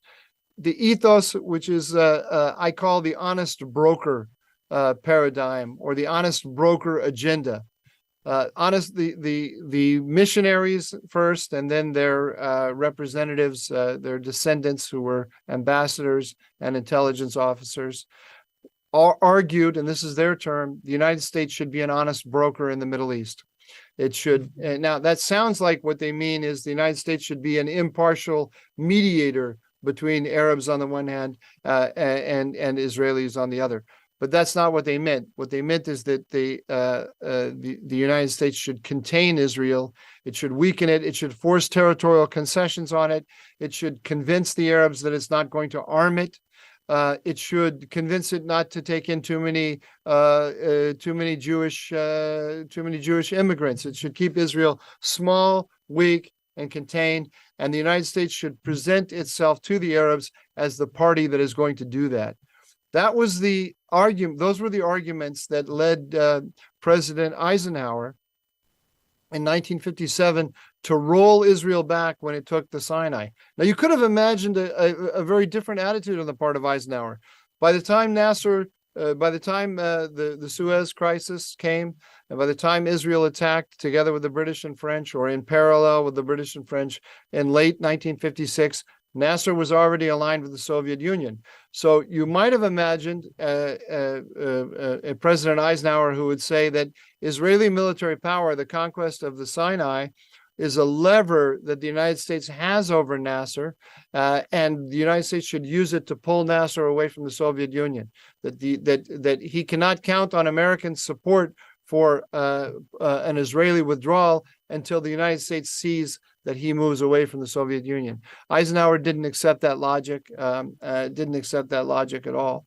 Now, in the Nixon administration, or it's not until the Nixon administration that we get an alternative view. I mean, a clearly articulated view, and that's the view of Henry Kissinger and of Nixon, that Israel is indeed an asset, not a liability, and we should use Israeli power as a lever, just as I mentioned, to pull Egypt away from the Soviet Union.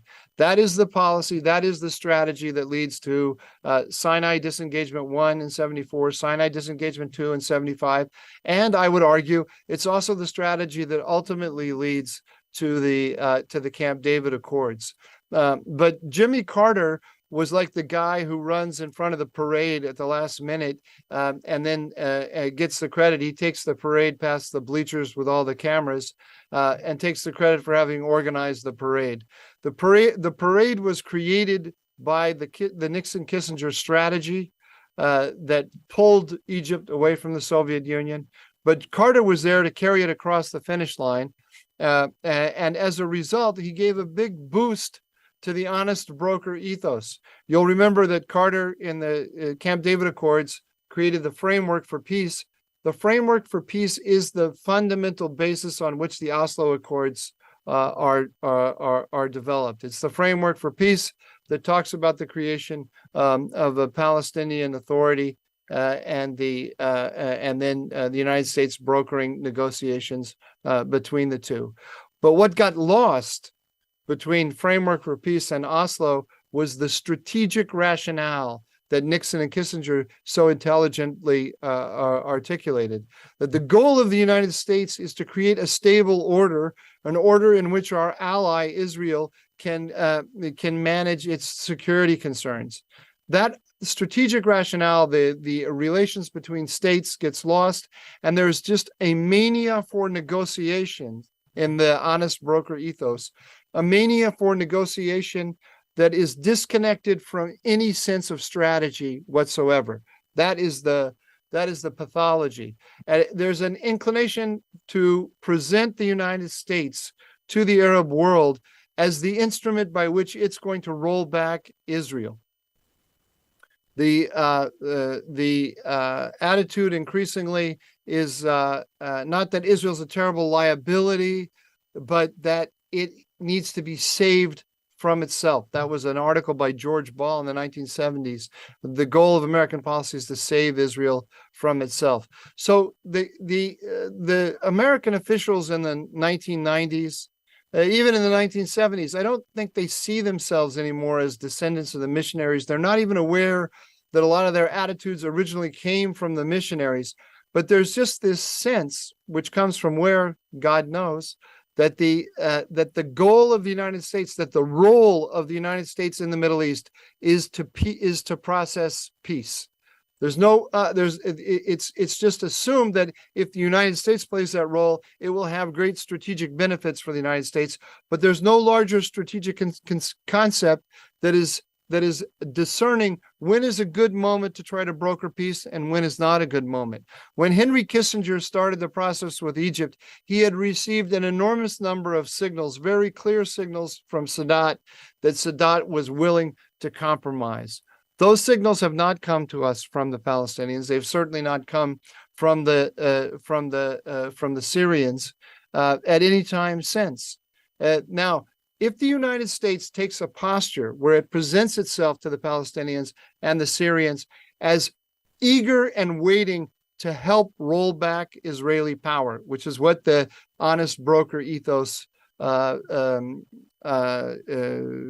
instills in American diplomats, if it shows that posture, it does two things. Number one, it disincentivizes the Palestinians and the Syrians to make concessions. Number one, and number two, it incentivizes violence, because if the relations between Israel and its neighbors heat up, the other side can expect the United States to step in, begin mediating, and begin putting pressure on Israel to make concessions. That's the honest broker. That's the honest broker ethos at its worst. As I mentioned, there are times such as Carter and Egypt where the bilateral, or there was at least one moment, that is Carter and Egypt, when the bilateral relationship between Egypt and the Israelis was cooked enough so that honest broker ethos actually was helpful at that moment, because it gave presidential attention to the negotiations. But when you add, when it's just an inclination that's disconnected from any strategic sense and from any clear sense that the other side is really ready to make a deal, then it's pathological. And that, unfortunately, I think is more the norm than not. Now, for years, the pathology hasn't been that detrimental because the stakes haven't been all that high. Now, I would say the great exception, of course, being the second Intifada, when a very large number of Israelis died. But we're moving toward something that is much more like the Cold War again, with the rise of Russia, Iran, and China, that this growing coalition, with the introduction of disruptive military capabilities into the region.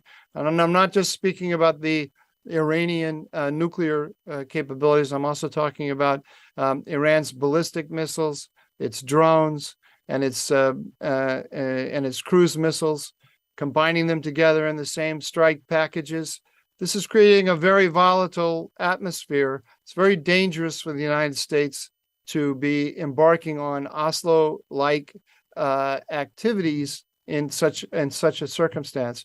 But that's what I see it doing. What the Biden administration is doing by the normalization, by promoting normalization with Saudi Arabia in the way that it is doing, it is actually bringing the Oslo process in back through the back door by tying the two things together.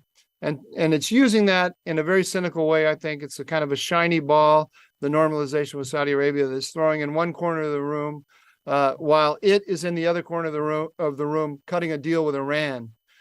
The strategic play today is for the United States and Israel to focus on Iran, to bring pressure to bear on it, for the United States to use Israel as an asset in the struggle with Iran.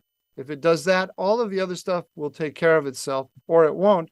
But the United States doesn't need to step up and announce to the whole world that it's here to try to roll Israel back, whether it's in Lebanon or whether it's on the West Bank.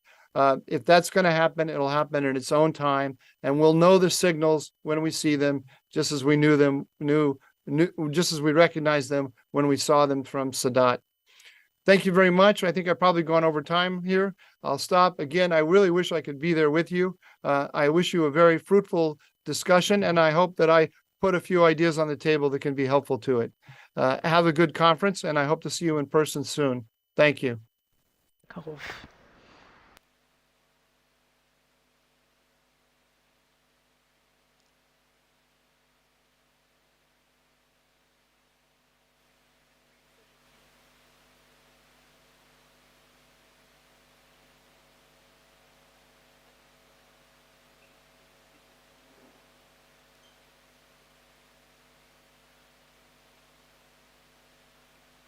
Thank you very much, Michael Duran. We will now hear from attorney Caroline Glick.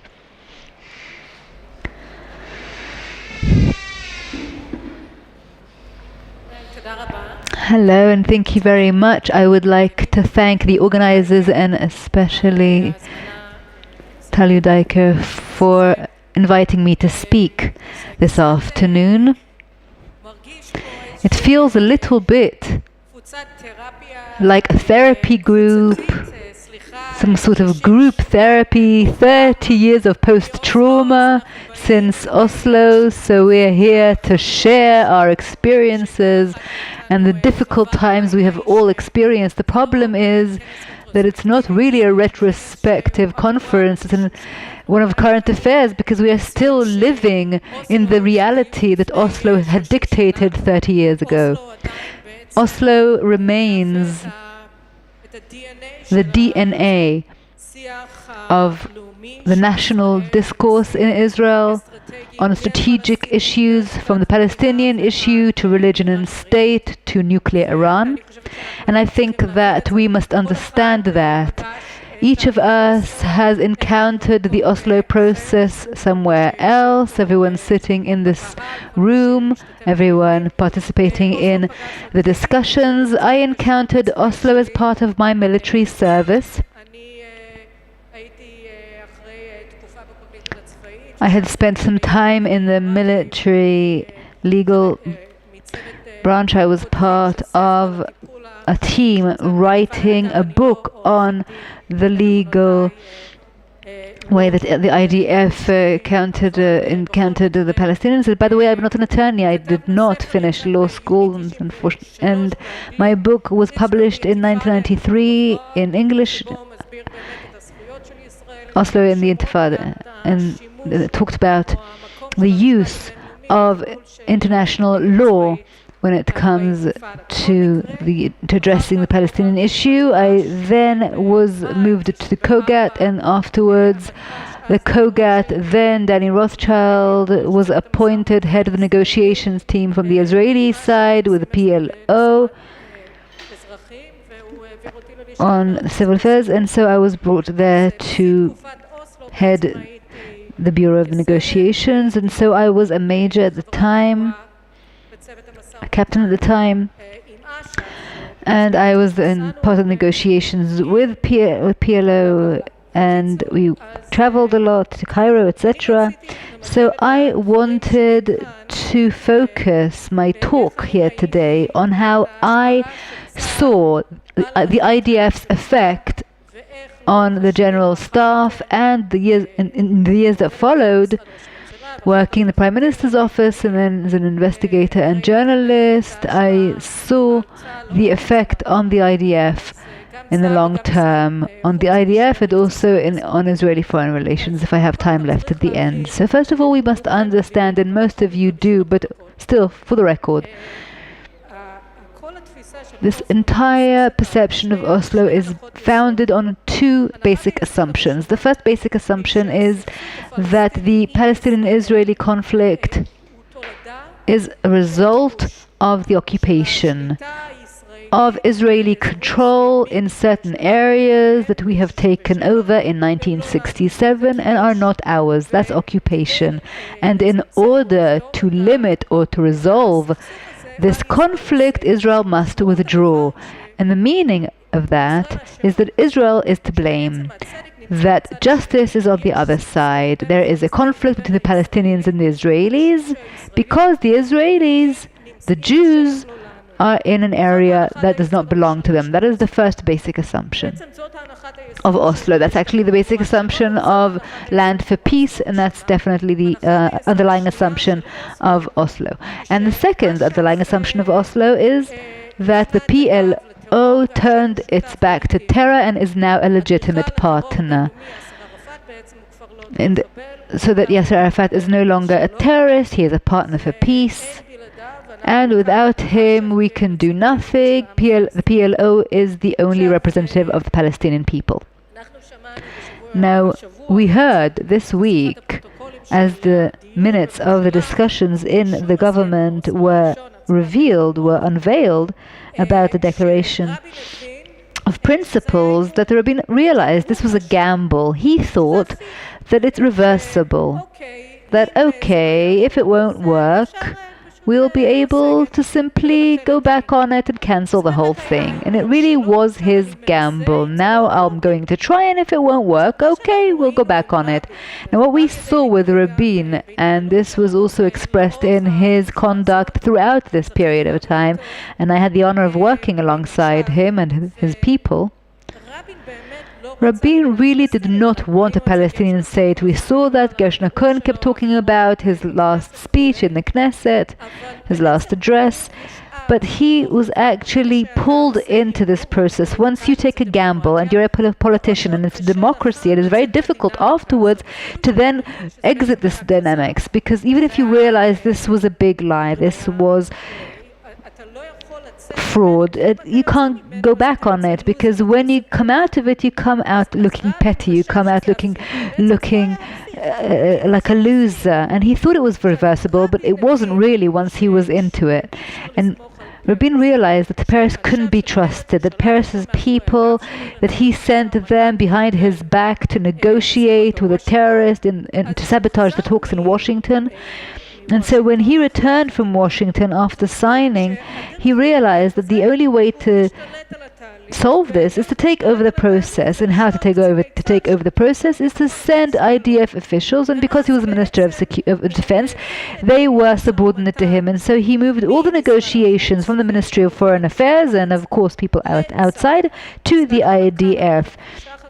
Amnon Lipkin-Shachak, who was Deputy Chief of General Staff, was appointed as head of Kogat and also head of the planning division later on, and he was head of the talks from the military side, and he thought that would solve some of the problem. But what it did was that it brought the IDF into this gamble too, because the IDF, again, it turned the IDF into something controversial. Here is a process that is controversial, where half the people realize that it is fraud, and you're bringing the IDF into it. It's not like Camp David, where it's territories right there, over there somewhere. These are territories that are part of Israel. And remember that Barak, as Chief General Staff, said this has more holes than Swiss cheese, but then suddenly the IDF was in there, just like Rabin. It was sucked in. And we as officers kept hearing a statement that was used then, that we need to change point of view, our mindset. And I understand that Effie talked about it this morning. What does it mean? It means that we shouldn't recognize reality. We shouldn't acknowledge reality. And I'll give you some anecdotes, because that kind of gives us the feel of things. So the first anecdote is about a fellow of ours on the Palestinian side, Muhammad Dakhlan. Dakhlan was the head of the negotiations team on security affairs. He sat with Uzi Dayan, who was head of planning, and he was very charismatic, and he was very good looking. He had this haircut, he had these designer suits, Pierre Cardin with his cigarettes and so on. He spoke Hebrew. He spoke Hebrew from the street, not from the street because he was in Beersheba prison, because in the 1980s Dakhlan was the head of the Tanzim, or the Shabab, in Gaza during the first Intifada. He organized all the Fatah youth together with his friend, a person who was also with him called Muhammad Def, who also was a prisoner in Beersheba prison with him. Now while he was negotiating with us, he was also negotiating at the same time with Def. That's another anecdote. One day we're in Cairo, and the guys from our delegation knock on Dakhlan's door. I was at the office, and after about 20 minutes they come up to us with very surprised looks on their faces. Well, what's going on? I asked them, and they said, look, he sat there on his own and he was praying with the carpet and everything, and they were shocked. He's a guy, he has women in Netanya. He goes and he has women in Netanya, and now he's praying all of a sudden. And they didn't understand. At the same time, he was the PLO, because they're secular, they don't understand what faith is. So they sent him, Arafat sent him to negotiate with his friend Def about what Fatah can discuss and what Hamas is in charge of. And of course this is no written agreement, but it was obvious that Hamas would carry out terrorist attacks only in areas that are outside the area of the PA, meaning not Jericho and Gaza.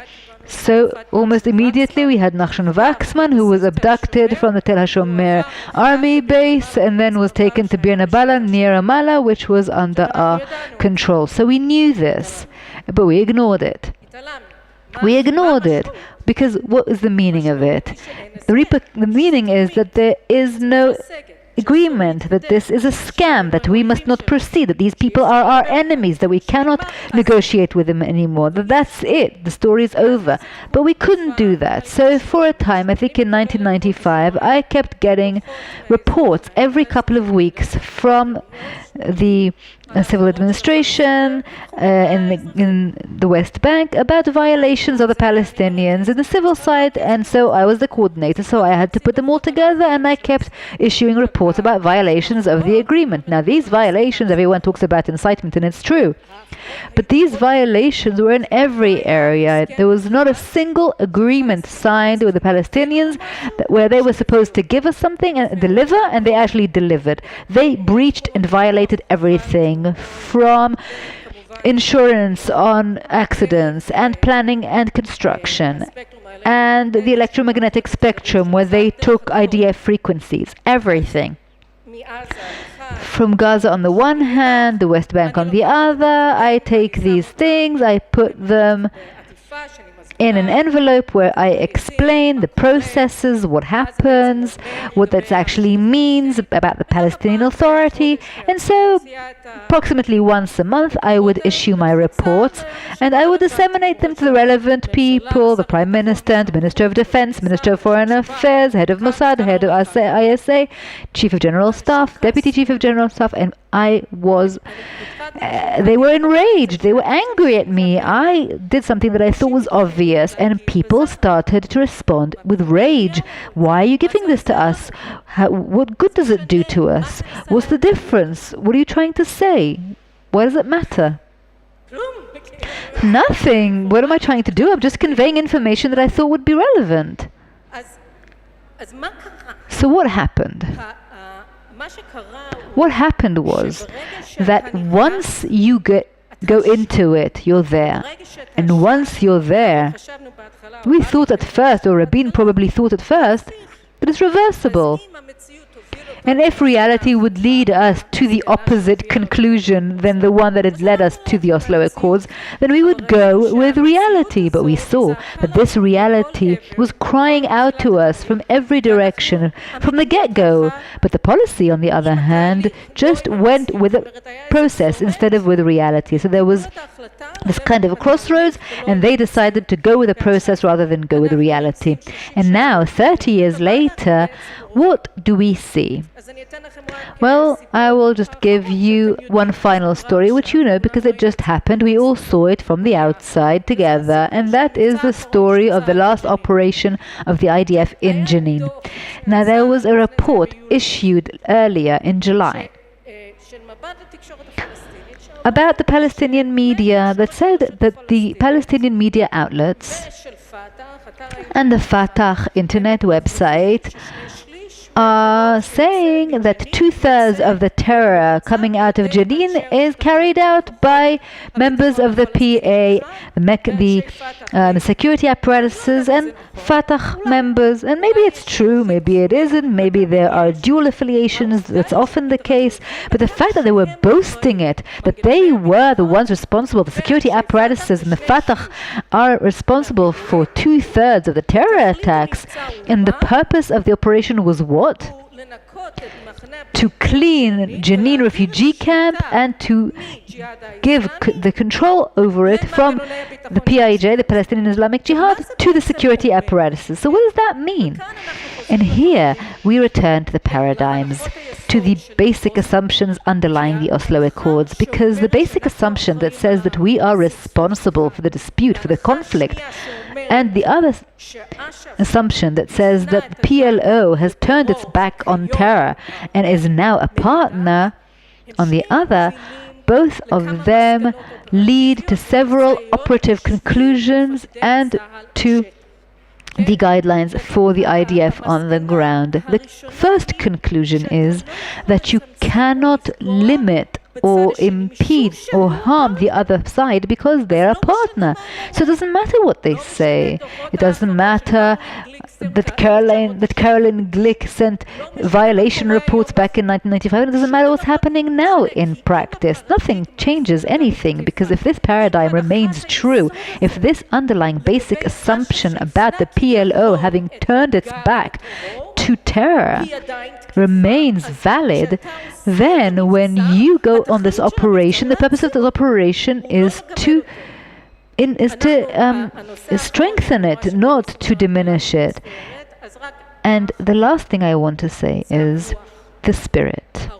The spirit, if you do not believe that what you're doing is right, and we remember Barak's statement that if he were a Palestinian, he too would be a terrorist. Dear God, what did you just say? Who are you representing? They are murderers. They are murdering us everywhere. And you're saying that if you were a Palestinian, you too would murder? What does that mean? How can you head forces on the ground? What kind of spirit do you instill in the forces under you? What kind of spirit do you instill in your people's army? If you think that the other side is right, and you know that the other side is violating every agreement, how can you how can you head the IDF? How can you head an operation and lead the forces? And if I were to end this ventilation session of group therapy, as I did in my book in 2015 about this subject, I will say that the solution for this spiritual failure is to elevate the spirit. If we want to once and for all come out of this nightmare, we need once and for all to set aside these false basic assumptions and to reconnect to the truth of our Jewish Zionist story.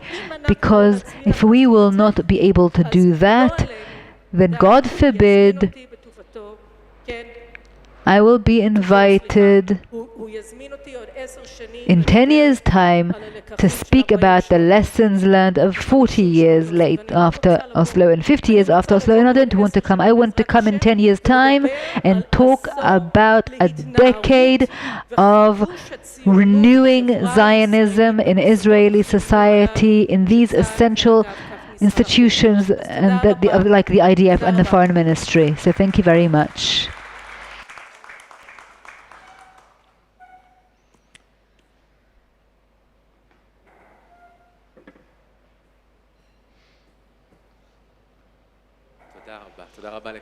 Thank you very much, Caroline Glick, for your thought-inspiring speech.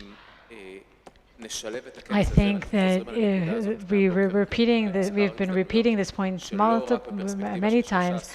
I think if we look at the issue not only from the perspective of the 30-year anniversary of Oslo, but thinking about what are we lacking today in order to change our thought patterns, to be more critical about the process. I think the positive perspective and its relevance towards today is important in our analysis of the process, including from the perspective of 2023 and looking ahead.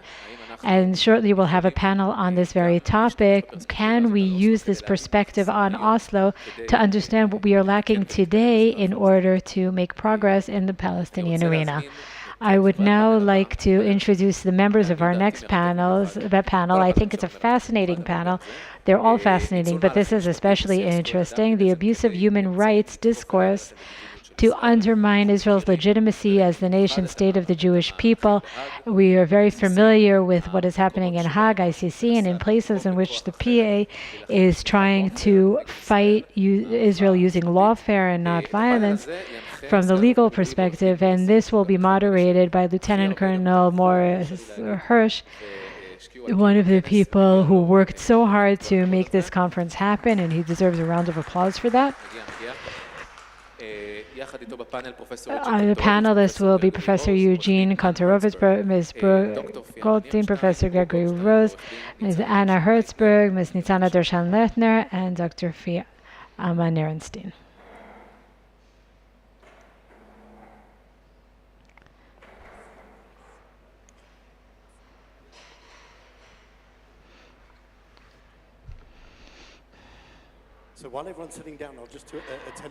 אז בזמן שאתם תופסים את מקומותיכם, אני אספר לכם סיפור בתור הקדמה.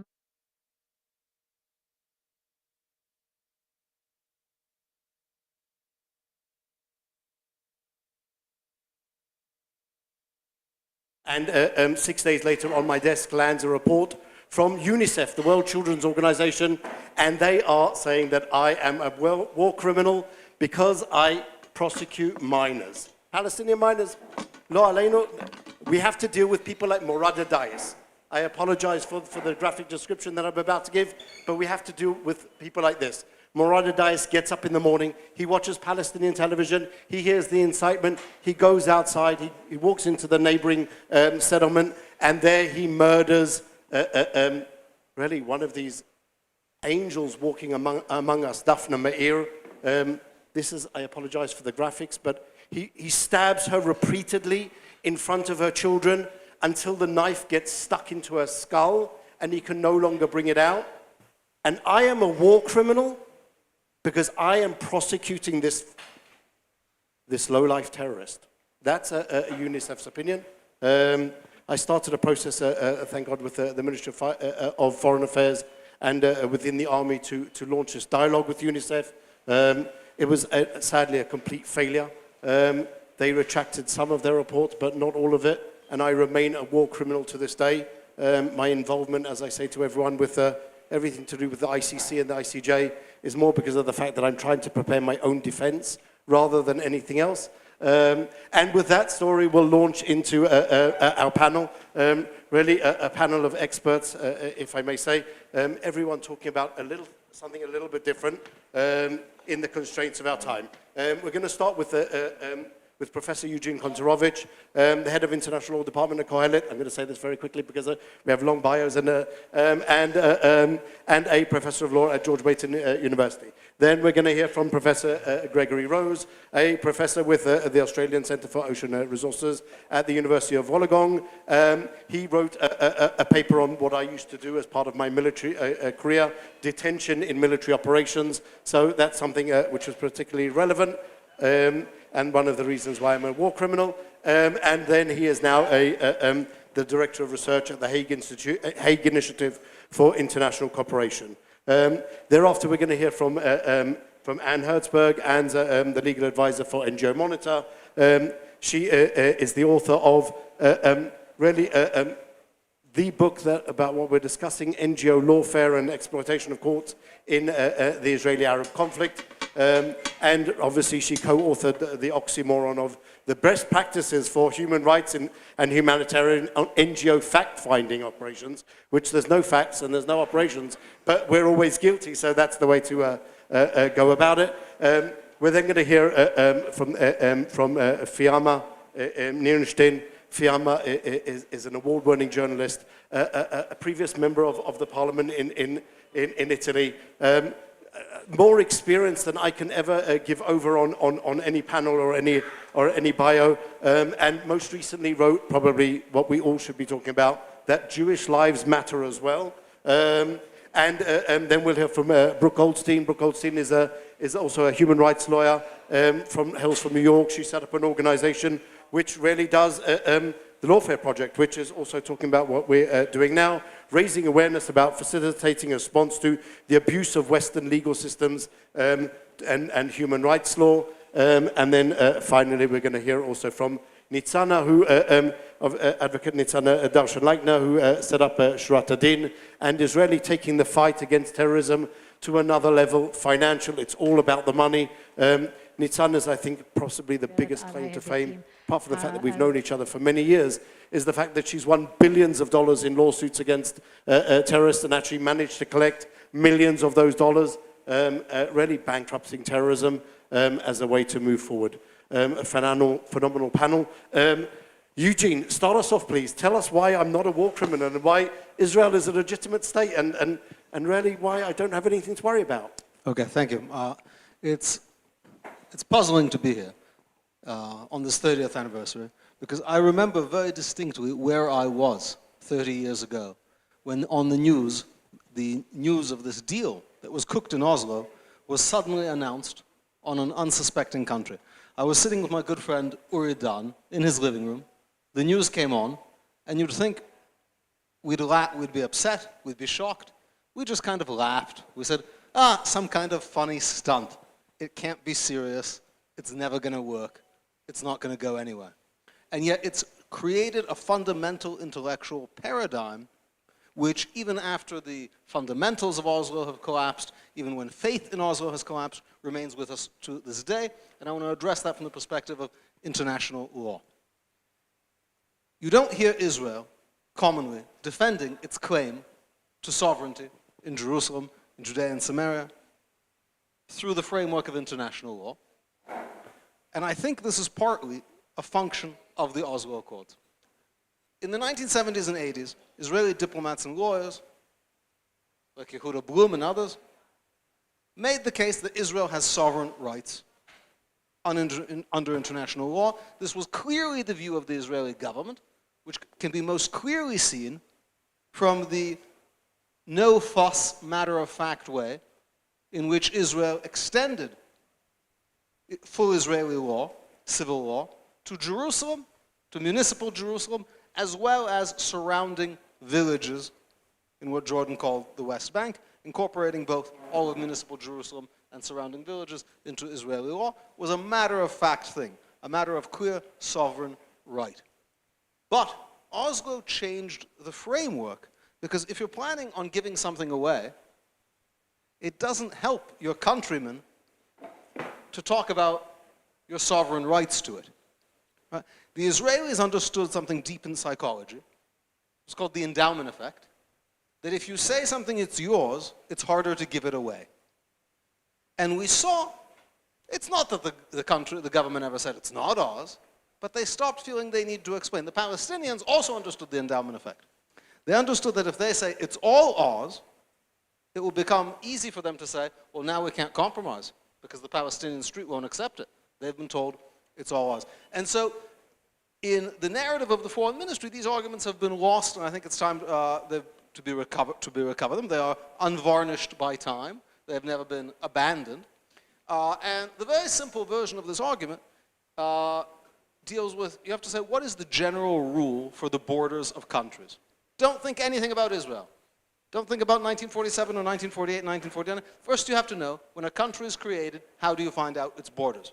And countries are created often enough that there's actually a uniform, clear rule in international law to deal with that. And that rule is very simple.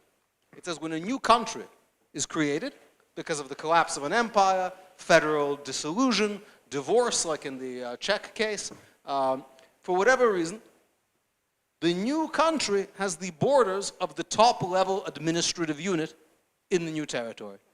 You can try this with your favorite new country, try this anywhere. Take Crimea, for example, as Vladimir Putin did in 2014. The world believes that Crimea belongs rightfully to Ukraine.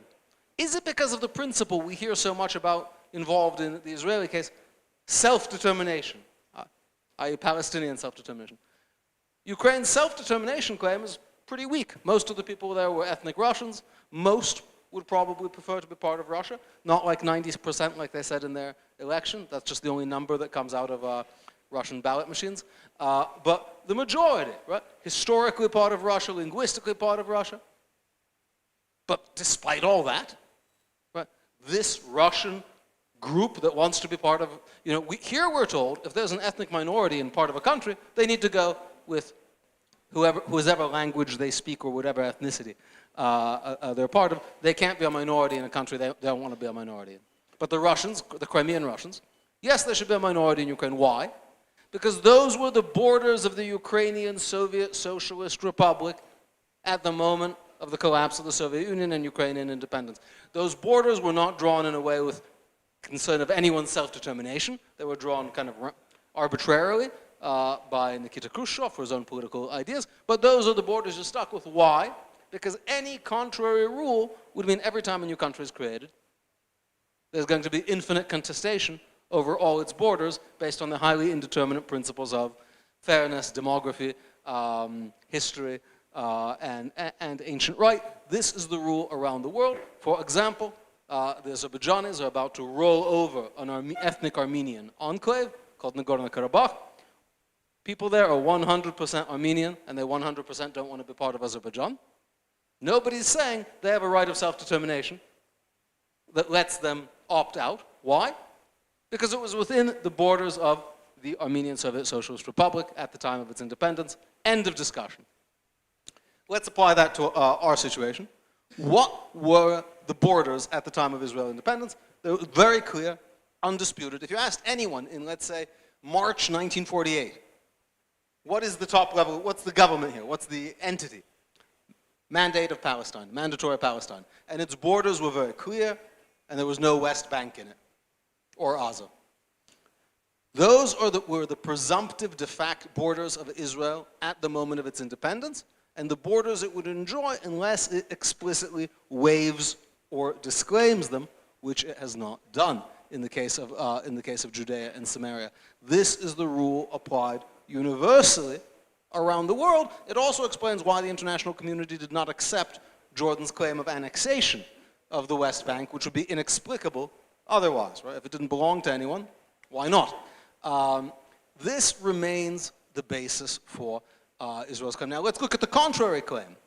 The contrary claim, essentially, is that Jordan's war of aggression against Israel, which sought to meet with the Egyptians, Molotov-Ribbentrop, divide them in the middle, but was partially successful. That as far as Jordan got in its plan to conquer and ethnically cleanse the Jewish state, the borders of the Jordanian ethnic cleansing of the Jewish people should be permanent, should be etched into international law to create the world's only international law, no Jew zone, for all time.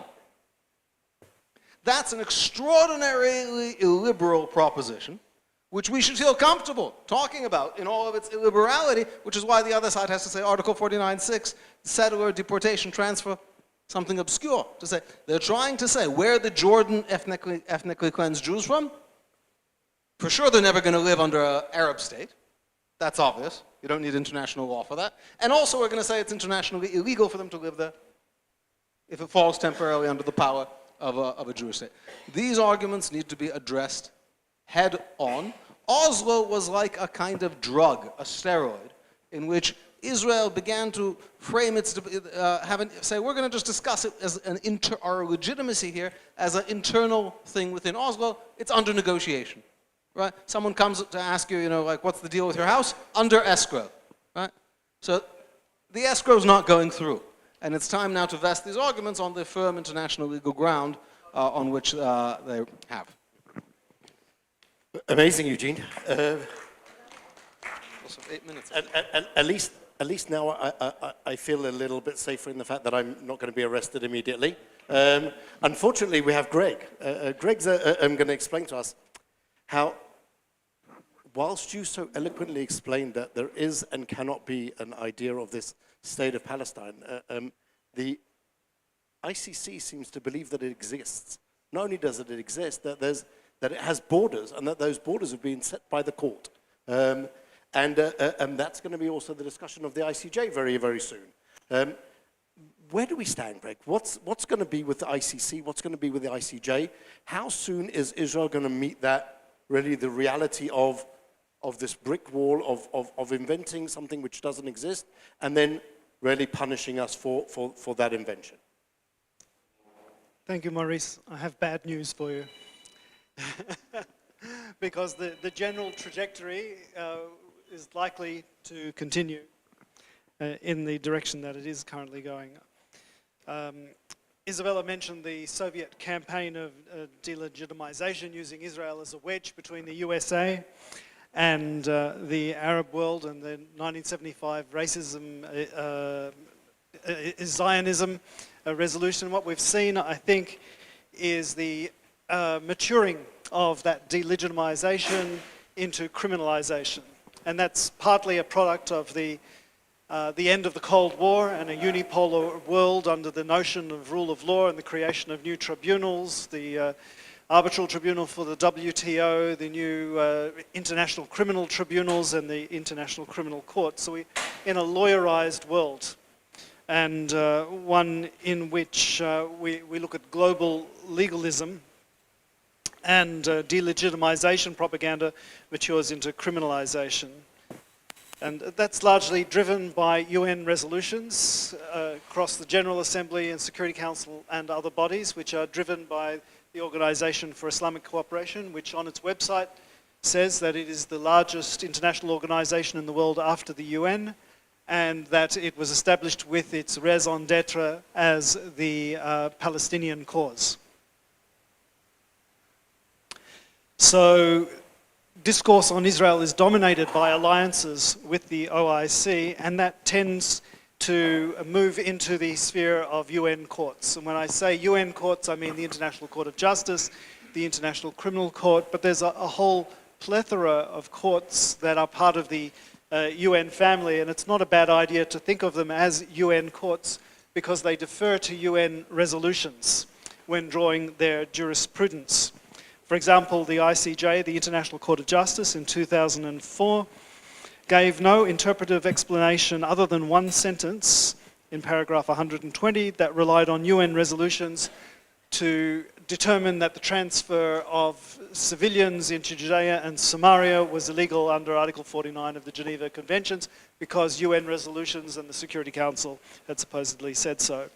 And in its 2023 advisory opinion concerning legal consequences for Israeli actions suppressing Palestinian self-determination, all the documents that are up there now, there are several folios, about 8, we're talking about volumes of documents from the Office of the High Commissioner for Human Rights and various other agencies, the new report that's just come out from the Committee on Inalienable Rights of Palestinian People and so on.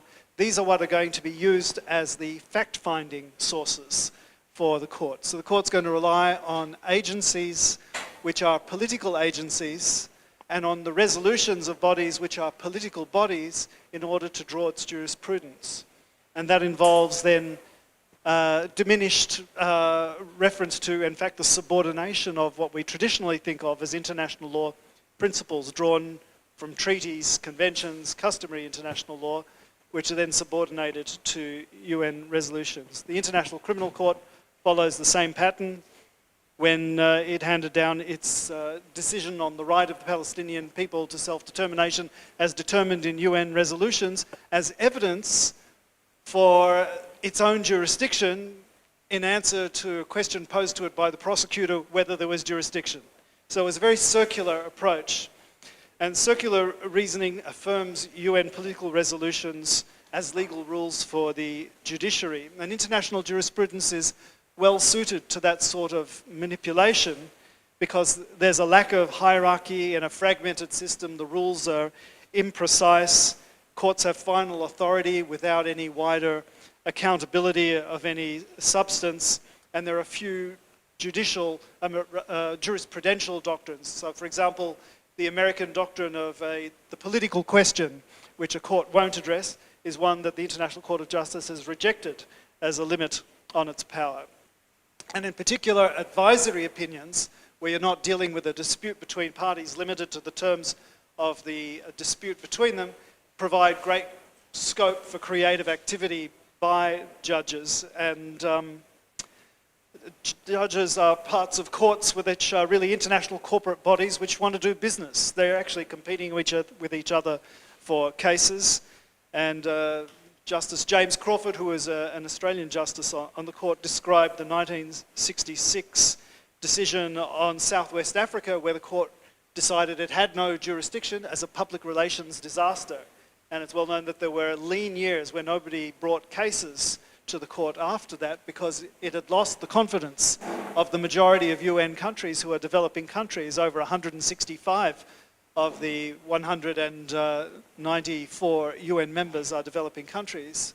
And it changed its policy in 1971 in an advisory opinion, again on Namibia. The court reversed position and business tended to pick up, and it's now booming. There were 3 referrals to the court in June this year. And so reference to UN resolutions is good for business. It maintains the legal rhetoric of legitimacy. It maintains the business of the courts. It maintains the roles of the judges.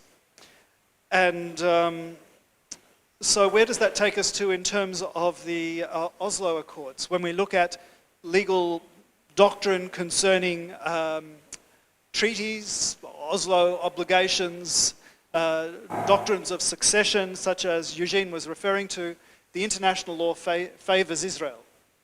So we tend to argue that law.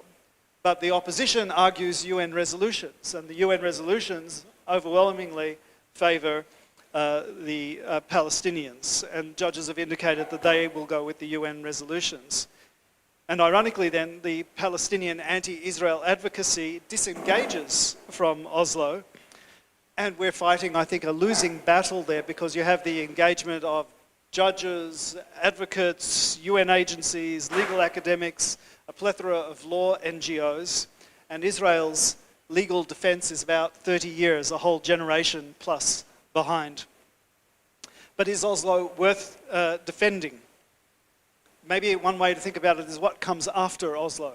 What do we want to be advocating as the succeeding legal regime? given the failure of Oslo. And in relation to recent work I've been doing in Australia, where the government recently decided that it was going to use the terminology occupied Palestinian territories and illegal settlements, and I was trying to get blog posts published, I realized it's a losing game. It's a mug's game to always be playing defense, because you can't win if you're only defending. You have to go into attack. And so a better legal strategy is to move into attack breaches of Oslo, to attack legally terror activities, terror sponsors, the sorts of things that we know panelists here today are doing, but which we need to do much better. Thanks, Greg. Thank you, Greg.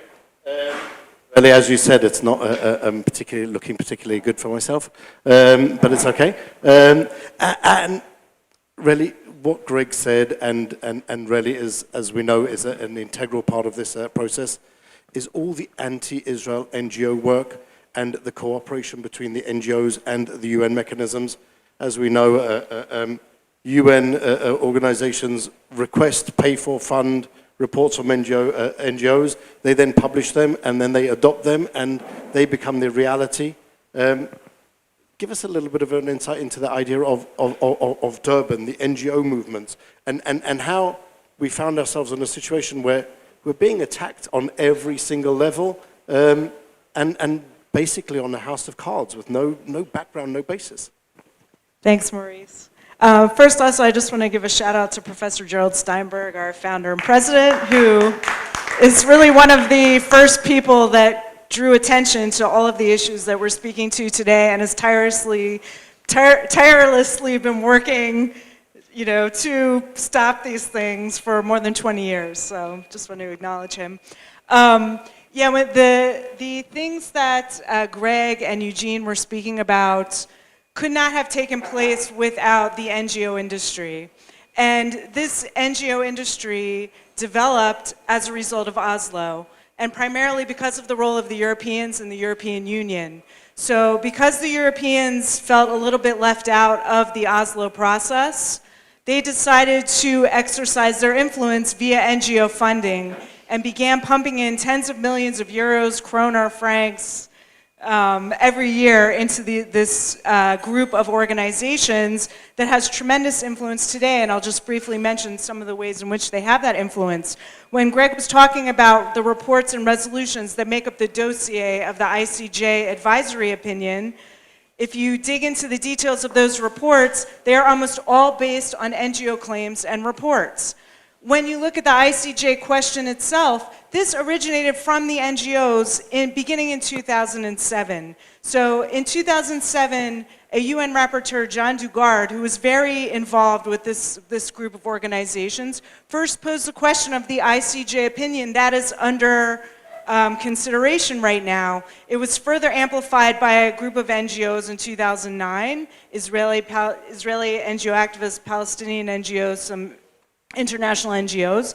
And then in 2013 in Ramallah, there was a conference at Birzeit University with PA officials, UN officials, European officials, and the same group of NGOs that are getting tens of millions of euros each year. And the wording of the question that is before the ICJ is almost identical to what was proposed at this strategy conference at Birzeit University in 2013. And in addition, at that conference, what else was proposed? The PA joining the ICC, and also the PA bringing a complaint against Israel at the Committee for the Elimination of Racial Discrimination. And let us not forget that that is also something pending right now, and I expect around the time of the ICJ opinion, it should be coming any moment, there will be another UN finding calling us apartheid and all these other horrible things in order to feed into the ICJ opinion. So this is all a feature of the UN lobbying, the NGO lobbying at the UN and European parliaments, all the reporting they put out. And what's very curious is really from day one, well, beginning in Durban, let's say, that we can look at the UN World Conference Against Racism in 2001 was really the beginning when the these political warfare campaigns really shifted from states primarily to NGOs taking up that mantle. So at Durban, we begin to see the lawfare strategy, kind of the skeleton outline of that, applying the apartheid strategy that was used in South Africa. The BDS campaign originated at the 2001 Durban conference. And some of these early calls to have an ICC look at Israel. And over the years, this funding has been going to the EU, and European governments were giving this funding ostensibly for human rights, for democracy, for promoting good governance, for building what was going to be a Palestinian state and the Palestinian Authority. And instead, all of that money has been being pumped into these lawfare initiatives.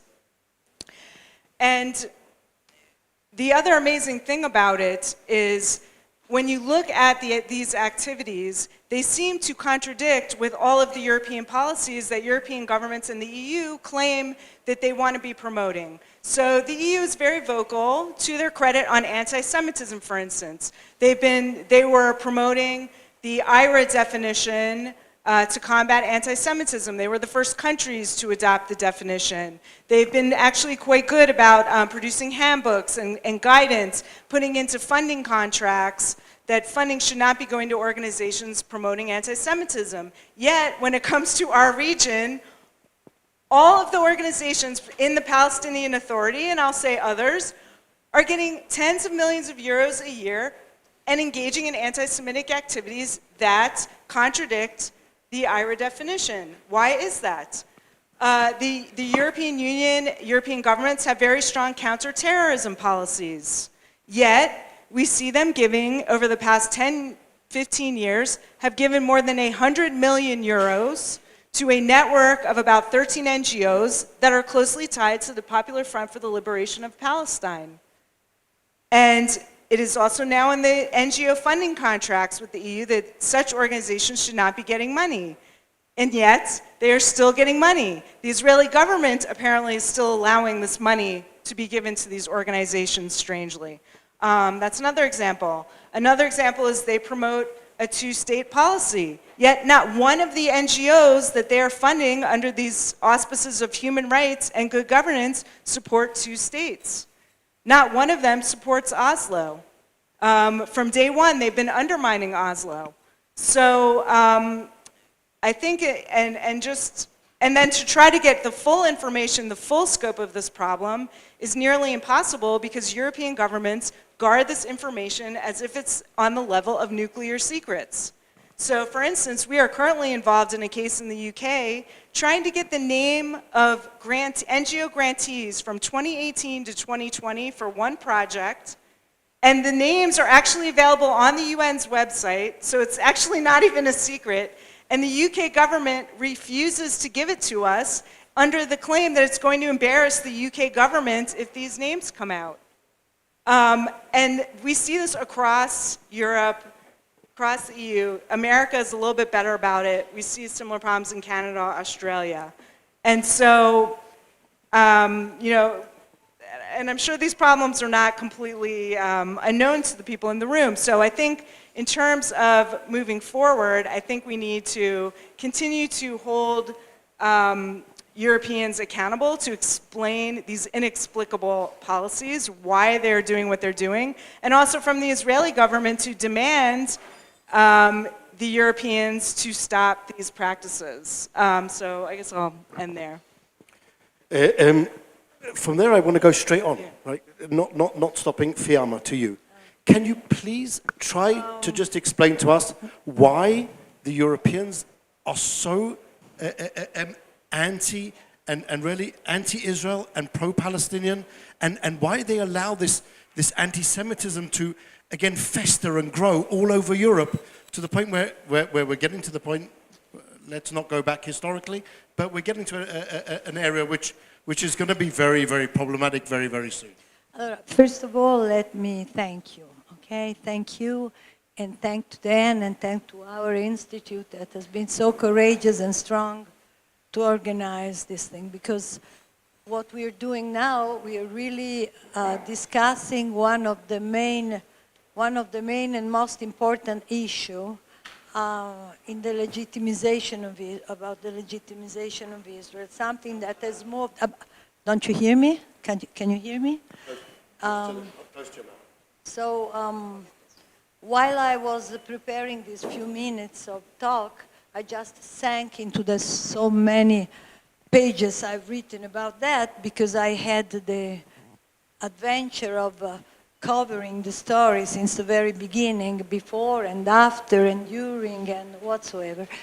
And here then I will not go into the paradoxical destruction. I have written many books about it, and the last one is the one which is called Jewish Lives Matter, and it's just about the paradoxical destruction of the religion of our times by the same protagonist that should defend it, the United Nations, the European Union, the NGO, and whatsoever. I mean, because this has been covered very well by the things that you have said until now and the things that will be said now. I just want to go into three short episodes of my life, one each minute, okay? The first one is when I am a very young girl. My parents sent me to Kibbutz Neot Mordechai in the north, and there started the 6 Days War. It is 1967, and I am there. I will not tell you about all the war.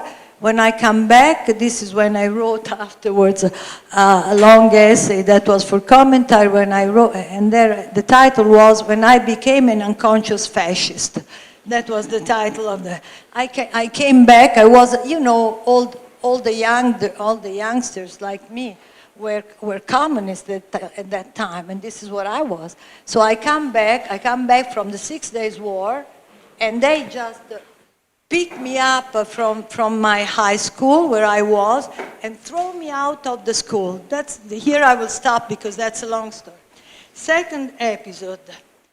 Just on the knees, just in the very days of the Oslo agreements before that, my newspaper, La Stampa, at that time, sent me to Tunis to interview Arafat. So I go there, they put something on my eyes, and I go and meet him in a house in the periphery of Tunis. I ask him a lot of questions, then I try for my scoop. I take out a map of the area, I show it to him and give him a pen, and I ask him, please draw a division where you think that the state of Israel and where the Palestinian state should be. He kicks me again out of the room. That's the second time I've been kicked out of one room, this time from Yasser Arafat, and then I have interviewed several other times. But that was he got very, very angry, started shouting at me. He was living there with the children of Sabra and Shatila, so he repeated that to me several times. When I met him, you can hear. Okay, I'll stop with this story. But this is just to tell you that when I was out of it, you know, exactly as when I became an unconscious fascist, even at that time, I was completely aware of what was the issue about. I know who Arafat was, I knew what he was saying, and of course I was not the only one. I was already somebody that was writing about international affairs and Middle Eastern affairs daily, and I was totally aware of the terrible terrorist attacks that were in that period, Maalot, you know, attacking buses full of children. That's the time where the terrorist attacks were. So I was totally aware of what. Now go to the third episode. Uri Sabir calls me on the phone. You remember who Uri Sabir was, yes? He was the right arm of Shimon Peres. He calls me and he says, you know, they know who I was, an unconscious fascist. I was already writing whatever I thought, but Uri Sabir calls me because I know I'm from Florence, I'm Italian, I know everybody, and he says, is there a place where we could make a secret meeting in Tuscany? I've written that several times. And myself, even knowing what was going on, This is the point. It didn't pass through my head to say, well, I must think about it, give me a second, I should reflect. I immediately said, yes, of course. I called a gentlewoman by the name of Bona Friscobaldi, a noble woman from Florence. She gave them, I don't know who was there, it was nighttime. I think they were very, very important people that went and met, and this was just among the meetings of Oslo, which I already knew that was something that maybe was not the best thing to happen because Arafat was who he was. So what was, I've been asking myself many times, that pushed me so far to accept immediately the request of Uri Savir, that I knew perfectly who he was because I interviewed him several times. It was the hegemony of the left on the Jewish mind at that time. It was exactly that was the point. The left and the Jewish were intertwined as twins, The left needed the Jews needed the left. Why that? The answer is quite clear. The victory, you can hear me? The victory on the right, was the victory on the Nazism, on the fascism, yes. The Jews had to say that they had been saved by the liberal, progressive part of the world that kept going in this relationship with the Jews. The Jews on their side, looking for an ideological raison d'etre, had a very strong push, a very strong pull toward the left. And this was also because at the beginning of the Jewish state, our leadership was mainly a left-wing leadership.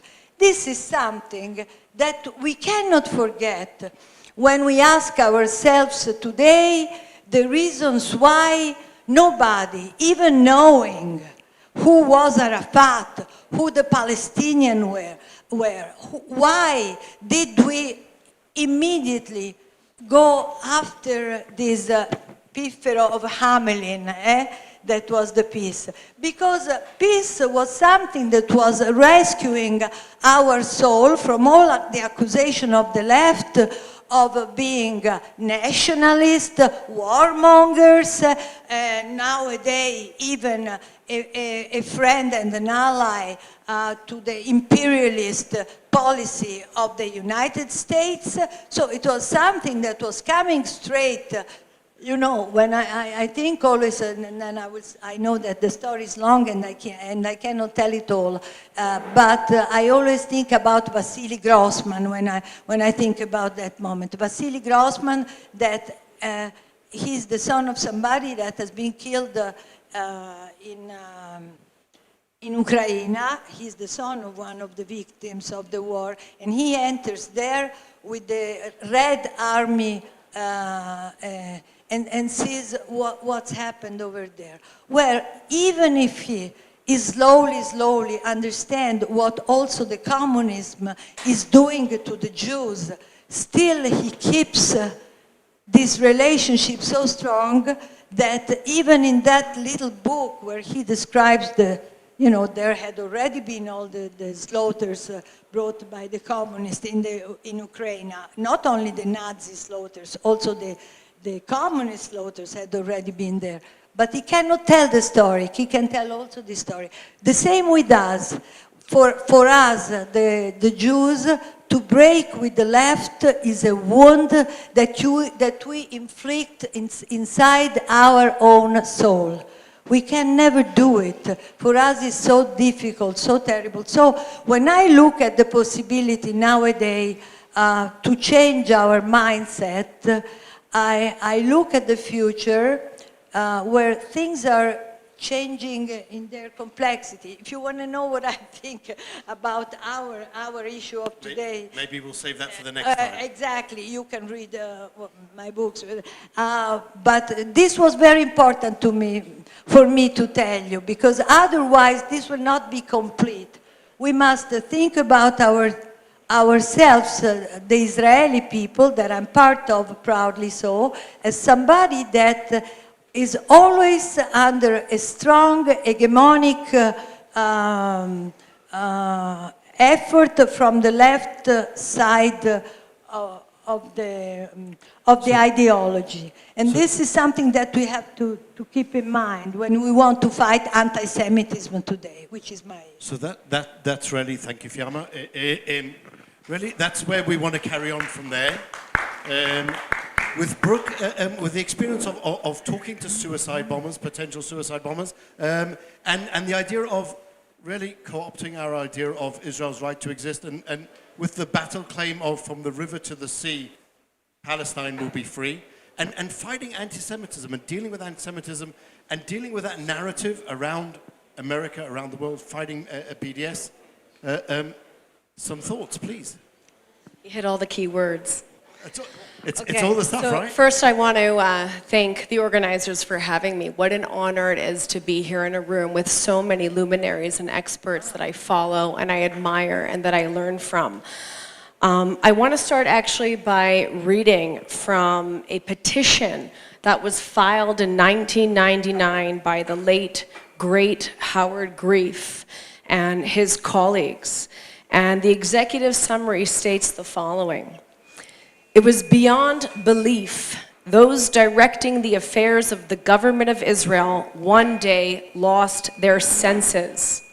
They decided voluntarily, secretly, and anti-democratically to make an agreement with an illegal criminal organization representing a fictitious nation non-existent in anyone's imagination prior to this century. They ceded parts of the heritage of every Jew living in the land of Israel, as well as those outside the country who identify with the aims of Zionism. Now, Howard Grief and his colleagues submitted this petition to annul the interim agreement in 1999 before the Israeli Supreme Court. And they asked the judges for a ruling on the legality of what was done in their name by the government. And his petition so artfully presented no less than 14 breaches of legislative enactments and principles of law, which were found in the interim agreement. The Supreme Court refused to recognize the legitimacy of his petition, declared that this was not a legal petition, rather it was a political position, and dismissed it outright. 16 years later, Palestinian President Mahmoud Abbas went before the UN General Assembly, and he declared that Oslo was dead, and he was going to use, quote, all peaceful and legal means to end the peace process immediately. What was his first step? Incitement to genocide. He declared the Al-Aqsa Mosque, which is the Temple Mount, is ours. Those Jews have no right to desecrate them with their filthy feet. We welcome every drop of blood spilled in Jerusalem. This is pure blood, clean blood, blood on its way to Allah. There are a lot of experts in this room, but you don't have to be an expert to understand the obvious, that Oslo is indeed dead. It was dead from the day it was born. The only people who are deluding themselves, who consider themselves bound by the terms of this failed agreement, is us. Our enemies pretend to care about Oslo, but they simply use it as a means to handcuff us as we deal with existential threats like fighting terrorism. And if you've attended any of the amazing classes by Professor Eugene Kontorovich, you would learn a very basic principle in international law, in treaty law, which is that when one side breaches the terms of a treaty willfully, repeatedly, those breaches can declare the treaty invalid if the other party claims that it is invalid and nullifies the treaty. Why we have not done that is beyond me. Why we continue to exist in a farce made of our own creation is beyond me. We are responsible for the declassification of terrorist groups. We are responsible for turning murderers into statesmen. We are responsible for creating a situation where billions and billions of dollars are going to fund terrorism that has killed thousands of innocent Jews, men, women, and children. And you have to ask yourself, are we better now than we were before Oslo? Before 1993, the PLO committed terror bombings, took hostages, massacred Jewish athletes, sent their own children into the fields as child soldiers and human shields. The day after we signed Oslo, the incitement to genocide just increased. The death toll rose, but what happened? They got more money. They got more legitimacy. And that legitimacy is what has aided the efforts to spread anti-Semitism around the world. The goal has never been to construct a Palestinian state. The goal has always been the destruction of a Jewish state. And recently, the incitement has reached unprecedented levels, where now we are witnessing something what many people have called to be the child intifada, where hundreds and hundreds of innocent Muslim children are being taught on a daily basis, funded by US taxpayer dollars, funded by Israeli dollars too, We allow the PATV to indoctrinate children, to teach them to kill themselves in the name of jihad. We allow UNRWA schools to hire Hamas, hire teachers off the Hamas payroll, invite Al-Qutla al-Islamiyya into the schools, and recruit the children for suicide, homicide attacks. And this, in my opinion, is the greatest crime that we have aided and abetted, which is the premeditated murder of innocent Muslim children, the destruction of the future of both our society and theirs. And despite this ongoing violence, Oslo is protecting these terrorists. They're funded, they're given legitimacy, and we are now guaranteed a never-ending conflict. And to the point that you want me to address, and I'll do so as briefly as possible. In the diaspora, this has enabled anti-Semitism. It has fed into the narrative of anti-Semitism. It has allowed Jew haters to argue that Israel is not legitimate when it acts to protect its citizens. It has allowed people to call terrorists freedom fighters for the state of Palestine. And it's created a huge problem in the diaspora, where instead of advocating for Jewish civil rights, instead of launching a Jewish civil rights movement, we are obsessed with fighting anti-Semitism by pro-Israel advocacy, as we like to call it. It's not Jewish advocacy, it's pro-Israel advocacy. And Jewish students are taught if they want to be advocates, they have to be pro-Israel. They have to memorize a 15-page pamphlet on why Israel is an apartheid state, adopt legal arguments. They have to go to law school, they have to get a law degree, they have to go on the defense, they have to enter into the arena with a shield, not a sword. They have to use terminologies that were invented by our enemies and argue in a paradigm that's a losing one. Two-state solution. Creating another Islamist state in a sea of failed Islamist dictatorships is not a solution to anything. We have to defend against the occupation of so-called Palestinian land.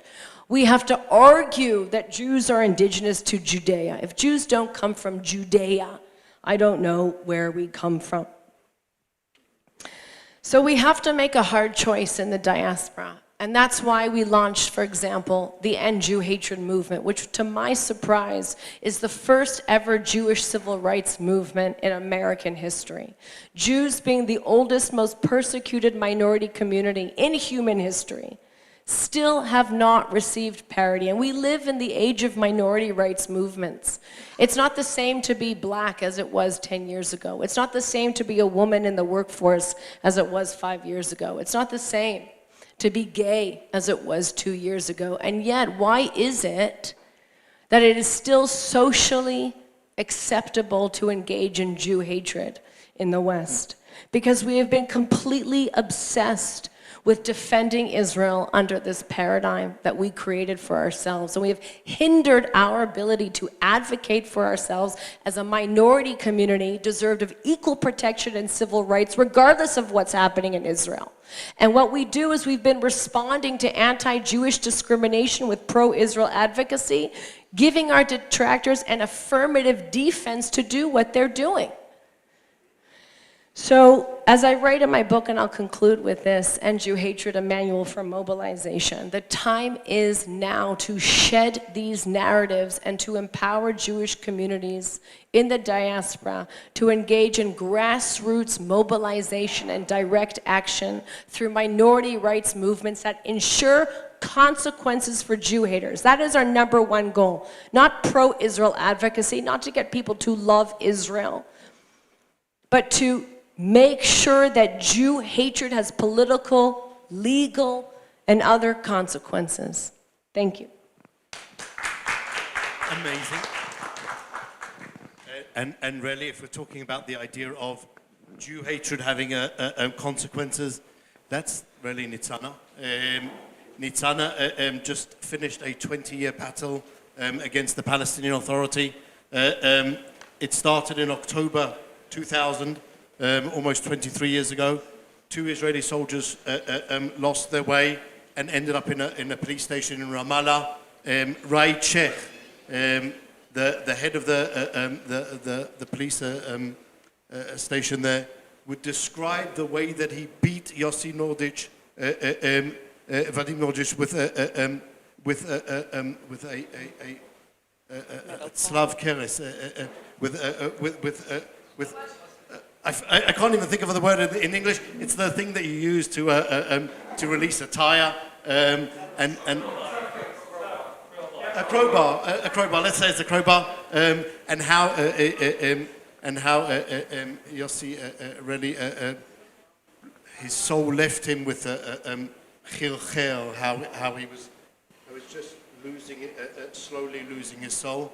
And he told that proudly to his investigators. In court, he stood there with a smile on his face, proud of what he'd done in the name of the Palestinian Authority as a policeman who was meant to be looking after Jewish rights and not taking their lives. Nitzana, tell us a little bit about that whole movement to really make Jewish lives matter via money, because there doesn't seem to be any other way that we're managing to do that.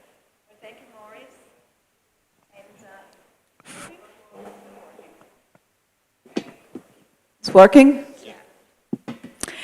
Thank you for inviting me for this very important conference, unique conference. I don't think there are many conferences like this in Israel 30 years after Oslo.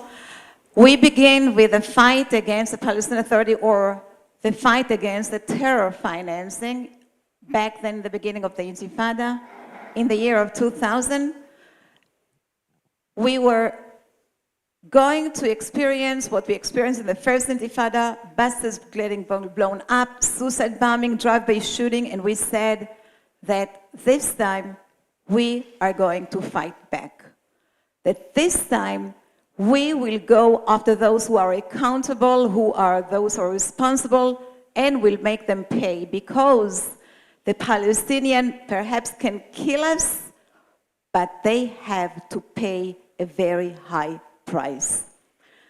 We are waiting for the case to come, and it came very, very sooner than expected. It was the lynching case of the 2 soldiers in Ramallah, and we filed a lawsuit against the Palestinian Authority because it was done by Palestinian policemen in the Palestinian police station in the territory of the Palestinian Authority, clear and cut case against the Palestinian Authority. And we continued filing cases over the 2 years, both in Israel and the United States. And then there was a unit in the Mossad called Harpoon, a secret unit that fought terror financing, that approached us to collaborate with them. It happened after the Dolphinarium discotheque in Tel Aviv, where 28 young people got killed, and the Moment Cafe in Jerusalem, 18 young people get killed, and the Park Hotel in Netanya, 30 guests over Passover set are getting killed, and they asked, perhaps we can work together, accelerate the lawsuits against two things. One, against those who drives the intifada, who directs the intifada, who push and indoctrinate and call people to go and kill Jews, the Palestinian Authority.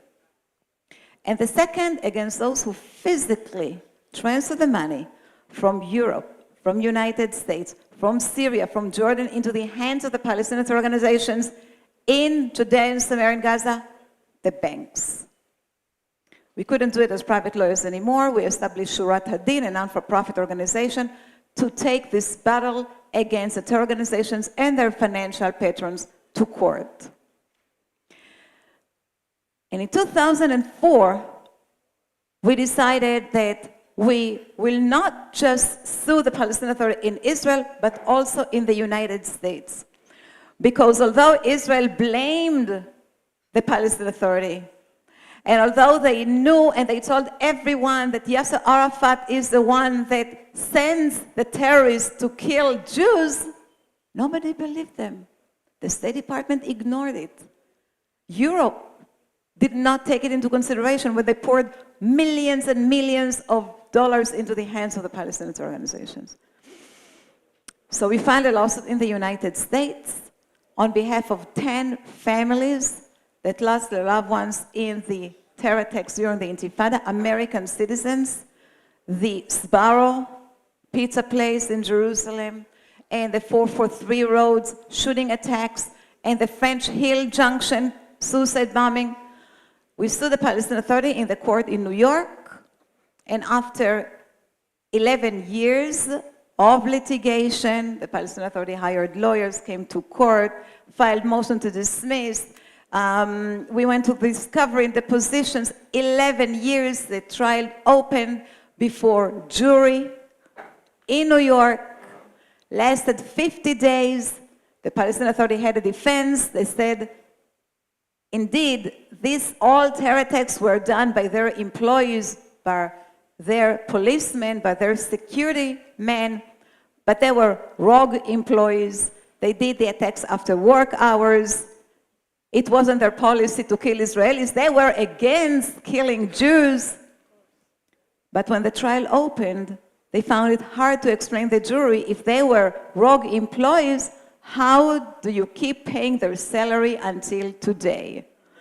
These terrorists that were tried in Israeli court and put in jail in the Israeli prison, serving their sentence, receive a salary from you month after month.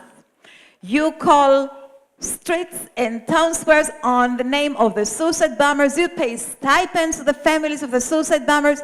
This is not how you deal with rogue employees. This is not where your policy is against killing Jews. So there was no surprise that when the jury came back from deliberation, they gave us a judgment against the Palestinian Authority for $655 million.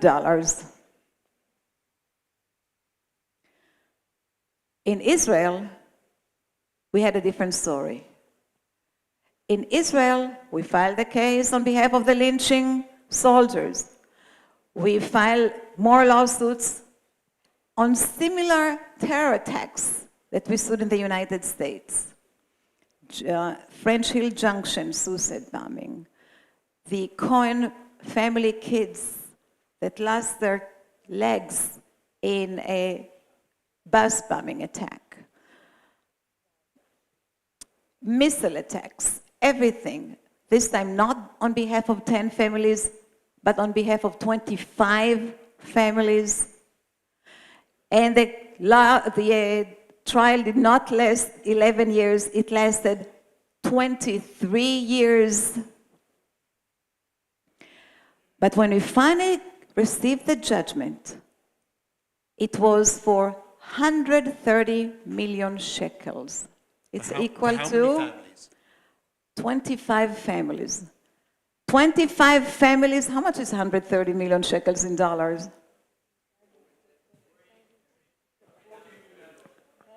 Less than $40 million.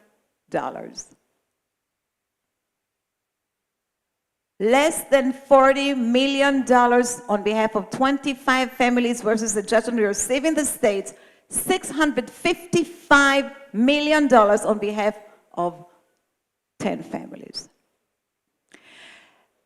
And if that was not enough, the way to collect a judgment against the Palestinian Authority is to put a lien on the tax money that Israel collects for the Palestinian Authority on a monthly basis. This money belongs to the Palestinian Authority, and Israel, by law, is allowed to make an offset and deduct final debts of the Palestinian Authority from this money. If the Palestinian Authority owes money to the electric company, Israel can deduct it. Owes money to Hadassah Hospital, Israel can deduct it. We received a judgment against the Palestinian Authority. The Palestinian Authority litigated this case for 23 years. They had a chance to defend themselves, and they defended it very vigorously, and they lost the case. It's a final judgment.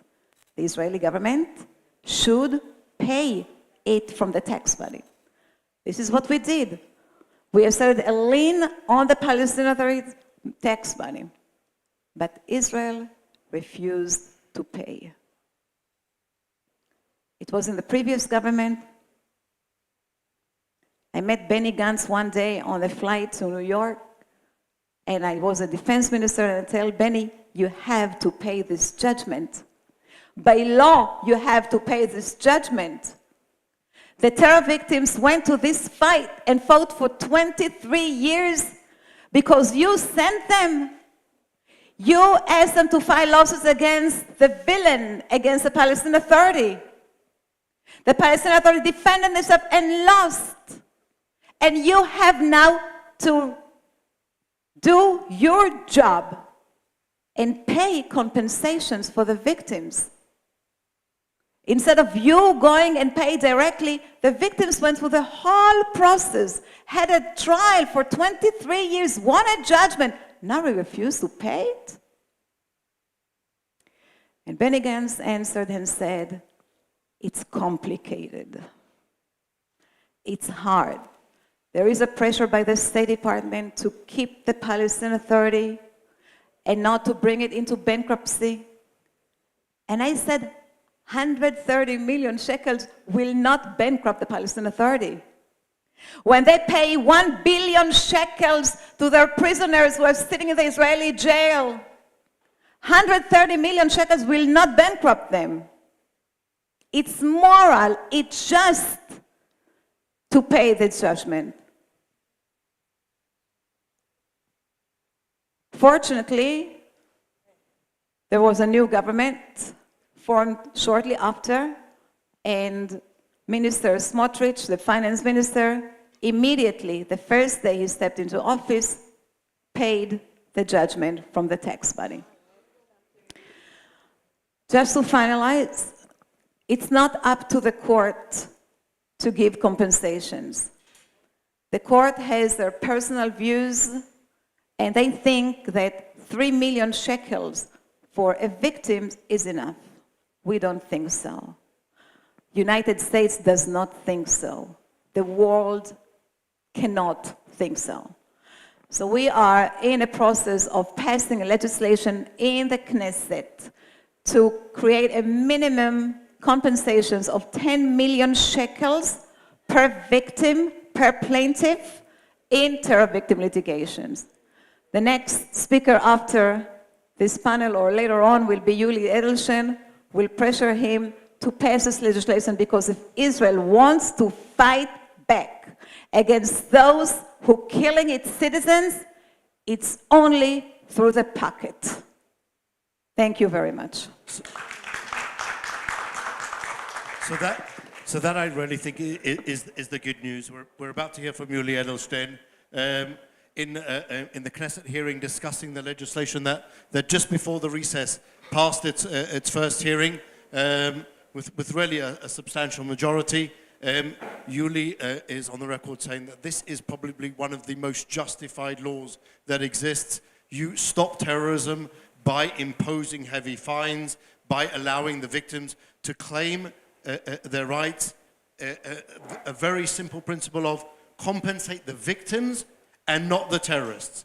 And that's what I think we would hope to hear from Yuli Edelstein this afternoon. Thank you all very much. Really admiration for all of your work. Thank you for coming and for sharing with us some of your thoughts.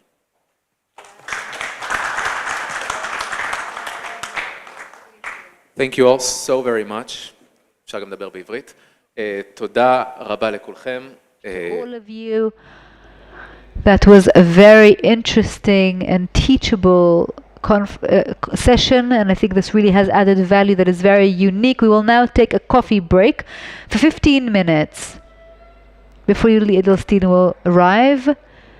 MK Yuli Edelstein is head of the Foreign Affairs and Security Committee. He will be here at 4 p.m.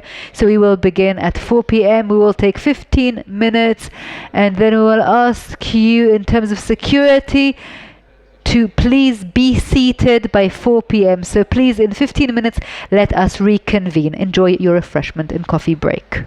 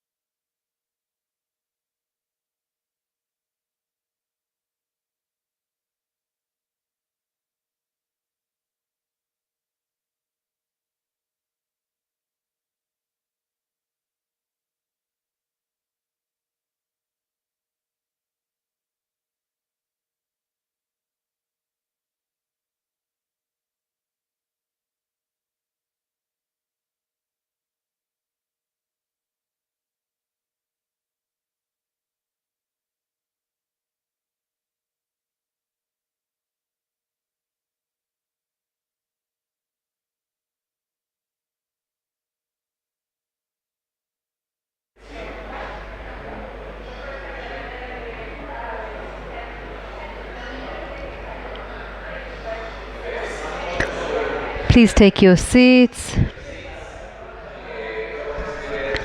MK Yuli Edelstein will be here in just a few minutes, so we would like to respect him by sitting and waiting for him to arrive. So please take your seats if you're not already seated. Thank you.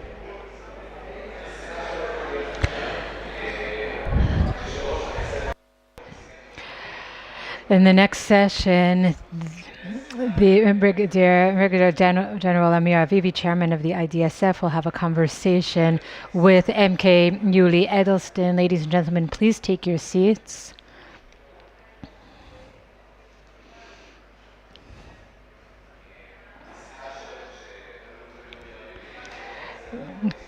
Amir Avivi is chairman of the IDSF, and he will hold a conversation with head of the Foreign Affairs and Defense Committee in the Knesset, Yuli Edelstein, to talk about the law dividing the terrorist families. We are going to cover several important topics that have historical value in the context of Oslo, but also issues related to the current agenda. And we are very excited and very honored to have him here with us today, and we are looking forward to hearing what he has to say about the issues on the agenda, and hopefully it will become a deeper conversation about a vision and principles in the relations between Israel and the Palestinians, and about policy in general and the Zionist vision. In just a moment, MK Yuli Edelstein will enter the hall. Please take your seats. From the security perspective, we will have to be seated when he arrives. Thank you.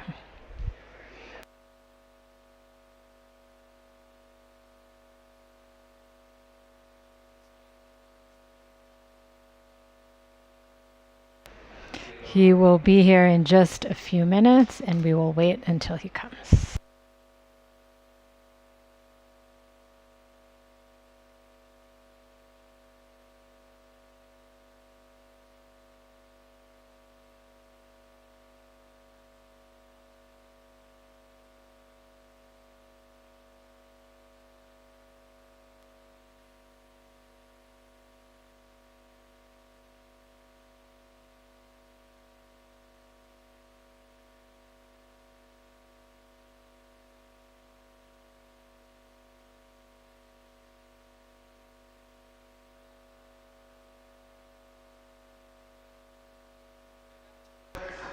While we're waiting for Yuli Edelstein to join us in the next few minutes, I'll tell you a little bit about the two studies that we're publishing today about the day after Abu Mazen, and also commemorating 30 years since Oslo. MK Yuli Edelstein is now here. We will stand up to welcome him into the hall.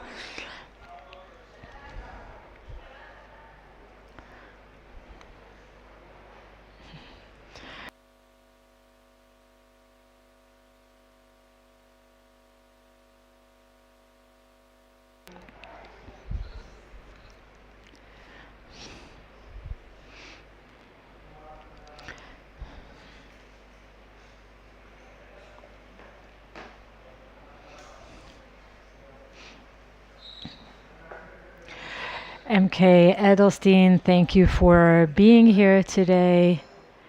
We know that you're a very busy man, and we're honored that you joined us here today. This IDSF conference, along with the Jerusalem Center for Public Affairs.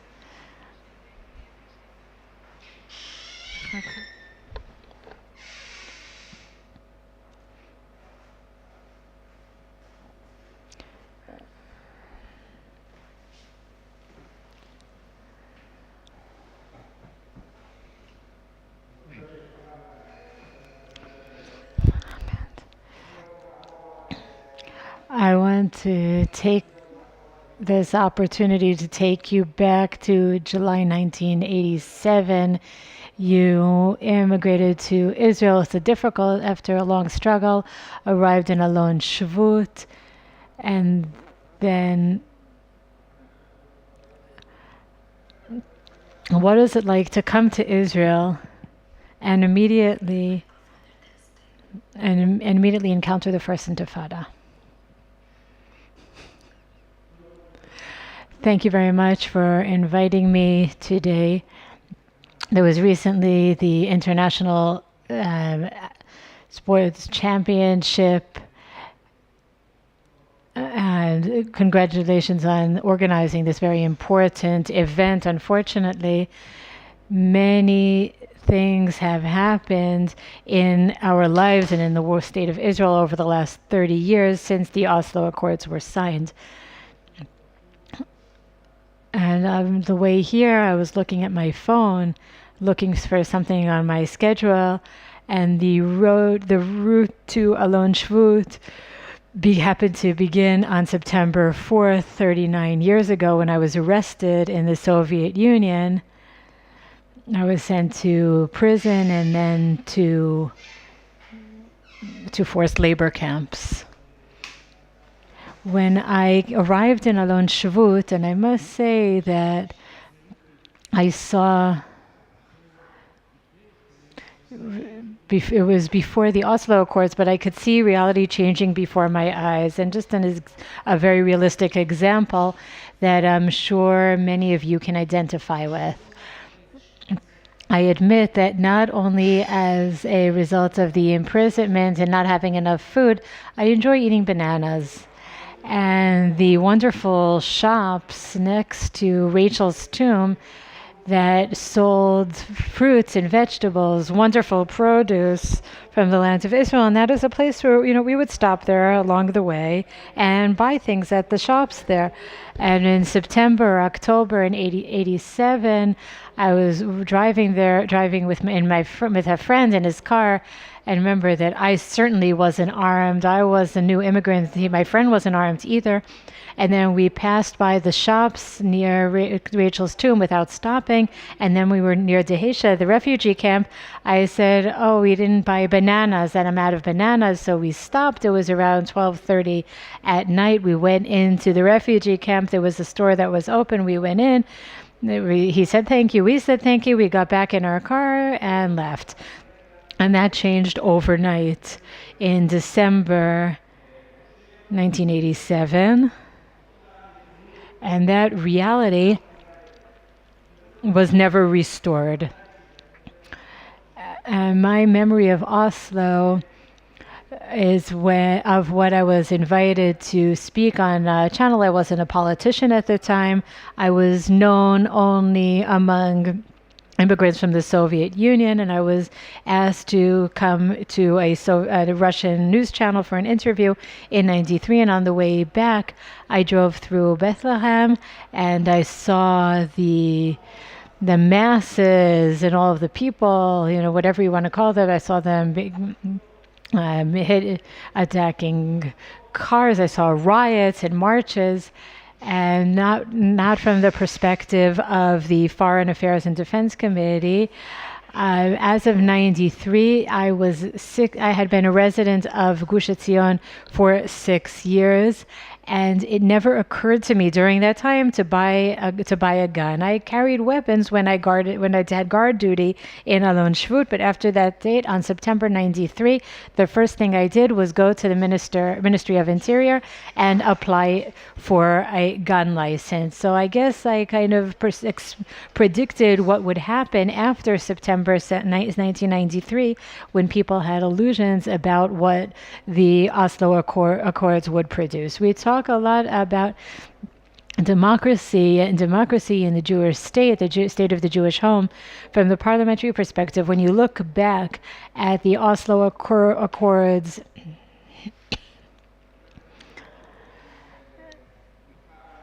going not only from very minimal support to a very dramatic agreement, what is your perception of the critical decisions that were about the national Jewish state that were... How much support do you think there has to be in order to make these fundamental decisions? I want to say something that might be less popular, especially for amongst this audience, and I'm sure that despite the fact that they agree with that, I'm sure that we agree on many things. Knesset members are Knesset members and ministers are ministers. Everyone has the right to vote. I don't want to make a distinction between Jews and Arabs. However, what concerned me at the time, and I said again, I became an MK in 96. During Oslo, I demonstrated on a regular basis. I don't think I missed many demonstrations. I spent a night in a sleeping bag in Jerusalem during that weekend when there were rumors about Arafat being brought to Jerusalem by helicopter over the weekend. But as a Knesset member, I was more concerned about how such a significant vote can be bought. And I know that a lot has happened since then, and now it's considered almost normal. At the time, it seemed that something was not done. And unfortunately, in the votes for the Oslo Accords, it was something that did turn the tables, and it's very unfortunate. The majority in the Knesset decides, but in my opinion, not in that manner, especially not when the issues are so fundamental. I want to take you to the time when you were a member of the 16th Knesset. In the 16th session of the Knesset, you joined the Likud party under Ariel Sharon, and at the time, missiles were already being shot from the Gaza Strip.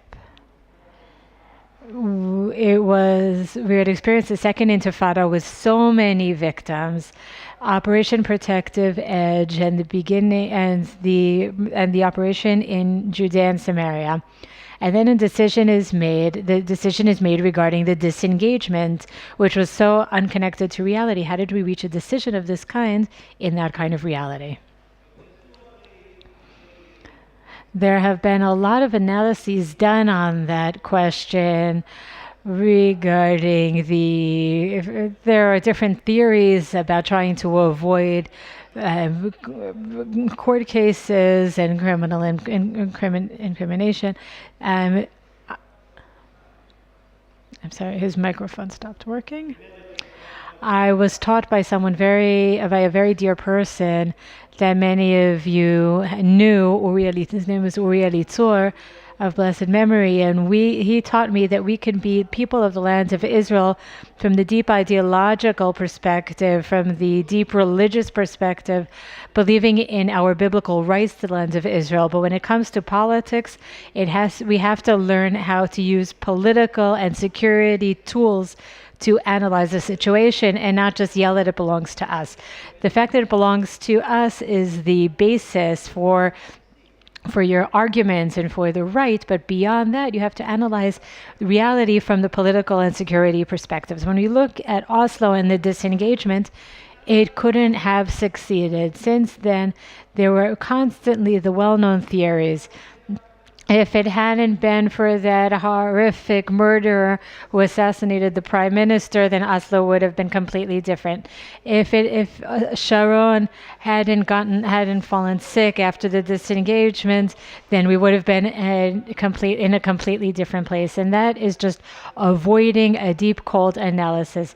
It could not have succeeded because it was done wrong from the very beginning. It was a very quick dash in the wrong direction. And I don't know how to cope with the question about what caused someone like Sharon to go ahead with a disengagement. But I do know that when I first spoke to him, when it began, eventually that stopped. I tried to understand the logic. And I must say that I don't know, I can't explain. But in one of our last conversations, I tried to say something. I said, Arik, explain something to me. I don't understand your logic 100%, but I can understand, and I'm trying to understand what you think about Kfar Tarom, or Netzarim or Gush Katif, or the Gush Katif region. But what about the 3 towns, the 3 villages in northern Samaria? What is the problem with that? Why do you have to withdraw from those areas? And he gave me a short talk lecture about after we reach the recognized international border, so that the world sees that we disengaged and we're no longer responsible for the Gaza Strip. Is that the case? Does the world not hold us responsible for everything that happens there?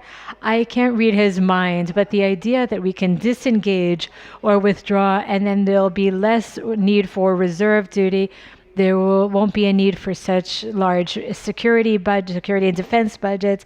We'll reduce terrorism because the Gaza Strip will suddenly become Singapore, as Shimon Peres once said. That theory wasn't right from the onset and collapsed over time. And I'm just one final statement. I'm sorry if I'm taking more time than I'm entitled to. It just hurts me. The disengagement is painful to me until this very day. So whenever we talk about it, I have a lot to say. There was an issue in the British Parliament. I spoke before the British Parliament, not the plenary, because there are only maybe people like the U.S. President speak.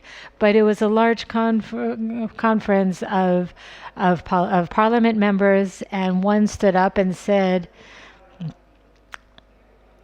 don't you realize that settlements are an obstacle to peace? And I said, I respect your approach. I have a different approach. But this is an ideological case in which I say one thing, you say another thing, and we can continue arguing forever. But it has been tested in reality. There was a plan, a disengagement plan from the Gaza Strip. There is not a single Jewish settlement or Jewish community, as I prefer to call it, in the entire Gaza Strip. There's not a single Jew, not a single soldier. It has been the theory has been tested, but it didn't change anything. So you may be right, but there may be other reasons, but there are obviously other reasons for the lack of peace other than your theory. And I must say in his credit that at the end of the lecture, he came to me and said that I never thought of it from the perspective that I presented, and there was room for thought. And as in the Foreign Affairs and Defense Committee, I constantly hear about how many battalions we have in Judea and Samaria, and if we didn't have the settlements and the soldiers would be training for the right wars, we have to remember that we proved without any reasonable doubt that withdrawing or escaping to an international border, quote unquote, does not save any type of budgets or save face with the international community. We are publishing a study that we did that shows about the number of victims of terror attacks since Oslo, which is 9.5 times more annually than from the establishment of the State of Israel until Oslo. And that is an incredible statistic. And I want to connect that to the importance of compensating the victims of terror. We know this is a very sensitive issue, and we don't even meet the American standards. It's easier to receive compensation in the U.S. than in a terror-stricken country like our own. So I want to talk to you about how we can advance the law for compensation for terror victims. The statistic that you presented is absolutely correct, and I'll say something that may be surprising, but there is a lot of logic in the statement that you made. We once talked about that in the Knesset, and a senior officer talked about security before and after, and I said, you don't need theory. I remember my reserve duty. I didn't do anything very extreme, but I did my reserve duty not far from my house, not far from where I live. I did reserve duty, and I remember escorting school buses with students, with children, or running patrols with cars. None of the cars were protected, were bulletproof. And in order not to delay the bus, we would ride in one of those small Citroen cars. And I told this officer, I said, if you put soldiers in those areas to escort buses, and would you give them a car like that? You'll give them a vehicle that's protected, that's reinforced. Obviously not. So at the time, if there was a big deal about every shot that was fired in the area, even if there were no casualties, just hearing the sounds of gunshots, it's something that would have everyone on their feet. But now it's something that no one even mentions. Sometimes not even, it's overlooked if no one is killed. But when it comes to the law, I want to thank you for your question, because I hope that once we are successful in completing the legislation process, it will be an enormous achievement. And sometimes, how do you know that something is good? That when people say to you, why didn't I think of that beforehand? And an American Jew, Sandra Garber, some of you may know him, very enthusiastic, and he starts convincing MKs that they have to pass a law based on the American model, as you described. Families of terror victims go through hell trying to get the compensation that they are entitled to from the PA. It involves lawyers and bureaucracy, and it doesn't always come to a satisfactory end. I don't want to make comparisons, but like other victims of violent incidents, they have to testify. It's a very long and painful process. So our friend Yitzhak Pindrus is leading the initiative, and I thank him for his efforts. His bill suggests not needing to provide proof, and if the PA pays the families of the terrorist or to perpetrators of the terror attack, if they are not in Israeli prisons, then there will be a clear eligibility to the family of the Israeli victims for compensation from the Israeli government. We're still fine-tuning the law. It's still in process of being developed. There are cases making distinctions between different types of victims, but the main point is that we want to formulate a wording that will not require families in their condition, families of victims, to have to engage in long legal discussions and pay lawyers and appear before courts, etc., in order to argue their case. So that is very simple. It should be very, very simple and straightforward. At the beginning, everyone was in favor until suddenly someone, I don't want to say any names, but suddenly someone said that it's against the policy of the cabinet, and it will cause the PA to collapse. So instead of just waving off that argument, I want to say that this is money that has been frozen by the PA, and it is available to Israel. And why is it frozen? Because the PA, contrary to the Israeli law that was passed by a vast majority, that said that the money is frozen, the PA money is frozen because they pay salaries, pensions, and stipends to terrorists. So, but despite the fact that all of the security forces believe that the PA does not want or is not able to stop making these payments to the families of terrorists, this money will remain frozen. So this has absolutely nothing to do with the financial situation of the PA. The PA will not collapse because of these payments, because the money won't be going to the PA at any time soon. So it might as well go to the families of victims or serve other valuable purpose.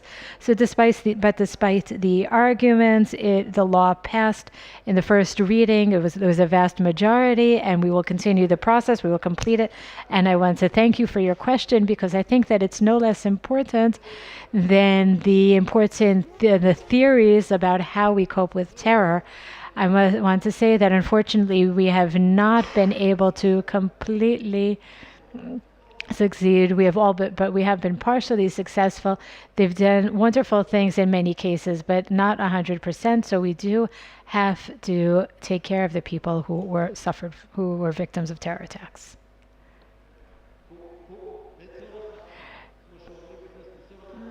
For the protocol, I would say that the petty cash was said cynically. Obviously, it is a lot of money that we're talking about, and that is the way it should be, because a family that loses a family member to a terrorist attack, it deserves large sums of money, not 50,000 shekels. We're talking about millions of shekels, and they deserve that money. I don't want to give a specific number because we haven't formulated the actual sums yet, but we're talking about millions of shekels.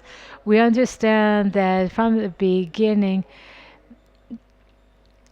that allowing a murderous terror organization to lead the Palestinians and maybe sign an agreement, a peace agreement with that organization would not be successful, but we don't see the government offering an alternative, especially considering the fact that Abu Mazen is on his way out of the picture. There are a lot of dramatic things that could happen after Abu Mazen is no longer head of the PA.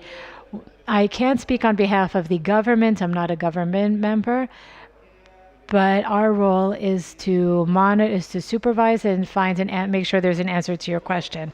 I completely agree, and it's not surprising because you're very familiar with this field. For many years, as the chair of the Knesset speaker, I attended many committee meetings, and this question came up all the time. What will happen after Abu Mazen is no longer in the picture? And then there are all different MOs and different scenarios, and what will happen in all different cases. But there really isn't a single answer, and there can't be a single answer, because we have to understand that the nature of a regime like the PA is not something that can produce a clear successor. Sometimes the leadership goes from father to son, but in a regime of this kind, there is never a clear successor to the current leader. So there are a lot of different scenarios, a lot of different theories. One thing that we discussed was as follows. I'm not someone who takes things lightly. I like to think a few steps ahead and understand the alternatives. It's very easy to say that we could destroy the PA, it'll collapse. I want to say, what happens if we dismantle the PA? Who will take responsibility? When it comes to security issues, obviously they cannot and do not want to handle those aspects. But when it comes to everything else, civilian issues, they still have at least a partial ability to monitor and handle those infrastructures. And I want to know who will be taking over. But what concerns me, there are some people that say we have to support the PA, some not to support the PA.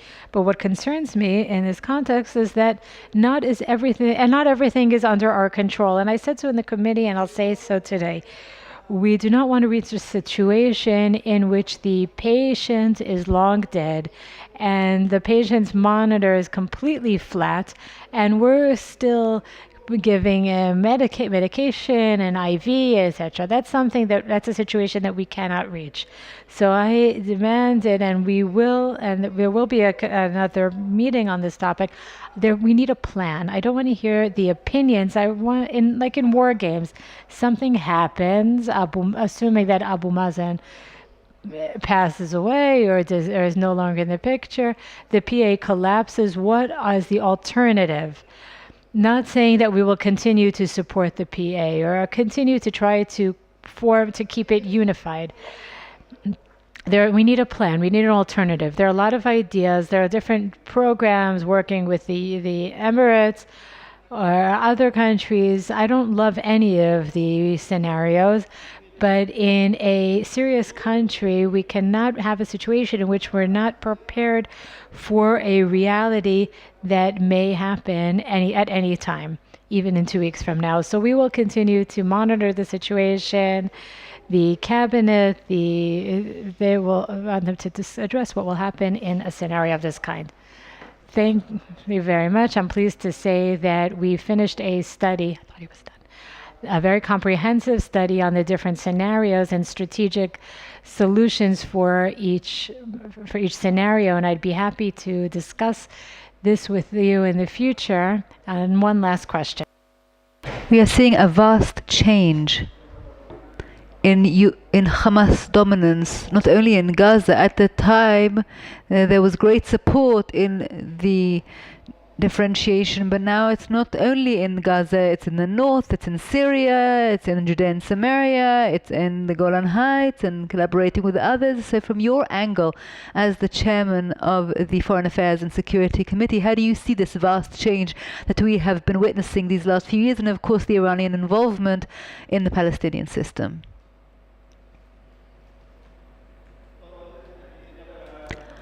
I would suggest dividing it up, to start from the end. Iranian involvement is felt in everything that happens in Gaza, in the West Bank. Now, do not get confused. It doesn't mean that from a tactical perspective, on a tactical level, some Iranian is telling a person tomorrow you will be at this square and commit suicide with a bomb or shooting or anything like that.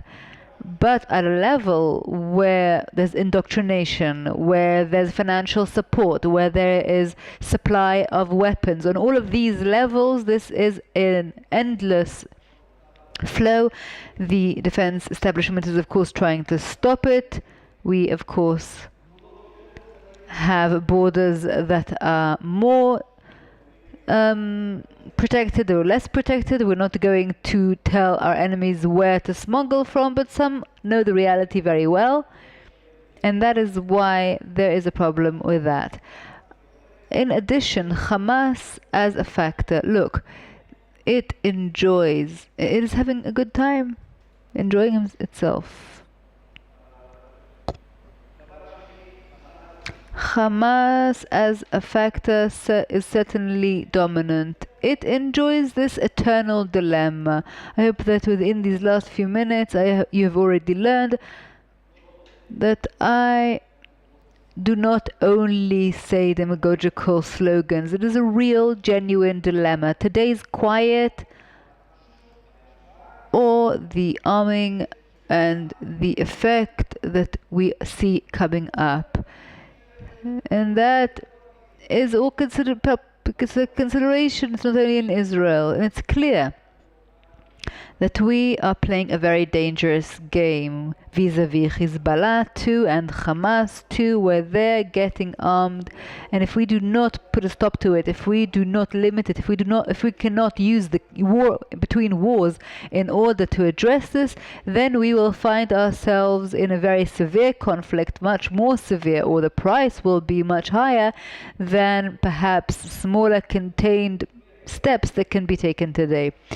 And Hamas is feeling resilient, and therefore we go into Judea and Samaria more, and there are more attempts to try and influence Israeli Arabs, including in the Negev, and so on and so forth. But in terms of the committee, what we can and should do is to really see in the material that no red lines are being crossed that are perhaps invisible, or maybe not invisible, but if you look closely, if you really know the material backwards and forwards, and you know when to say stop. We can no longer see them building their power and getting armed, and we must respond, even if it is not popular, even if it sounds like we started it. But unfortunately, otherwise the results and outcomes can be very, very harsh in the conflict that will develop. Your committee engages in security, but it's foreign affairs and security, so it also engages in foreign affairs. And we hear a lot about the matter of Saudi Arabia and the attempt to bring about normalization and to promote this process. We're not supposed to discuss this. We're talking about 30 years to Oslo. But the reason I'm asking this question in the Palestinian context is that we see that the Americans are quite determined to bring the Palestinian issue into this equation, and I want to know what your personal view is on what the red lines Israel should have and the tension between the very big importance of normalization of Saudi Arabia, not only because Saudi Arabia is what it is, but because it is the leader of the Sunni world, and that will probably bring with it many other agreements vis-a-vis what we are willing or not willing to do in Judea and Samaria. First of all, you phrased this very well in terms of who is trying to bring the Palestinian issue into this. The Saudis, less so. I don't want to say something irresponsibly, but I want to tell you without a smile. And I admit that just a while ago I said that we need to be able to analyze things with insight and politically and coldly, but what can we do?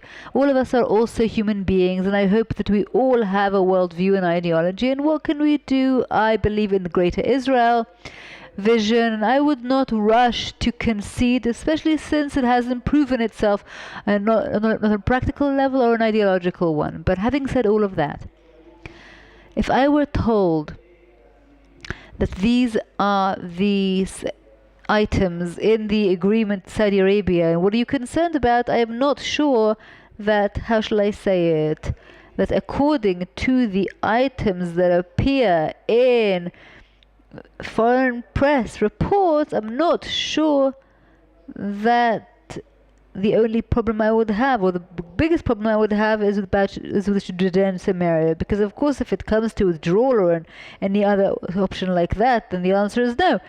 But there are far more sensitive and problematic items in this potential agreement, and here too we will once again have to face a dilemma. Of course, this agreement will be very important, no one doubts that, but when it comes to cost effectiveness, we must think about how we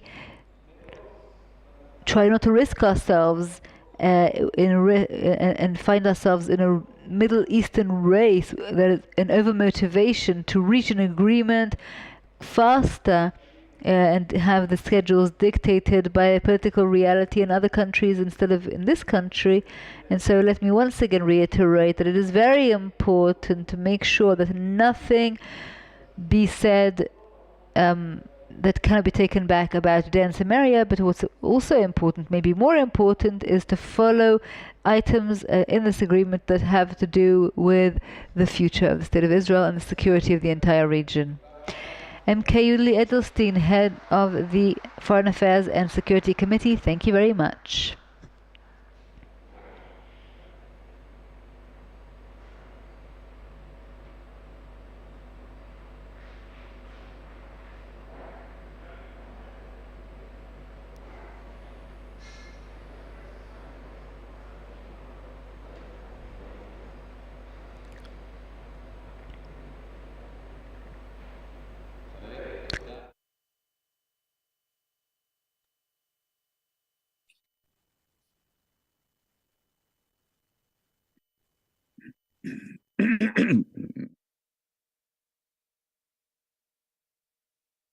Like to hear what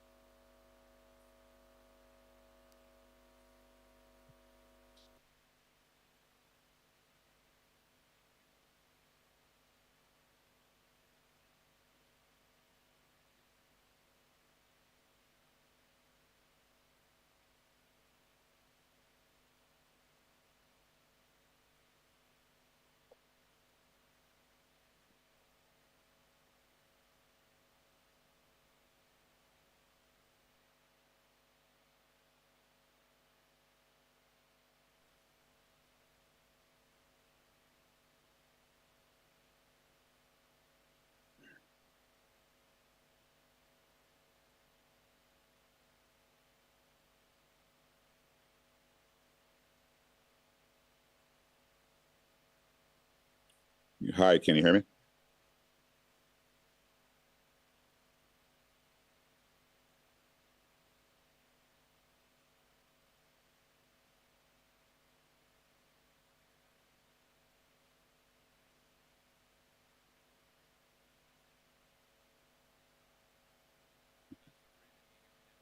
Hush.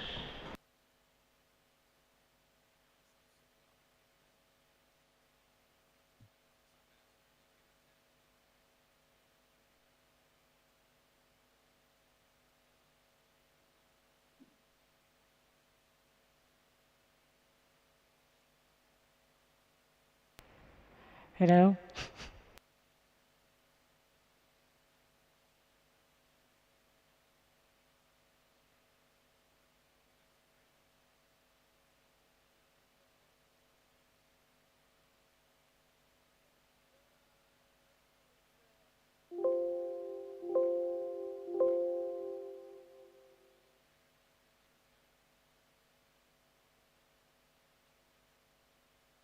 Hello?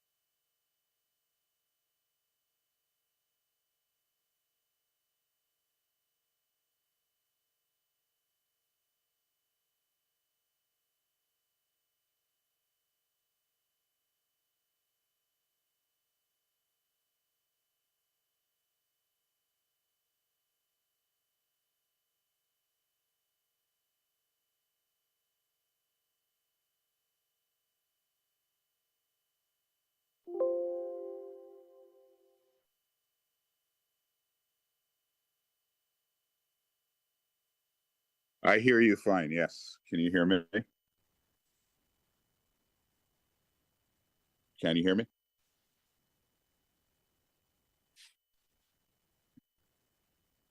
Hello?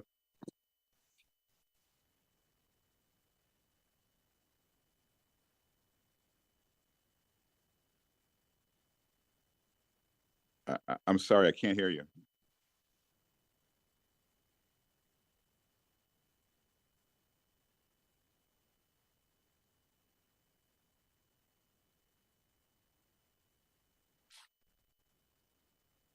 Now I can hear you, yeah.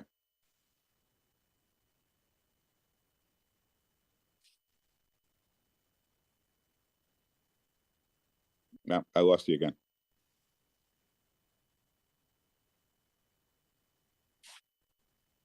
You can't hear.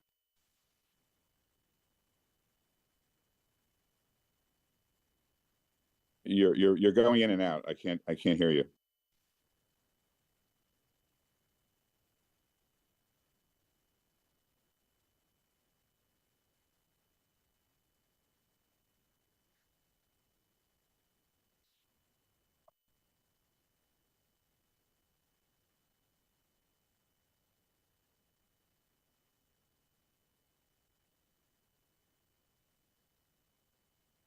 I'm sorry. I hear 1 out of 10 words. I can't hear.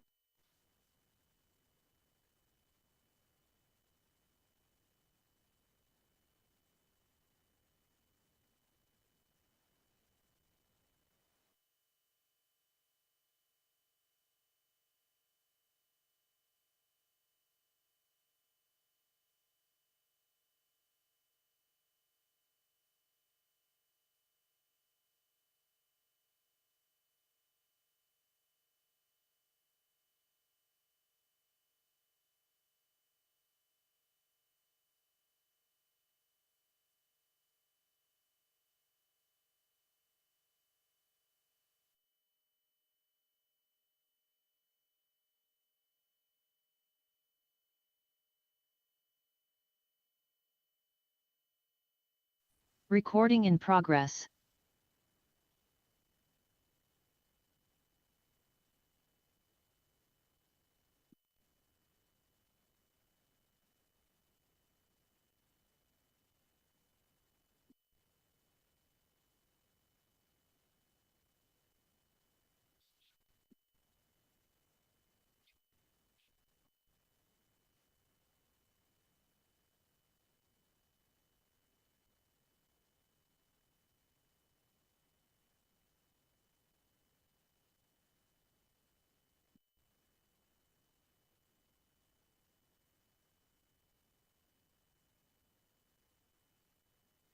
I hear you now.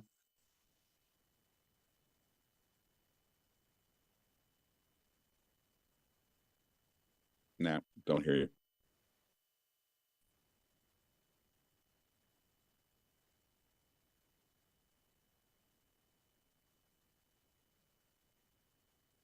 Guys, are we on? Are we off? What are we doing?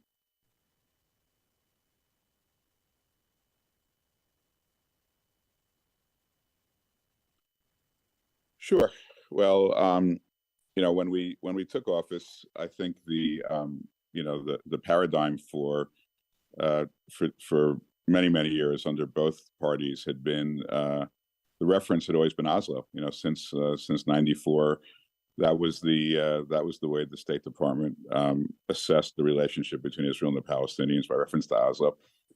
So we thought, well, we better study it a little bit and understand it a little bit better. And I started reading, the documents, and the first thing that struck me was how ambiguous it was. It had huge holes in terms of how it could be interpreted. And just by way of example, Israel had the ability to retain territory that was that it needed for its national security.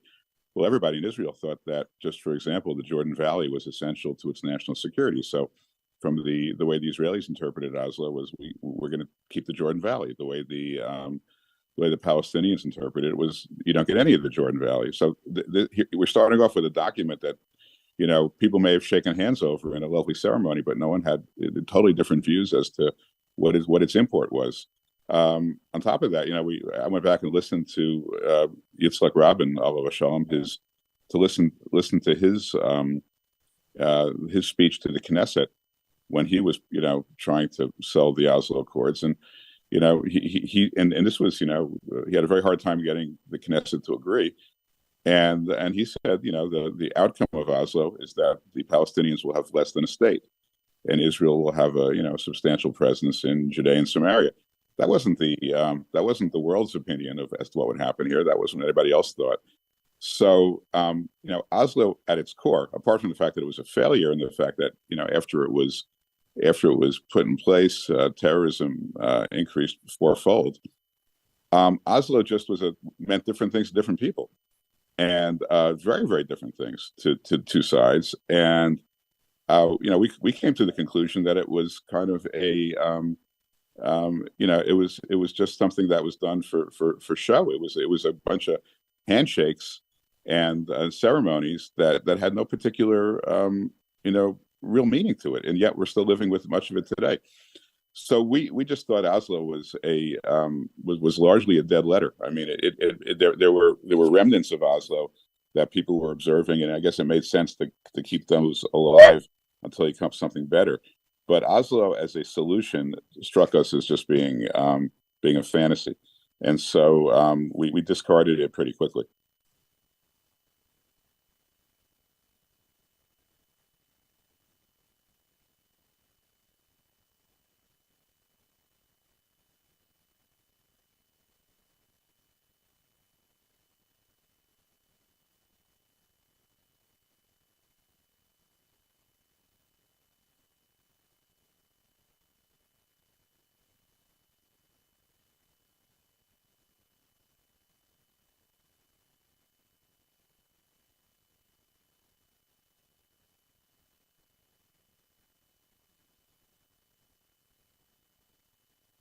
Well, it was astounding to us that the Palestinians would boycott a conference in which some of the biggest sovereign wealth funds in the world, some of the biggest investors in the world, were getting together for the sole purpose the sole purpose of coming up with a means of financing, better infrastructure, healthcare, education within territories that were being in which Palestinians lived.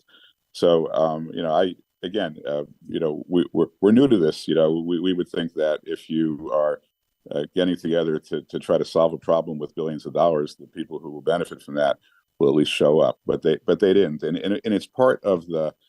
It struck us it was all part of the same problem, that somehow the world has, including America, has permitted expectations to rise with regard to the end state of the Israeli-Palestinian conflict, which is so unrealistic that inevitably it's going to end badly. It's going to end with a lot of frustration on the part of both sides. And so look, the goal of that conference, the goal of the larger efforts was to take a step back from the real difficult political issues, from the territorial issues, and find ways to create better facts on the ground.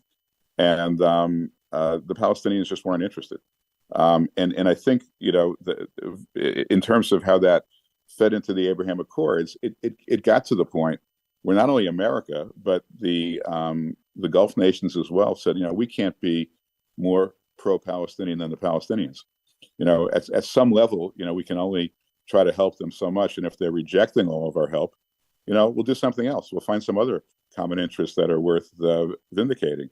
And of course, that led to the Abraham Accords, where some of America's allies, both Israel and the UAE and Bahrain and Morocco and others, they concluded that their interests were better served by being normalized with Israel, notwithstanding the objection to the Palestinians. And it all is just another saga, chapter 12 of Abba Eban's prediction that the Palestinians will always miss an opportunity.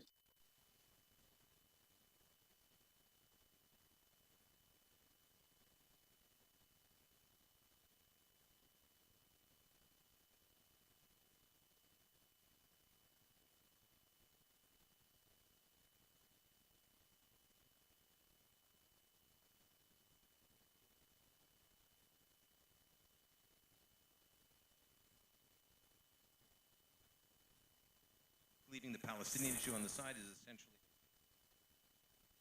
Well, I hope that's the case. I mean, it's this area is so dynamic. I hate making predictions that are that all-encompassing, but I think we're heading certainly in that direction. And I think look, I think on the issue of Oslo as it relates to all of this. I mean, the way we looked at Oslo, and I think the way that we've managed to convince some of our friends to look at Oslo, is that Oslo was really kind of a test. It was a trial balloon. It wasn't more than a trial balloon because it had too few details in it, but it was a test. And the Palestinians were given the opportunity to show that they could live side by side with Israel. And of course, they began with Area A and Area B, where most of the Palestinians lived, and they were given a test to see if somehow they can make this work. And the reality is they flunked the test. I mean, I think we have to be very, candid about this. They just failed the test. They failed because of their leadership. They failed because of the break between the PA and Hamas. They failed because of the corruption. That they failed for all kinds of reasons. But I don't think anybody's interested in giving them a second chance. And I think that people, the one thing which I hope the Abraham Accords signals to the Palestinians is that we all have to find another direction. I mean, it's not that, no one's expecting the Palestinians to all of a sudden get religion and say, you know what, the train is leaving the station, we better jump on board. That's not going to happen. We need to find, I think, a completely different paradigm where the peaceful Palestinians live side by side with Israel, and Israel has the right to finally defeat those who want to destroy Israel, and drive it into the sea. You got to divide the population into those two camps. Embrace the ones that want peace, but absolutely win that battle finally with those that don't.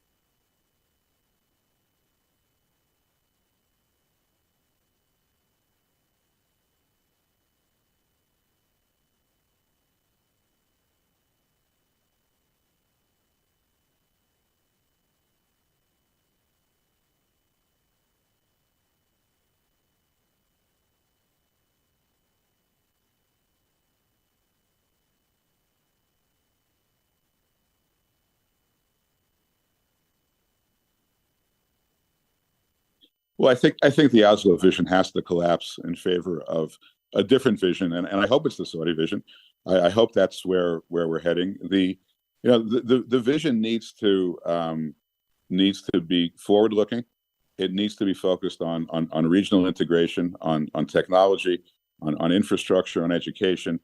It can't go backwards and talk about whether or not the Jewish people really have ties to Judea and Samaria. It can't go back to these kind of ancient discussions that go nowhere and just make people angry. And I think it has to recognize the fact that the Palestinians, however just people may think their causes, and I'm one who thinks that the Palestinian people have been very disserved by their leadership. However you view that, you can't do any harm. You can't make things worse, and you make things worse by experimenting with a new state smack dab in the middle of one of the most volatile regions in the world that's likely to be taken over by terrorists. That's not good for the Saudis, and it's not good for the Emiratis, and it's not good for Israel. And hopefully they can all agree on that. And hopefully America will wise up, because the one country that doesn't recognize that, or the two groups are the United States and the EU. They're the only ones left in the world who actually think that there is a benefit that will come from creating a Palestinian state that undoubtedly will turn terrorists in relatively short order.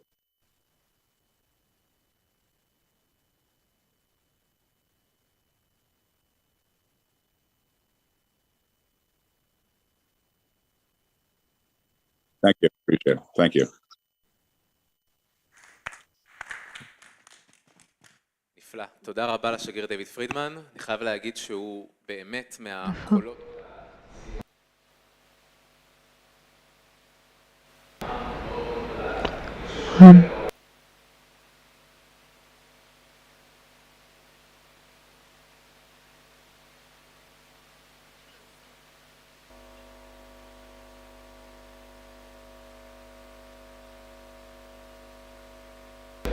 One, two.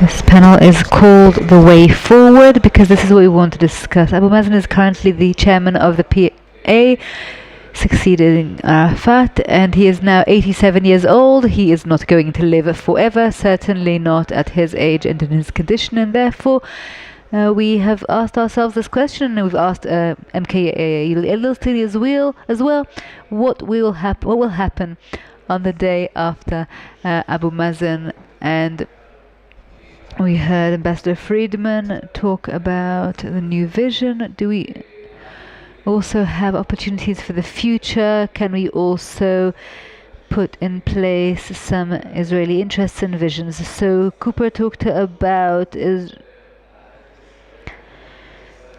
how should Israel prepare as far as it's concerned for the day after Abu Mazen? The floor is yours.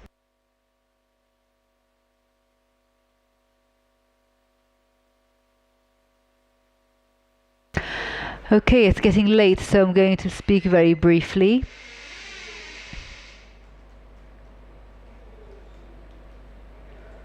We find some internal tension in how Israel addresses what is happening with the Palestinians. We understand that what we are feeling is very frustrating. The PA is only very partially functioning, especially when it comes to doing what it has committed to do as part of Oslo. It only just conducts itself on a civil level and also in a very limited way. On the other hand, we have Hamas. People talk about this less, but I now have an article out called What Do We Do with Hamas as part of the Middle Eastern Forum. And in it I said that if the moment will come when Hamas will have enough, then we will need another policy vis-a-vis Gaza as well. And here too, with the Palestinians, we know that when we see Abu Mazen and he's 87 years old, his father lived to 104, so I don't know what that means, but he may, near the end of his days, he may have to retire from the political stage, and he doesn't believe in it. He obviously thinks he's immortal, but that may happen. And we ask ourselves, what do we do with this reality? Because on the one hand, we have this framework that we have built, and it's become an integral part of our life. Oslo, the Palestinian Authority, how can we even imagine a world without it? It's been around for the last 30 years. On the other hand, we are very, very, very frustrated with the content that fills this PA, whether it is Abu Mazen's policy, and he is already the positive hope, or anyone else who may actually come after him, who doesn't seem much better than him. And we would very much like to be in a reality where there is a Palestinian Authority, but the content in it is much different. One that promotes some kind of peace, some kind of idyllic peace between Israel and the Palestinians.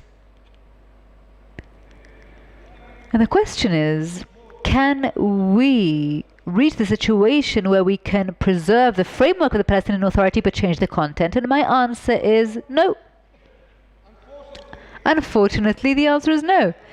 The Palestinian leadership today has no figure, no person who can take upon themselves any new, refreshing approach of promoting peace with Israel. True, the only hope we do have is that the continued development of the normalization process, bringing Saudi Arabia into the picture and so on, will in time, in some years' time, leave the Palestinians to think about this and make a difference, make a change. But right now there is no one in the leadership that can do that, and that's why when we look at the realistic scenarios, not the kind of wondrous scenarios that maybe could have been, and that which would be a change of direction in the PA and a change of content, Mordechai here is reading the booklet so well and so intently. But another change may not have been bad either. If we would have gotten to Moti Keidar's famous Emirati scenario, but that too unfortunately doesn't look like it's happening tomorrow morning unless it'll happen in another context. So what are the scenarios that are possible? There are three. The first is that Fatah will continue to be in power either through Hussein al-Sheikh and Majid Faraj, who we know are not very popular, not very charismatic. Their chances of getting support is very slim, are very slim, and they are seen as part of the corruptive mechanism of the current Palestinian leadership. But it doesn't matter how corrupt they really are, that's how they're being seen. And the chances of their garnering the kind of support they need in order to stay in power is not very high. The security apparatus will probably support them, maybe some of Fatah too, but they will have to face challenges and we're not sure they will survive them.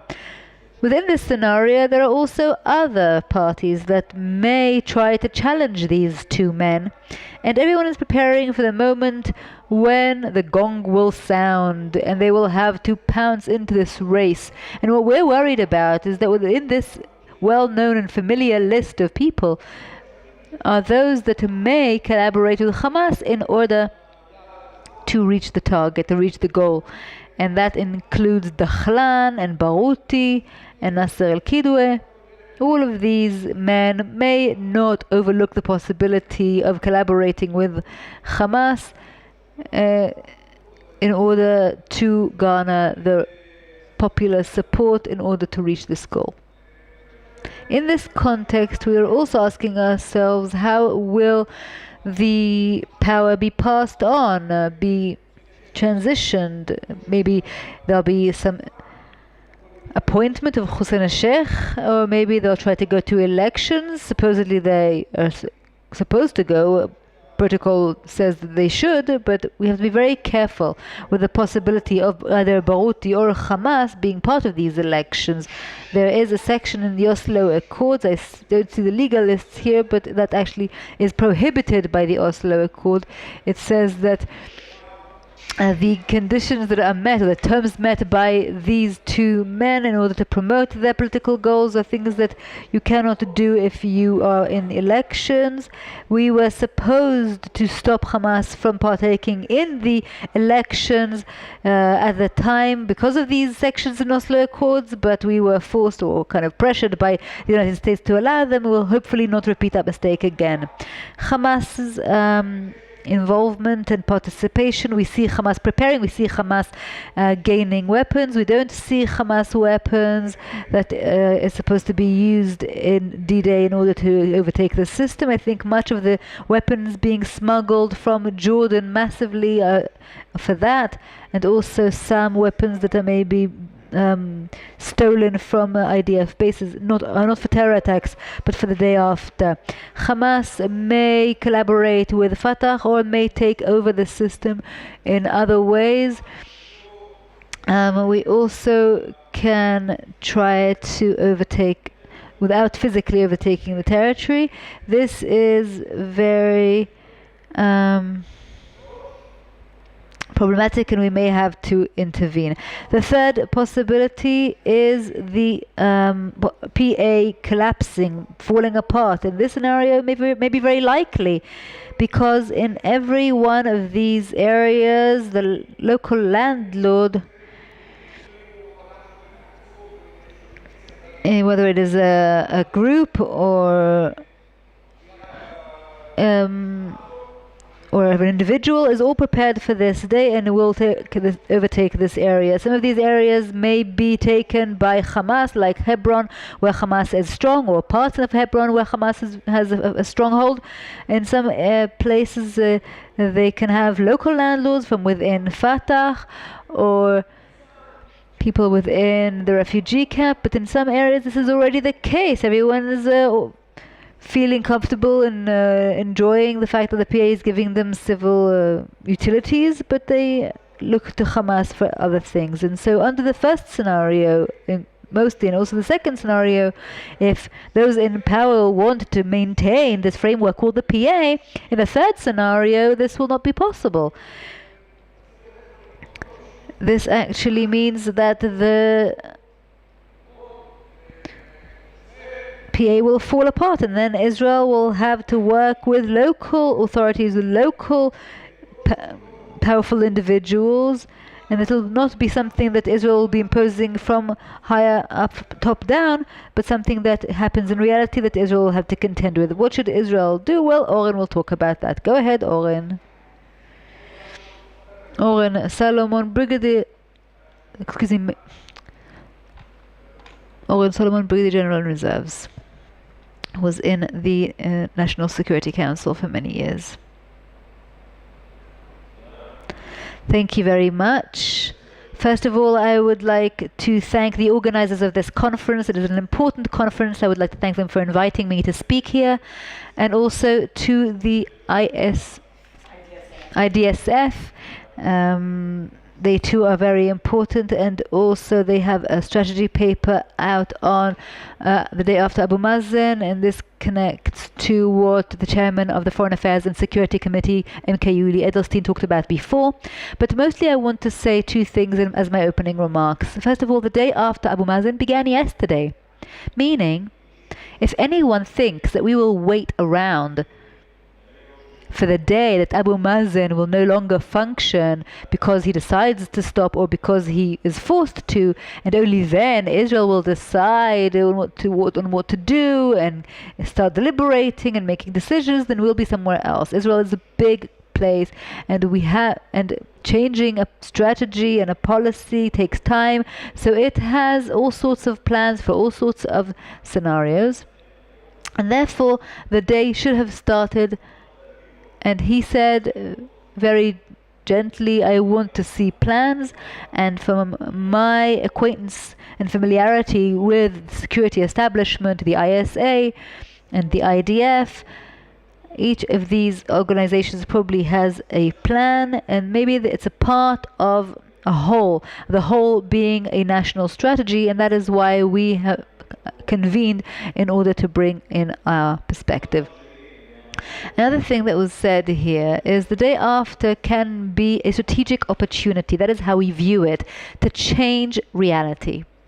If we look at the purpose that we have put here, divided into two, we'll soon move on to the next slide. The purpose says, in general, that we will want to see a change, we will want to see a transition in power, we will want to see new leaders stepping up, and we will want to see a return to the Oslo Accords, a return to meeting the terms of these agreements. And of course the question is, how do we do that? Well, we analyzed that, and I will address that in a moment. First of all, we analyzed incentives, but we also looked at an organized strategy that ultimately we will be able to adapt it to any change, and we will present that.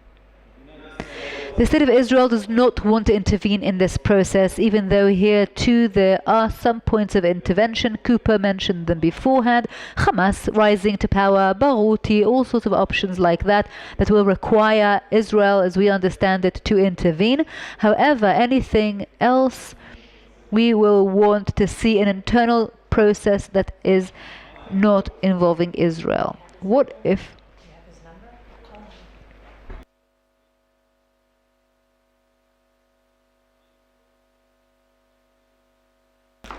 that doesn't happen? Well, we think that a turning point would be when the Palestinian leadership would declare a state with the support of international institutions, the UN, countries in the region, etc., or an escalation, terrorism, all sorts of outcomes, and also a situation where there is broad escalation. There too there will be a plan on how to make that into an opportunity to restart. If we talked before about going back, returning to stability vis-a-vis the PA, here we would want to restart and to get to a point where we are actually collecting a price from the PA. If you look at the lessons learned from Operation Defensive Shield, that was a huge operation that had a detrimental effect on every area in the Palestinian Authority, terrorism, finance, etc. But the PA remained. This political, economic price, infrastructural price, anything that has to do with this whole entire system remained, and that still accompanies us to this day. So in such a situation of a turning point or escalation, we would want to see restarting happening. So how would we do that? Well, the key considerations are, we have analyzed a whole broad system of considerations. First of all, the Israeli interests, because a strategy should be built upon a vision. So we left this very important task to the political leadership, what they want to see, and we worked on a sort of bypass method. We marked Israel's general interests and also in the Palestinian area very detailed, specific list of interests, and then according to those we decided where we want to go. We analyzed the repercussions for the international arena, sensitivity in terms of the United States and its relations vis-a-vis the Palestinian issue, countries in the EU, and so on. And of course we looked at the regional arena, Jordan, Egypt, all the way to the Gulf states, Saudi Arabia. All of these were taken into consideration. And one final thing I wanted to say about the considerations is the domestic issue. The current internal legitimization required for any government in any decision that it will take in terms of the Oslo Accords and the territories will require broad consensus, and that's one of the reasons why the Israeli governments have to date refrained from making decisions on these topics, and it is of course very relevant, especially today. You can see the interests, but I'm not going to go and speak one by one. Let's go to the next slide, please. Great. The national basket of efforts. If you don't know, these are terms from the political echelon. National efforts was coined by Major General in Reserves Amidror, who headed the committee for the roles of the cabinet after Protective Edge, and the political exhaustion means how it brings Israel brings all of its resources in order to the being able to implement its vision and strategy. Here we have put the scenarios that Cooper showed before. We said next to it, it says what we should do, and the bottom line is this very detailed basket that we described in the paper, a basket of tools that allows the government, according to the reality. And we have to say that the names are important, and Cooper talked about them. We will see who the leadership is, and we will test them on the ground in the reality. And in light of that, we will have a basket of tools throughout this in order for it to happen. 5 practical recommendations for the political echelon. First of all, cabinet deliberations and discussions. There is no substitute for them, especially when it comes to these kinds of topics, the Palestinian issue, etc. Any discussion, even if it is headed by the Prime Minister, is no substitute. It can be complementary, but there must be cabinet discussions. So we have to start them yesterday. Second, political efforts. I spoke about that. All state capabilities used. The United States, we recommend setting up a discourse or a dialogue mechanism, just like we did on the Iranian issue, a professional mechanism from several organizations where the dialogue, the professional dialogue, is held very matter-of-factly. The same should be true for the Palestinian issue. The war game, Kaylee Edelstein talked about that. It's a very important issue, a war game with all the echelons, prime minister, ministers, anyone needed, of course, cabinet members, and the members of the defense establishment. Very important to internalize. And the last thing is the idea of the defense establishment. They must begin preparing, not for taking over, not for attacks. That is already happening. You don't need to tell IDF to do that, but for other things that we have highlighted, mapping infrastructure in terms of correction, security, all sorts of construction irregularities, which just like we have targets for attacks, we should have goals in that area. Thank you very much. These were our recommendations.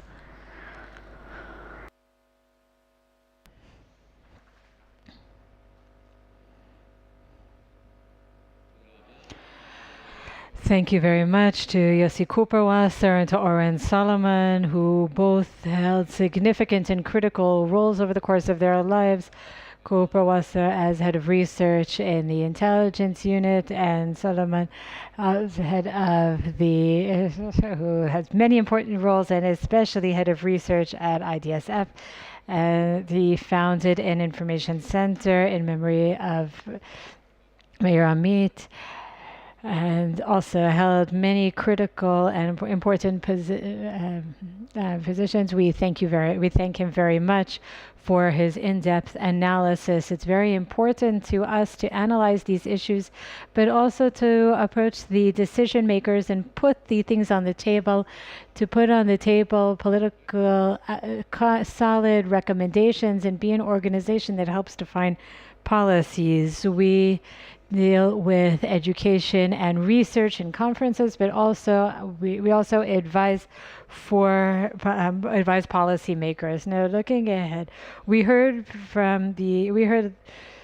the lectures from Cooperwasser and Solomon and from Yuli Edelstein and others about the future, and our final session for today will be a panel moderated by Yoni Ben Menachem, who we are honored to have with us today, along with Mr. David Wormser and Major General Gershon HaKohen, who you heard at the beginning. Okay, just the two of them, fine. Thank you very much. Please go ahead.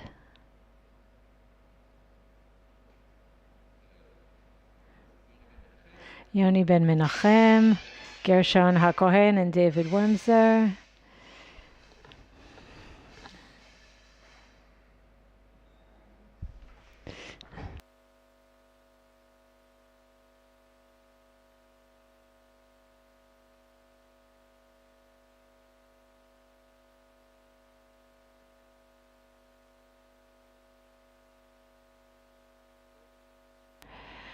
Before we begin, I saw the brief overviews that were presented by Mr. Cooperwasser and Owen Solomon about the scenarios in Israeli courses of action and responses.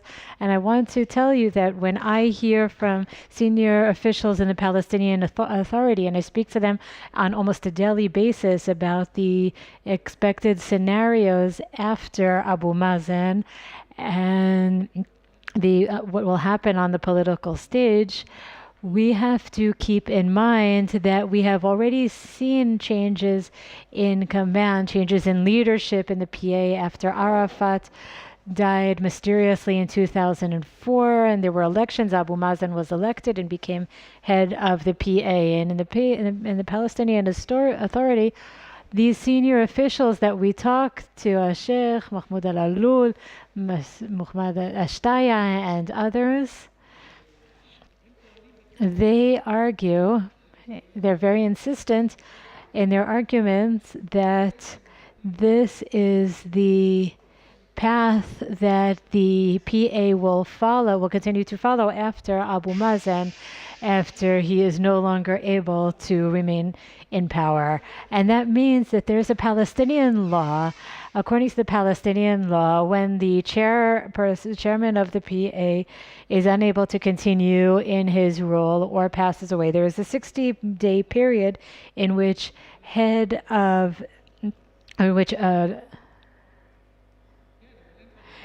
there is a temporary appointment that is made for 2 months, for 60 days. Head of the parliament or the Palestinian National Council appoints a temporary chairperson, and then elections are held, and another chairperson a new chairperson is elected. And the goal is for Al-Fuhbi to be the temporary leader until there are elections. Now, but from what I understand from them is that they are not willing, according to what they say, and they may be lying, they are not willing to be appointed temporarily without setting a date for elections, and they are not willing to, neither Hussein al-Sheikh or Faraj are not willing to come in on what they call on Israeli tanks, and that puts Israel in the situation of elections. And the international arena will also insist on elections and democratic elections. And then from the moment Abu Mazen is no longer a leader, Israel will be in a situation of elections within 2 or 3 months in the Palestinian Authority. And that brings us to the scenarios that were mentioned before regarding the risk that Hamas will present a candidate and will win, because we all know, according to the polls on the Palestinian streets, that Hamas is the strong power in Judea and Samaria, and that will lead us to a situation in 2006 when the Hamas won the parliamentary elections, and that's something that has to be taken into account. And that's one thing. Now, to the topic of our discussion, the Palestinian Authority, despite the problems with Oslo and the criticism that we hear from all sides, the Palestinians and the Israelis, and the mutual accusations who caused the agreements to fail. The fact is that the PA is about on the verge of collapse, but it is still there. It has survived these 30 years since the Oslo Agreement. And the question is, what do we do next? Prime Minister Netanyahu said about a month ago, he said very clearly that we will not allow the PA to collapse. The interest of the State of Israel is for the PA to continue to exist so that it can fight terror along with Israel. And I think that Netanyahu said so very clearly, and there is American backing for that. And that is the goal of the State of Israel. It is in the interest of the State of Israel to maintain the PA and make sure it continues to stay in control of the area, to continue to rule. And Netanyahu has said that he's not willing to give them a Palestinian state, but he's willing to give them expanded autonomy. Netanyahu repeated what Rabin has said before. He is continuing the path that Rabin began. So the question is, where do we go from here? Where do we go from this point on when we have a situation in which there may be elections very shortly after Abu Mazen is no longer the chairman? It could, according to Palestinian law, it's 2 months. If it takes a little bit longer to get organized, it could be 3 or 4 months, but it's not very long, and that may put us in a very problematic situation. With your permission, I will speak in English because I prefer. I think to answer your question, you have to go backwards because I don't think Israel ever appreciated the geopolitical impact of Oslo. I'm not just talking about the regional impact, the impact on Israel, but the geopolitical impact. Let me give you a quick example. In 2006, I was a senior official in the White House. I worked for Vice President Cheney, and the 2006 war broke out. There's been 1,000 meetings and 1,000 analyses of the 2006 war, but in not one meeting have I ever heard about the impact of the 2006 war on the geopolitical circumstances of the United States' view. It fundamentally changed the internal balance of power inside the United States government. Vice President Cheney lost altitude. Rumsfeld lost altitude because they gave Israel lots of room and prevailed over Condoleezza Rice. They gave lots of room to Israel to try to win the war because they saw it as a strategic regional event that needed to end in an Israeli victory, not a ceasefire. Condoleezza Rice argued, it's a flare-up, we need to calm it down. She did not see it as a strategic victory, but President Bush understood it was a strategic event, and as a result, President Bush sided with Cheney and with Rumsfeld and gave Israel the room. The problem is Israel didn't take up the issue, and the war dragged on, and war dragged on, and Condoleezza Rice behind the scenes started talking with Tzipi Livni and so forth, and they each began to hide behind each other. Israel, the Americans are forcing a ceasefire on us. The Israelis are trying to get out of this war. We need to help them. And all of a sudden, the balance of power inside the American government shifted. And Cheney and Rumsfeld lost credibility internally. And they never, ever recovered. Ever. So these are the sorts of impacts Israeli behavior has internally on the United States that has great geostrategic impact. Now Oslo, and before I think one answers whether one should continue with the structure, try to make it work, what comes after, I think we have to take a look at that geostrategic framework for understanding what Oslo did. You have to go back to the 1960s, when the United States faced a terrible situation in Vietnam, was losing. The French had lost with the FLN in Algeria. Israel won the '67 war, and the United States had peaked out in terms of its nuclear forces. So 3 of the 4 major measures of the Cold War progress were going in the momentum toward the Soviet Union. The only one that wasn't was Israel. So the Soviets put tremendous effort. Israel became not just another strategic interest for the Russians. And this picks up, I think, a lot on what Isabella was saying and so forth. It became one of the most important ones. So they put everything into the conventional, first by helping with the war of attrition, even at the end, in August 1970, intervening directly. And it didn't work. Then the '73 war, and then the '73 war came, and that was a major strategic impact. Growing up in the United States at that time, the '73 war for us had a lot to do with Israel, but it had to do with Europe. Namely, the belief was that the defeat of the Israeli Air Force had made the advantage of the West in air power obsolete. That the Russians had developed an answer to our strategic superiority in the air. On the ground, we knew that we were less. We had less tanks, Soviet tanks were seen to be better, et cetera, et cetera. So there was a genuine feeling in the West, we were losing altitude. In the Cold War, and the 73 war exposed our vulnerability, that our ace in the hole, that the Air Force would dominate, was destroyed. You want to connect it to the PA? Yeah, I'm getting there. So at the end, what happened then was 1982 war came around. And again, in Israel, I don't think they understood the geostrategic impact of the war. Number one, the cause célèbre, you know, the FLN was very popular, the non-aligned movement, Vietnam. So these liberation movements became a central Soviet strategic objective.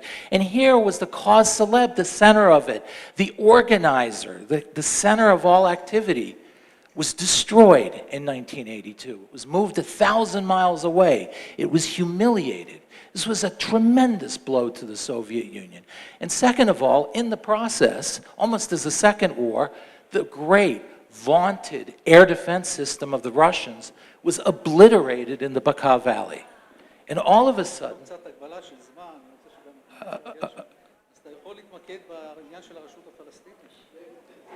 Look, you want me to, I mean... I'm sorry, but we have a time limit. Okay. Yeah, I mean, it should go away if you want me to end like that. Look, the bottom line is Israel saved the whole progressive world, then focused. Came 1990, the collapse of the Soviet Union. The entire world of strategy of the radical progressive world was reduced to ashes. And came Israel in Oslo and salvaged the most important element of the progressive world. It almost gave a Noah's Ark to progressivism globally by granting it a major victory, the only victory it had had following the '82 war. I mean, I wanted to get into the United States with Star Wars and so forth, shut down the nuclear as well under the Reagan era. So all of a sudden the Soviet Union was going backwards, and in 1990 it collapsed, 91 it collapsed. So Oslo, at the very heart of it, fundamentally granted the progressive world the ability to survive. To this day. So as long as the PLO continues to reign, that world of progressivism will continue to thrive and will continue to grow. And I'm telling you, from the United States, it was marginal until 10 years ago. It is now a big threat in American politics. And the Palestinian issue is one of the biggest, and the Palestinian Authority is the vehicle through which it operates, globally and strategically. The second thing is there a way you can salvage it? And this is the final point. Einat Wilf this morning said, well, you know, Israel never understood, the Palestinian Authority, or the PLO, never reconciled with the question of 48. The reason is it couldn't. Its very essence was 1948. It wasn't an organization founded on the questions of 67.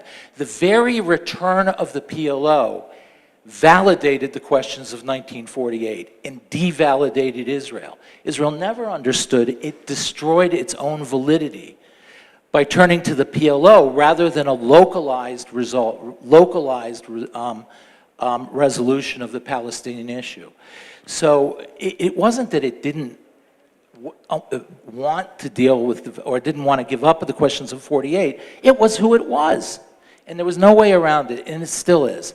So in my view, the only way Israel can begin to strategically reverse the drift toward progressivism in the West, which is a strategic threat, as well as begin to fight back on suppressing the questions of 48 and return to the question of 67, which is what to do about the population that lives under Israeli control. I think the only way to do that is you have to trash the entire Oslo framework. You have to get rid of the PLO. So what that takes, I'm not an Israeli, and I'm sorry, I know it will be a very painful process, but it's a process you're going to go through one day or another. Sorry, it took. No, it's okay. I'm sorry I had to cut you. טוב, יש לנו פה אלוף הכהן. אז באמת אנחנו קצרים בזמן, אנחנו רוצים לשמוע גם מגרשון הכהן. We heard a very interesting approach about having to get rid of the PLO and the Palestinian Authority. The question is, what is the alternative and how we can control so many millions of Palestinians from the civilian perspective, first and foremost. We will talk about your plan, but the question is, how can we control 3 million civilians on a daily basis? I'm not only talking about the military perspective. Do you think that after Israel, as represented by the Prime Minister, said that we have to maintain the PA, do you think that's even a realistic alternative? I don't look at this from a geopolitical perspective. How do I change the PA? Who to me is a byproduct. I have interests and I know what my interests are. I go with what was created after 30 years of Oslo and Israel's interests following what has been created. Very few understand the way Yitzhak Rabin saved the state of Israel from Oslo through the Oslo youth interpretation, because they led to a situation where the entire area will be Palestinian, but within it there will be Jewish communities that no one knows the future of. And they are isolated. And what did they do with Oslo Bet? Everything will be Israeli, Area C, and the Palestinians will be in the enclaves. And that's the kind of Rabin I would like to preserve. It's important to see how that is. Oh, if you can please put up the slide. I will say it very simply. Rabin in Oslo 2 spoke about 4 principles. And this Rabin is one who was inspired by Yigal Allon. The 4 principles are: 1. The state of Israel will maintain a Jewish majority of 80% in order to be democratic and Jewish. And what he's doing with Oslo is expediting or accelerating these conditions. The second principle is Jerusalem will be Israel's capital, united with Givat Ze'ev and Ma'ale Adumim. The third principle, the Jordan Valley in its broadest interpretation. And the fourth, the Palestinian state. It will not be a state, it will be an entity that is less than a state. These are the principles. You see them up on the screen. This is October 5th. And this is taking Beilein's Oslo back to the Zionist route. And this is what we have continued to date, and this is what Netanyahu has continued. Can I see the map of areas A, B, and C? What Rabin actually does in areas A, B, and C is he creates a kind of compromise. What does it mean? What's this compromise? What most people don't understand. I come from Mapai, and this is a Mapai kind of compromise. And if we heard Dr. Einat Vilf say that in a dilemma between sovereignty and land, the secular Zionism decided sovereignty, this is not what Mapai was about. This is from a secular perspective. Not everyone who drives on Saturday is secular.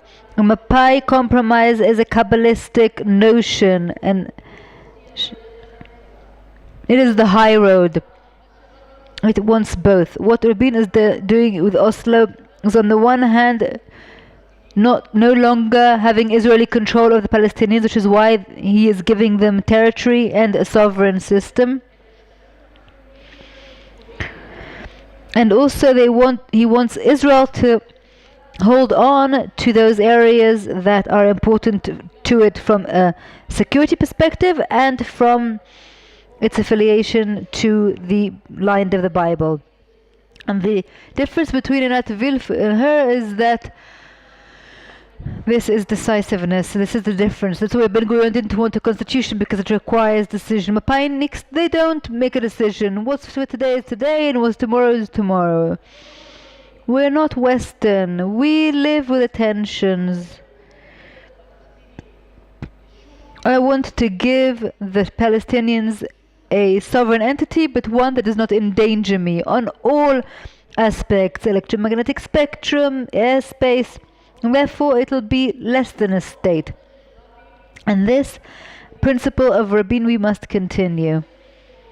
What that means is that all Area C territories under today's conditions will have to be in Israel's hands, and very strongly. All the Jewish communities should be in Israel's hands. Here we should take 3 million Jews into that area, because there's too much on the coast.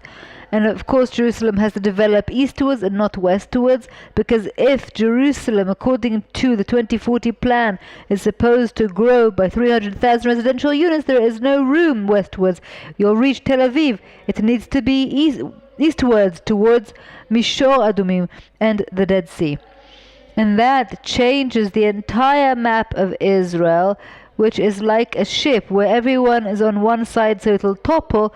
We need to ecologically balance it, and then we will be able to control areas where the Palestinians also have control. And the bottom line is that all those talk about separation, from Yair Golan to Ehud Barak to Ran Ben Barak, please show me the Annapolis map. What they're actually saying is, how will you control so many Palestinians? What are you going to do? Well, you're denying the great achievement made by Rabin. In May 1994, IDF forces left all the Palestinian concentration population in. And in May 1994, not in a disengagement. In Judea and Samaria, January 1996, this is the Annapolis map. I'll soon talk about that. In January 1996, all the Palestinians from areas B were moved to the Palestinian Authority, meaning the whole question of controlling Palestinians in Jerusalem, it's area C. That's not a problem. And in that respect, whether it'll be this kind of PA or that kind of PA, whether it'll be like Emirati, whether it'll be the Abu Mazen version, may he live forever, I don't care. The most important is that they will be separate from us, and they will be flexible. Tomorrow it's a new day, it'll organize itself differently, but that's the main idea. And I want to end by saying that this is the map that Olmert went to Annapolis with. And to a large extent, it's also Benny Gantz's map when he talks about 3% of Jewish communities remaining in our hands, which means turning your back to what Rabin was on about, and everything we did not have in Camp David or in Taba. Going back from maintaining the Jordan Valley, which is essential. He gave up on the Jordan Valley, going back on a state that is not a complete state. He gave them complete sovereignty. And another thing he did, which Rabin never thought of, which is an exchange of land, which means leaving Gush Etzion instead of Arad, giving land of Nirim, Kisufim, Tirat Tzvi. That is illogical. We do not have land to give. Rabin never thought of that. That is the Clinton outline, and we must remove the Clinton outline. And how do we remove the Clinton outline? With the Rabin outline. Thank you very much. I would like to ask you, we just heard Professor Kedar's comment, and he reminded me of his plan. The Emirati plan. Emirate plan. So if you think if the PA will collapse, or if there'll be issues, it will be difficult to find a successor for Abu Mazen, or maybe for fear that Hamas will take over. Do you think that this plan, the Emirate plan proposed by Professor Kedar, can be implemented? Not directly. I just think that as long as there is a version of the current state of affairs, Israel's strategic condition will decline because Israel's legitimacy will decline. Second thing is the progressive world will take momentum from it. It will strengthen them. So to get to Moti's plan, and look, I'm not an Israeli, I will not pay a price for that, but to me, PLO's collapse, or the PA's collapse, seems to me something that is not just inevitable, but also something that ultimately will be positive, because it will pave the way for other forms of solution that are more local, that bring back the question to 1967 instead of 1948.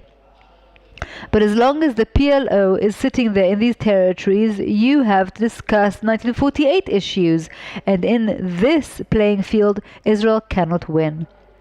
Just one simple comment. Anyone who studies the war in Ukraine, and I am learning it well, understands that if in 67, 68, 69 it would have been possible, I think it was not possible, but we would maybe have thought of returning to the 67 lines under the current threats. If Israel leaves the Jordan Valley, leaves the controlling territories that it is in control of in area B and C in Judea and Samaria, it does not have any defense. It's not just defending borders, it is just simple suicide. What about Dr. Kedar's plan? If you know the area well, this has some feasibility. However, first of all, we need to know what we want for ourselves in our territory. I must develop a hold in Jerusalem, which is threatened by the Americans now. I have to develop a hold on Area C, and to say we are here to stay. And to begin with, you might look at the solutions. I'd like to ask you a different question.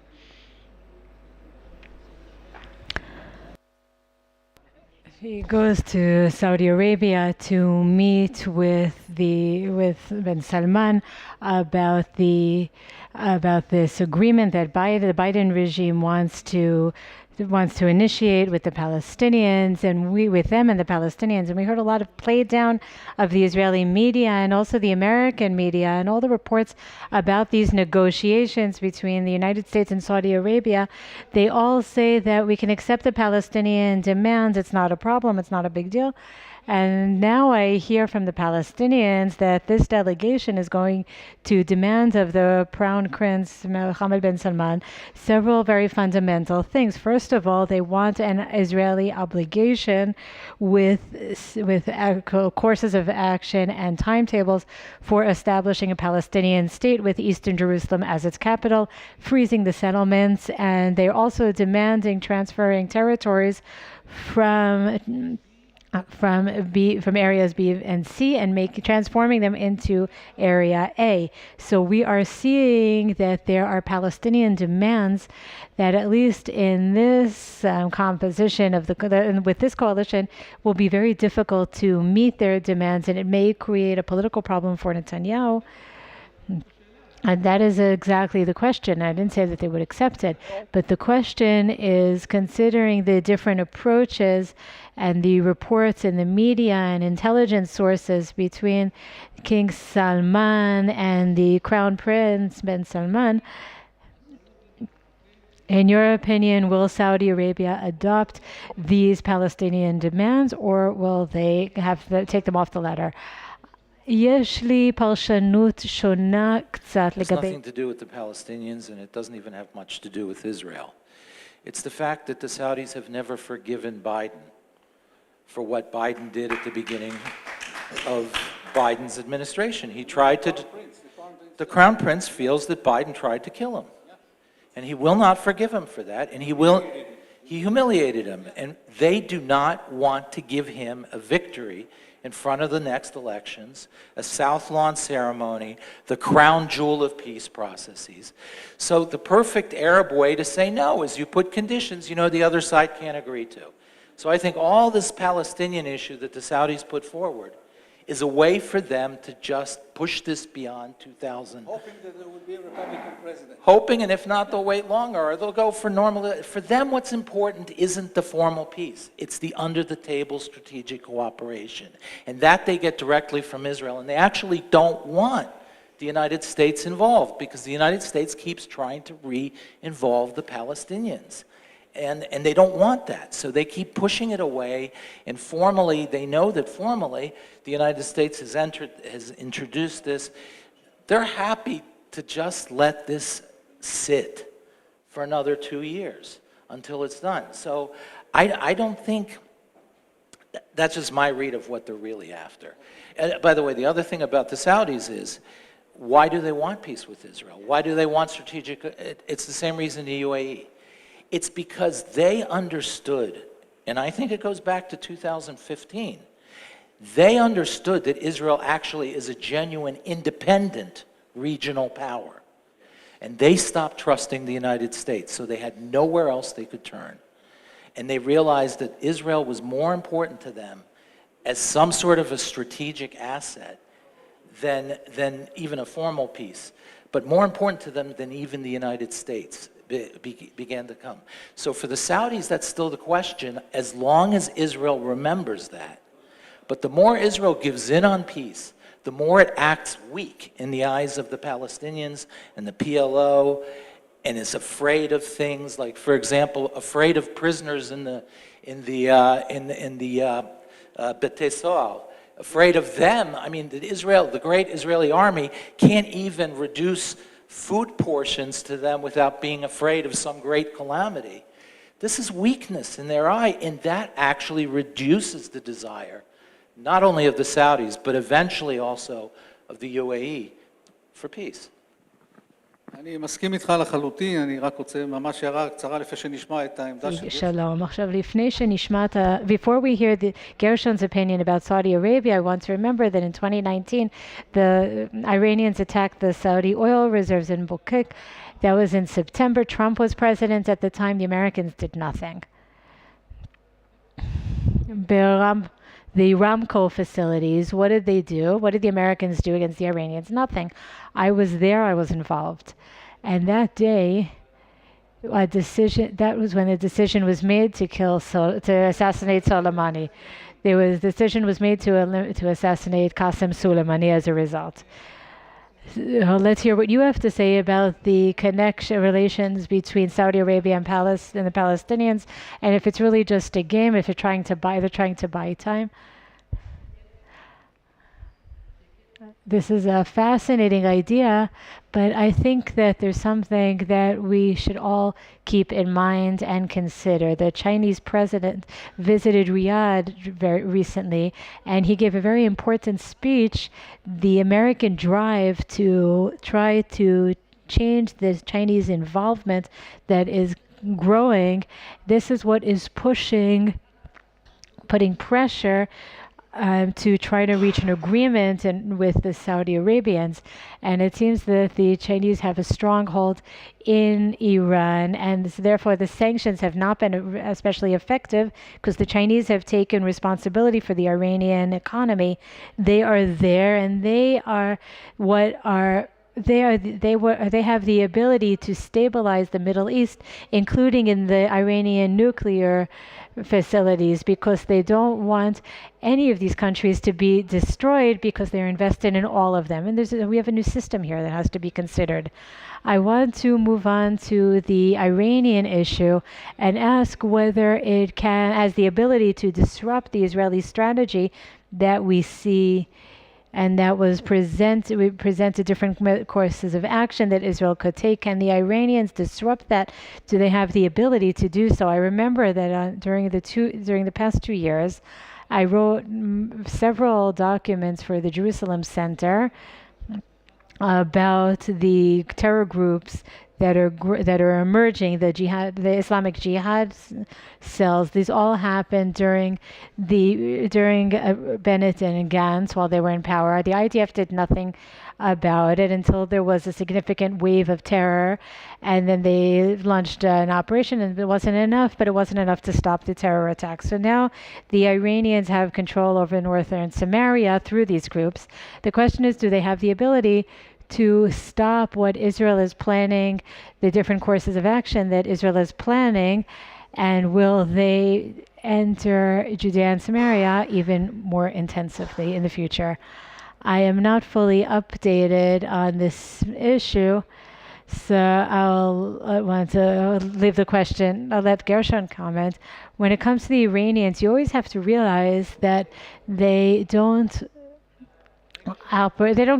move in a straight line. כשאתה חושב שאתה מתחיל להבין את הכיוון האסטרטגי שלהם, זה השלב שהם הולכים לשנות את הכיוון האסטרטגי. איראני פעם אמר לי שבמאבק אסטרטגי עם איראן אתה משחק שחמט עם גורילה, כי בכל רגע נתון הם הולכים לאכול לך את המלך, ואז אתה כפו, כי אתה לא יודע מה יהיה הצעד הבא שלהם. הם תמיד משנים את הכללים, משנים את כללי המשחק, משנים הכל, כדי שאתה תישאר עם סימני שאלה.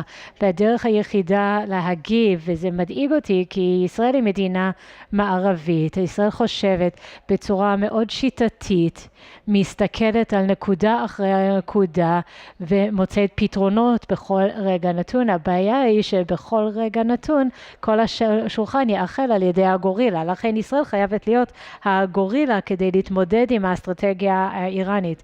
ישראל צריכה להיות לא צפויה כדי להפחיד אותם, כי הם לא יודעים להגיב במצב הזה שבו הם לא שולטים בכללי המשחק. To continue what he said, I see the Palestinian arena as the main area in Judea and Samaria. It is the main arena for the fight against Iran. And if the state of Israel doesn't realize that it has to overcome the armed forces there, then it will lose control, just like in the security zone in Lebanon. And like what happened before 2006 and 2007, what is happening now in Judea and Samaria, especially in northern Samaria, is a shift. It's a strategic transition on 4 dimensions. The purpose is to cause us to withdraw, just like we withdrew from the security zone and from the Gaza Strip, like the Americans withdrew from Afghanistan. Another issue is the weaponization. The extent of weapons there changes the quality of the fighting there.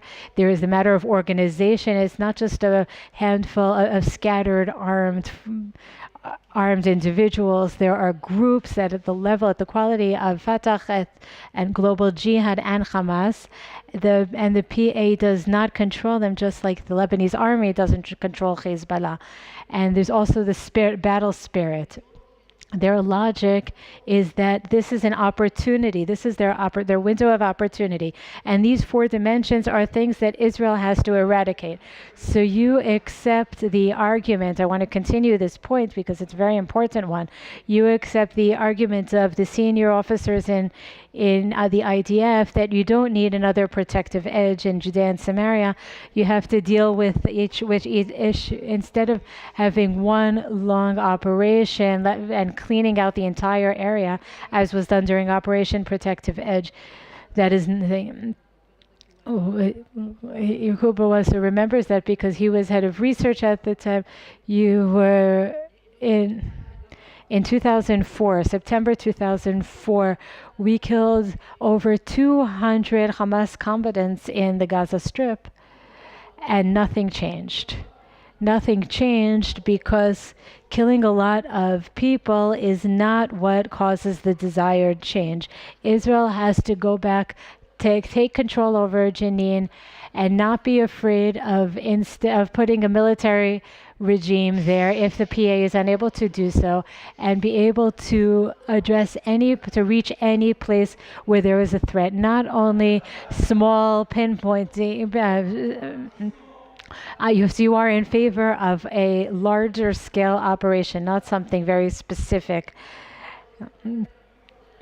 And if we don't deal with this challenge, it will reach the point where we have the Gaza Strip in Judea and Samaria. We have to stop. So I'll give you each 1 minute to just make a closing comment. Please, no more than 1 minute. The Palestinian issue and the PLO are at the center of the revival of progressive thought, radical progressive thought in the world. Israel is both greatly threatened by that, but is also handed an opportunity because it gives Israel the opportunity to blow a hole in the center of the progressive drift of the world if it takes strategic initiative. But it can't be done by getting by with the Oslo framework. I agree. I think that we wouldn't have had protective edge without Ariel Sharon. I won't go into it now, but I don't think that the IDF can give that push, just as we wouldn't have had the wars in 48 and 49 without Ben Gurion. And I don't think that the Israeli government now has the ability to take responsibility for a strategic change. And we need a very significant strategic change because we're facing a new threat. Thank you very much. Moti Kedar, do you want to say something? Maybe you could come up to this microphone here so everyone can hear you. The sociological difference between Jenin on the one hand and all other Judea and Samaria Arab cities on the other is that in Jenin there is no role for the Hamulas, for the tribes. Why? Because of the build-up. But I want to go to the history. So your plan is only implementable for northern Samaria? It's a test. Why do other cities not take part in the mess? Only a little bit in Nablus. Because there the tribes, they want stability. So that is what we need to correspond with, because that is the only thing. Now, I have another half a minute. The Arab world in general is divided into two types of countries, failed and successful. Failed is Syria, Iraq, Yemen, Libya, Sudan, etc. The successful ones are Saudi Arabia, Dubai, Abu Dhabi, Qatar, Kuwait. And what are the differences between them? These countries are modern.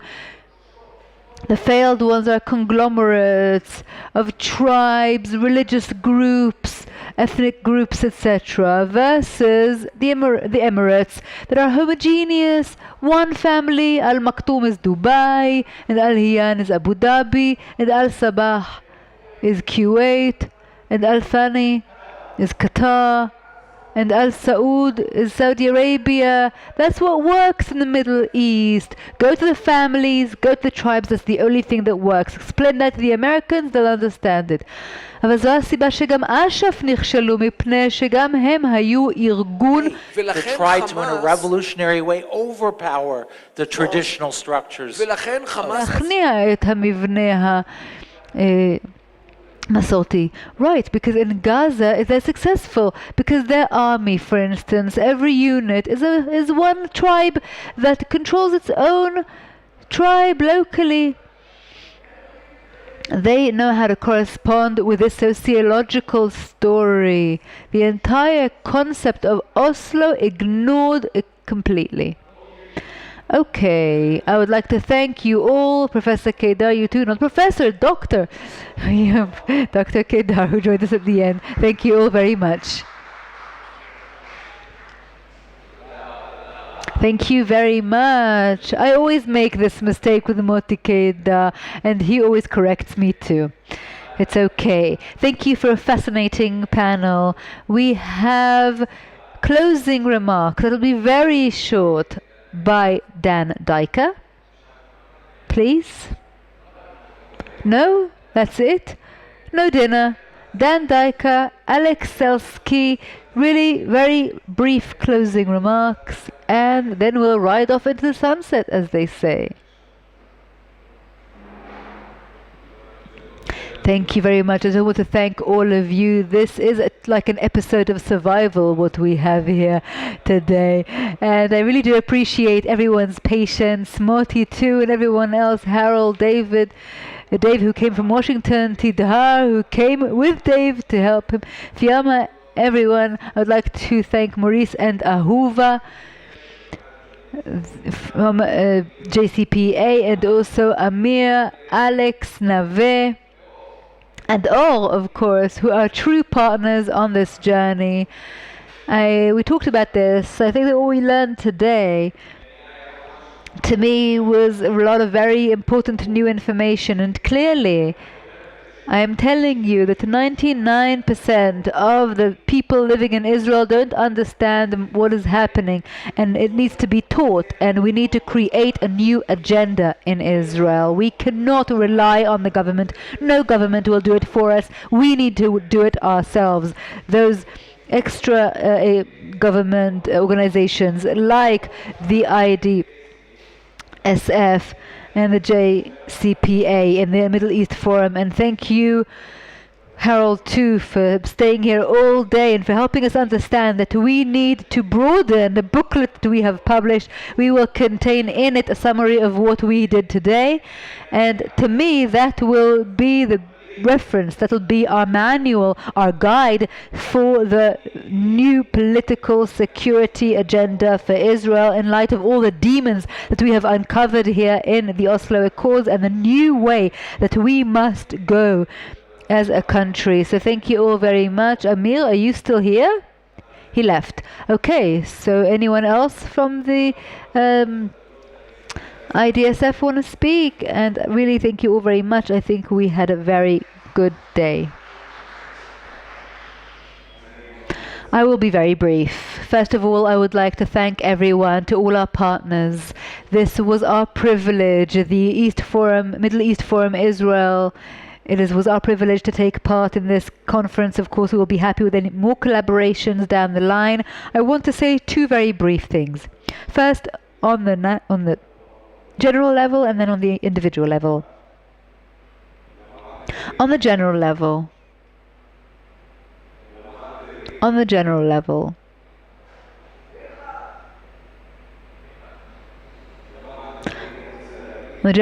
I want to say that we cannot give up. We, meaning the Jewish people, we have returned after 2,000 years. On our shoulders there is a huge burden. We will not have another opportunity to return to the land of Israel, and if we miss this opportunity, we will be eliminated.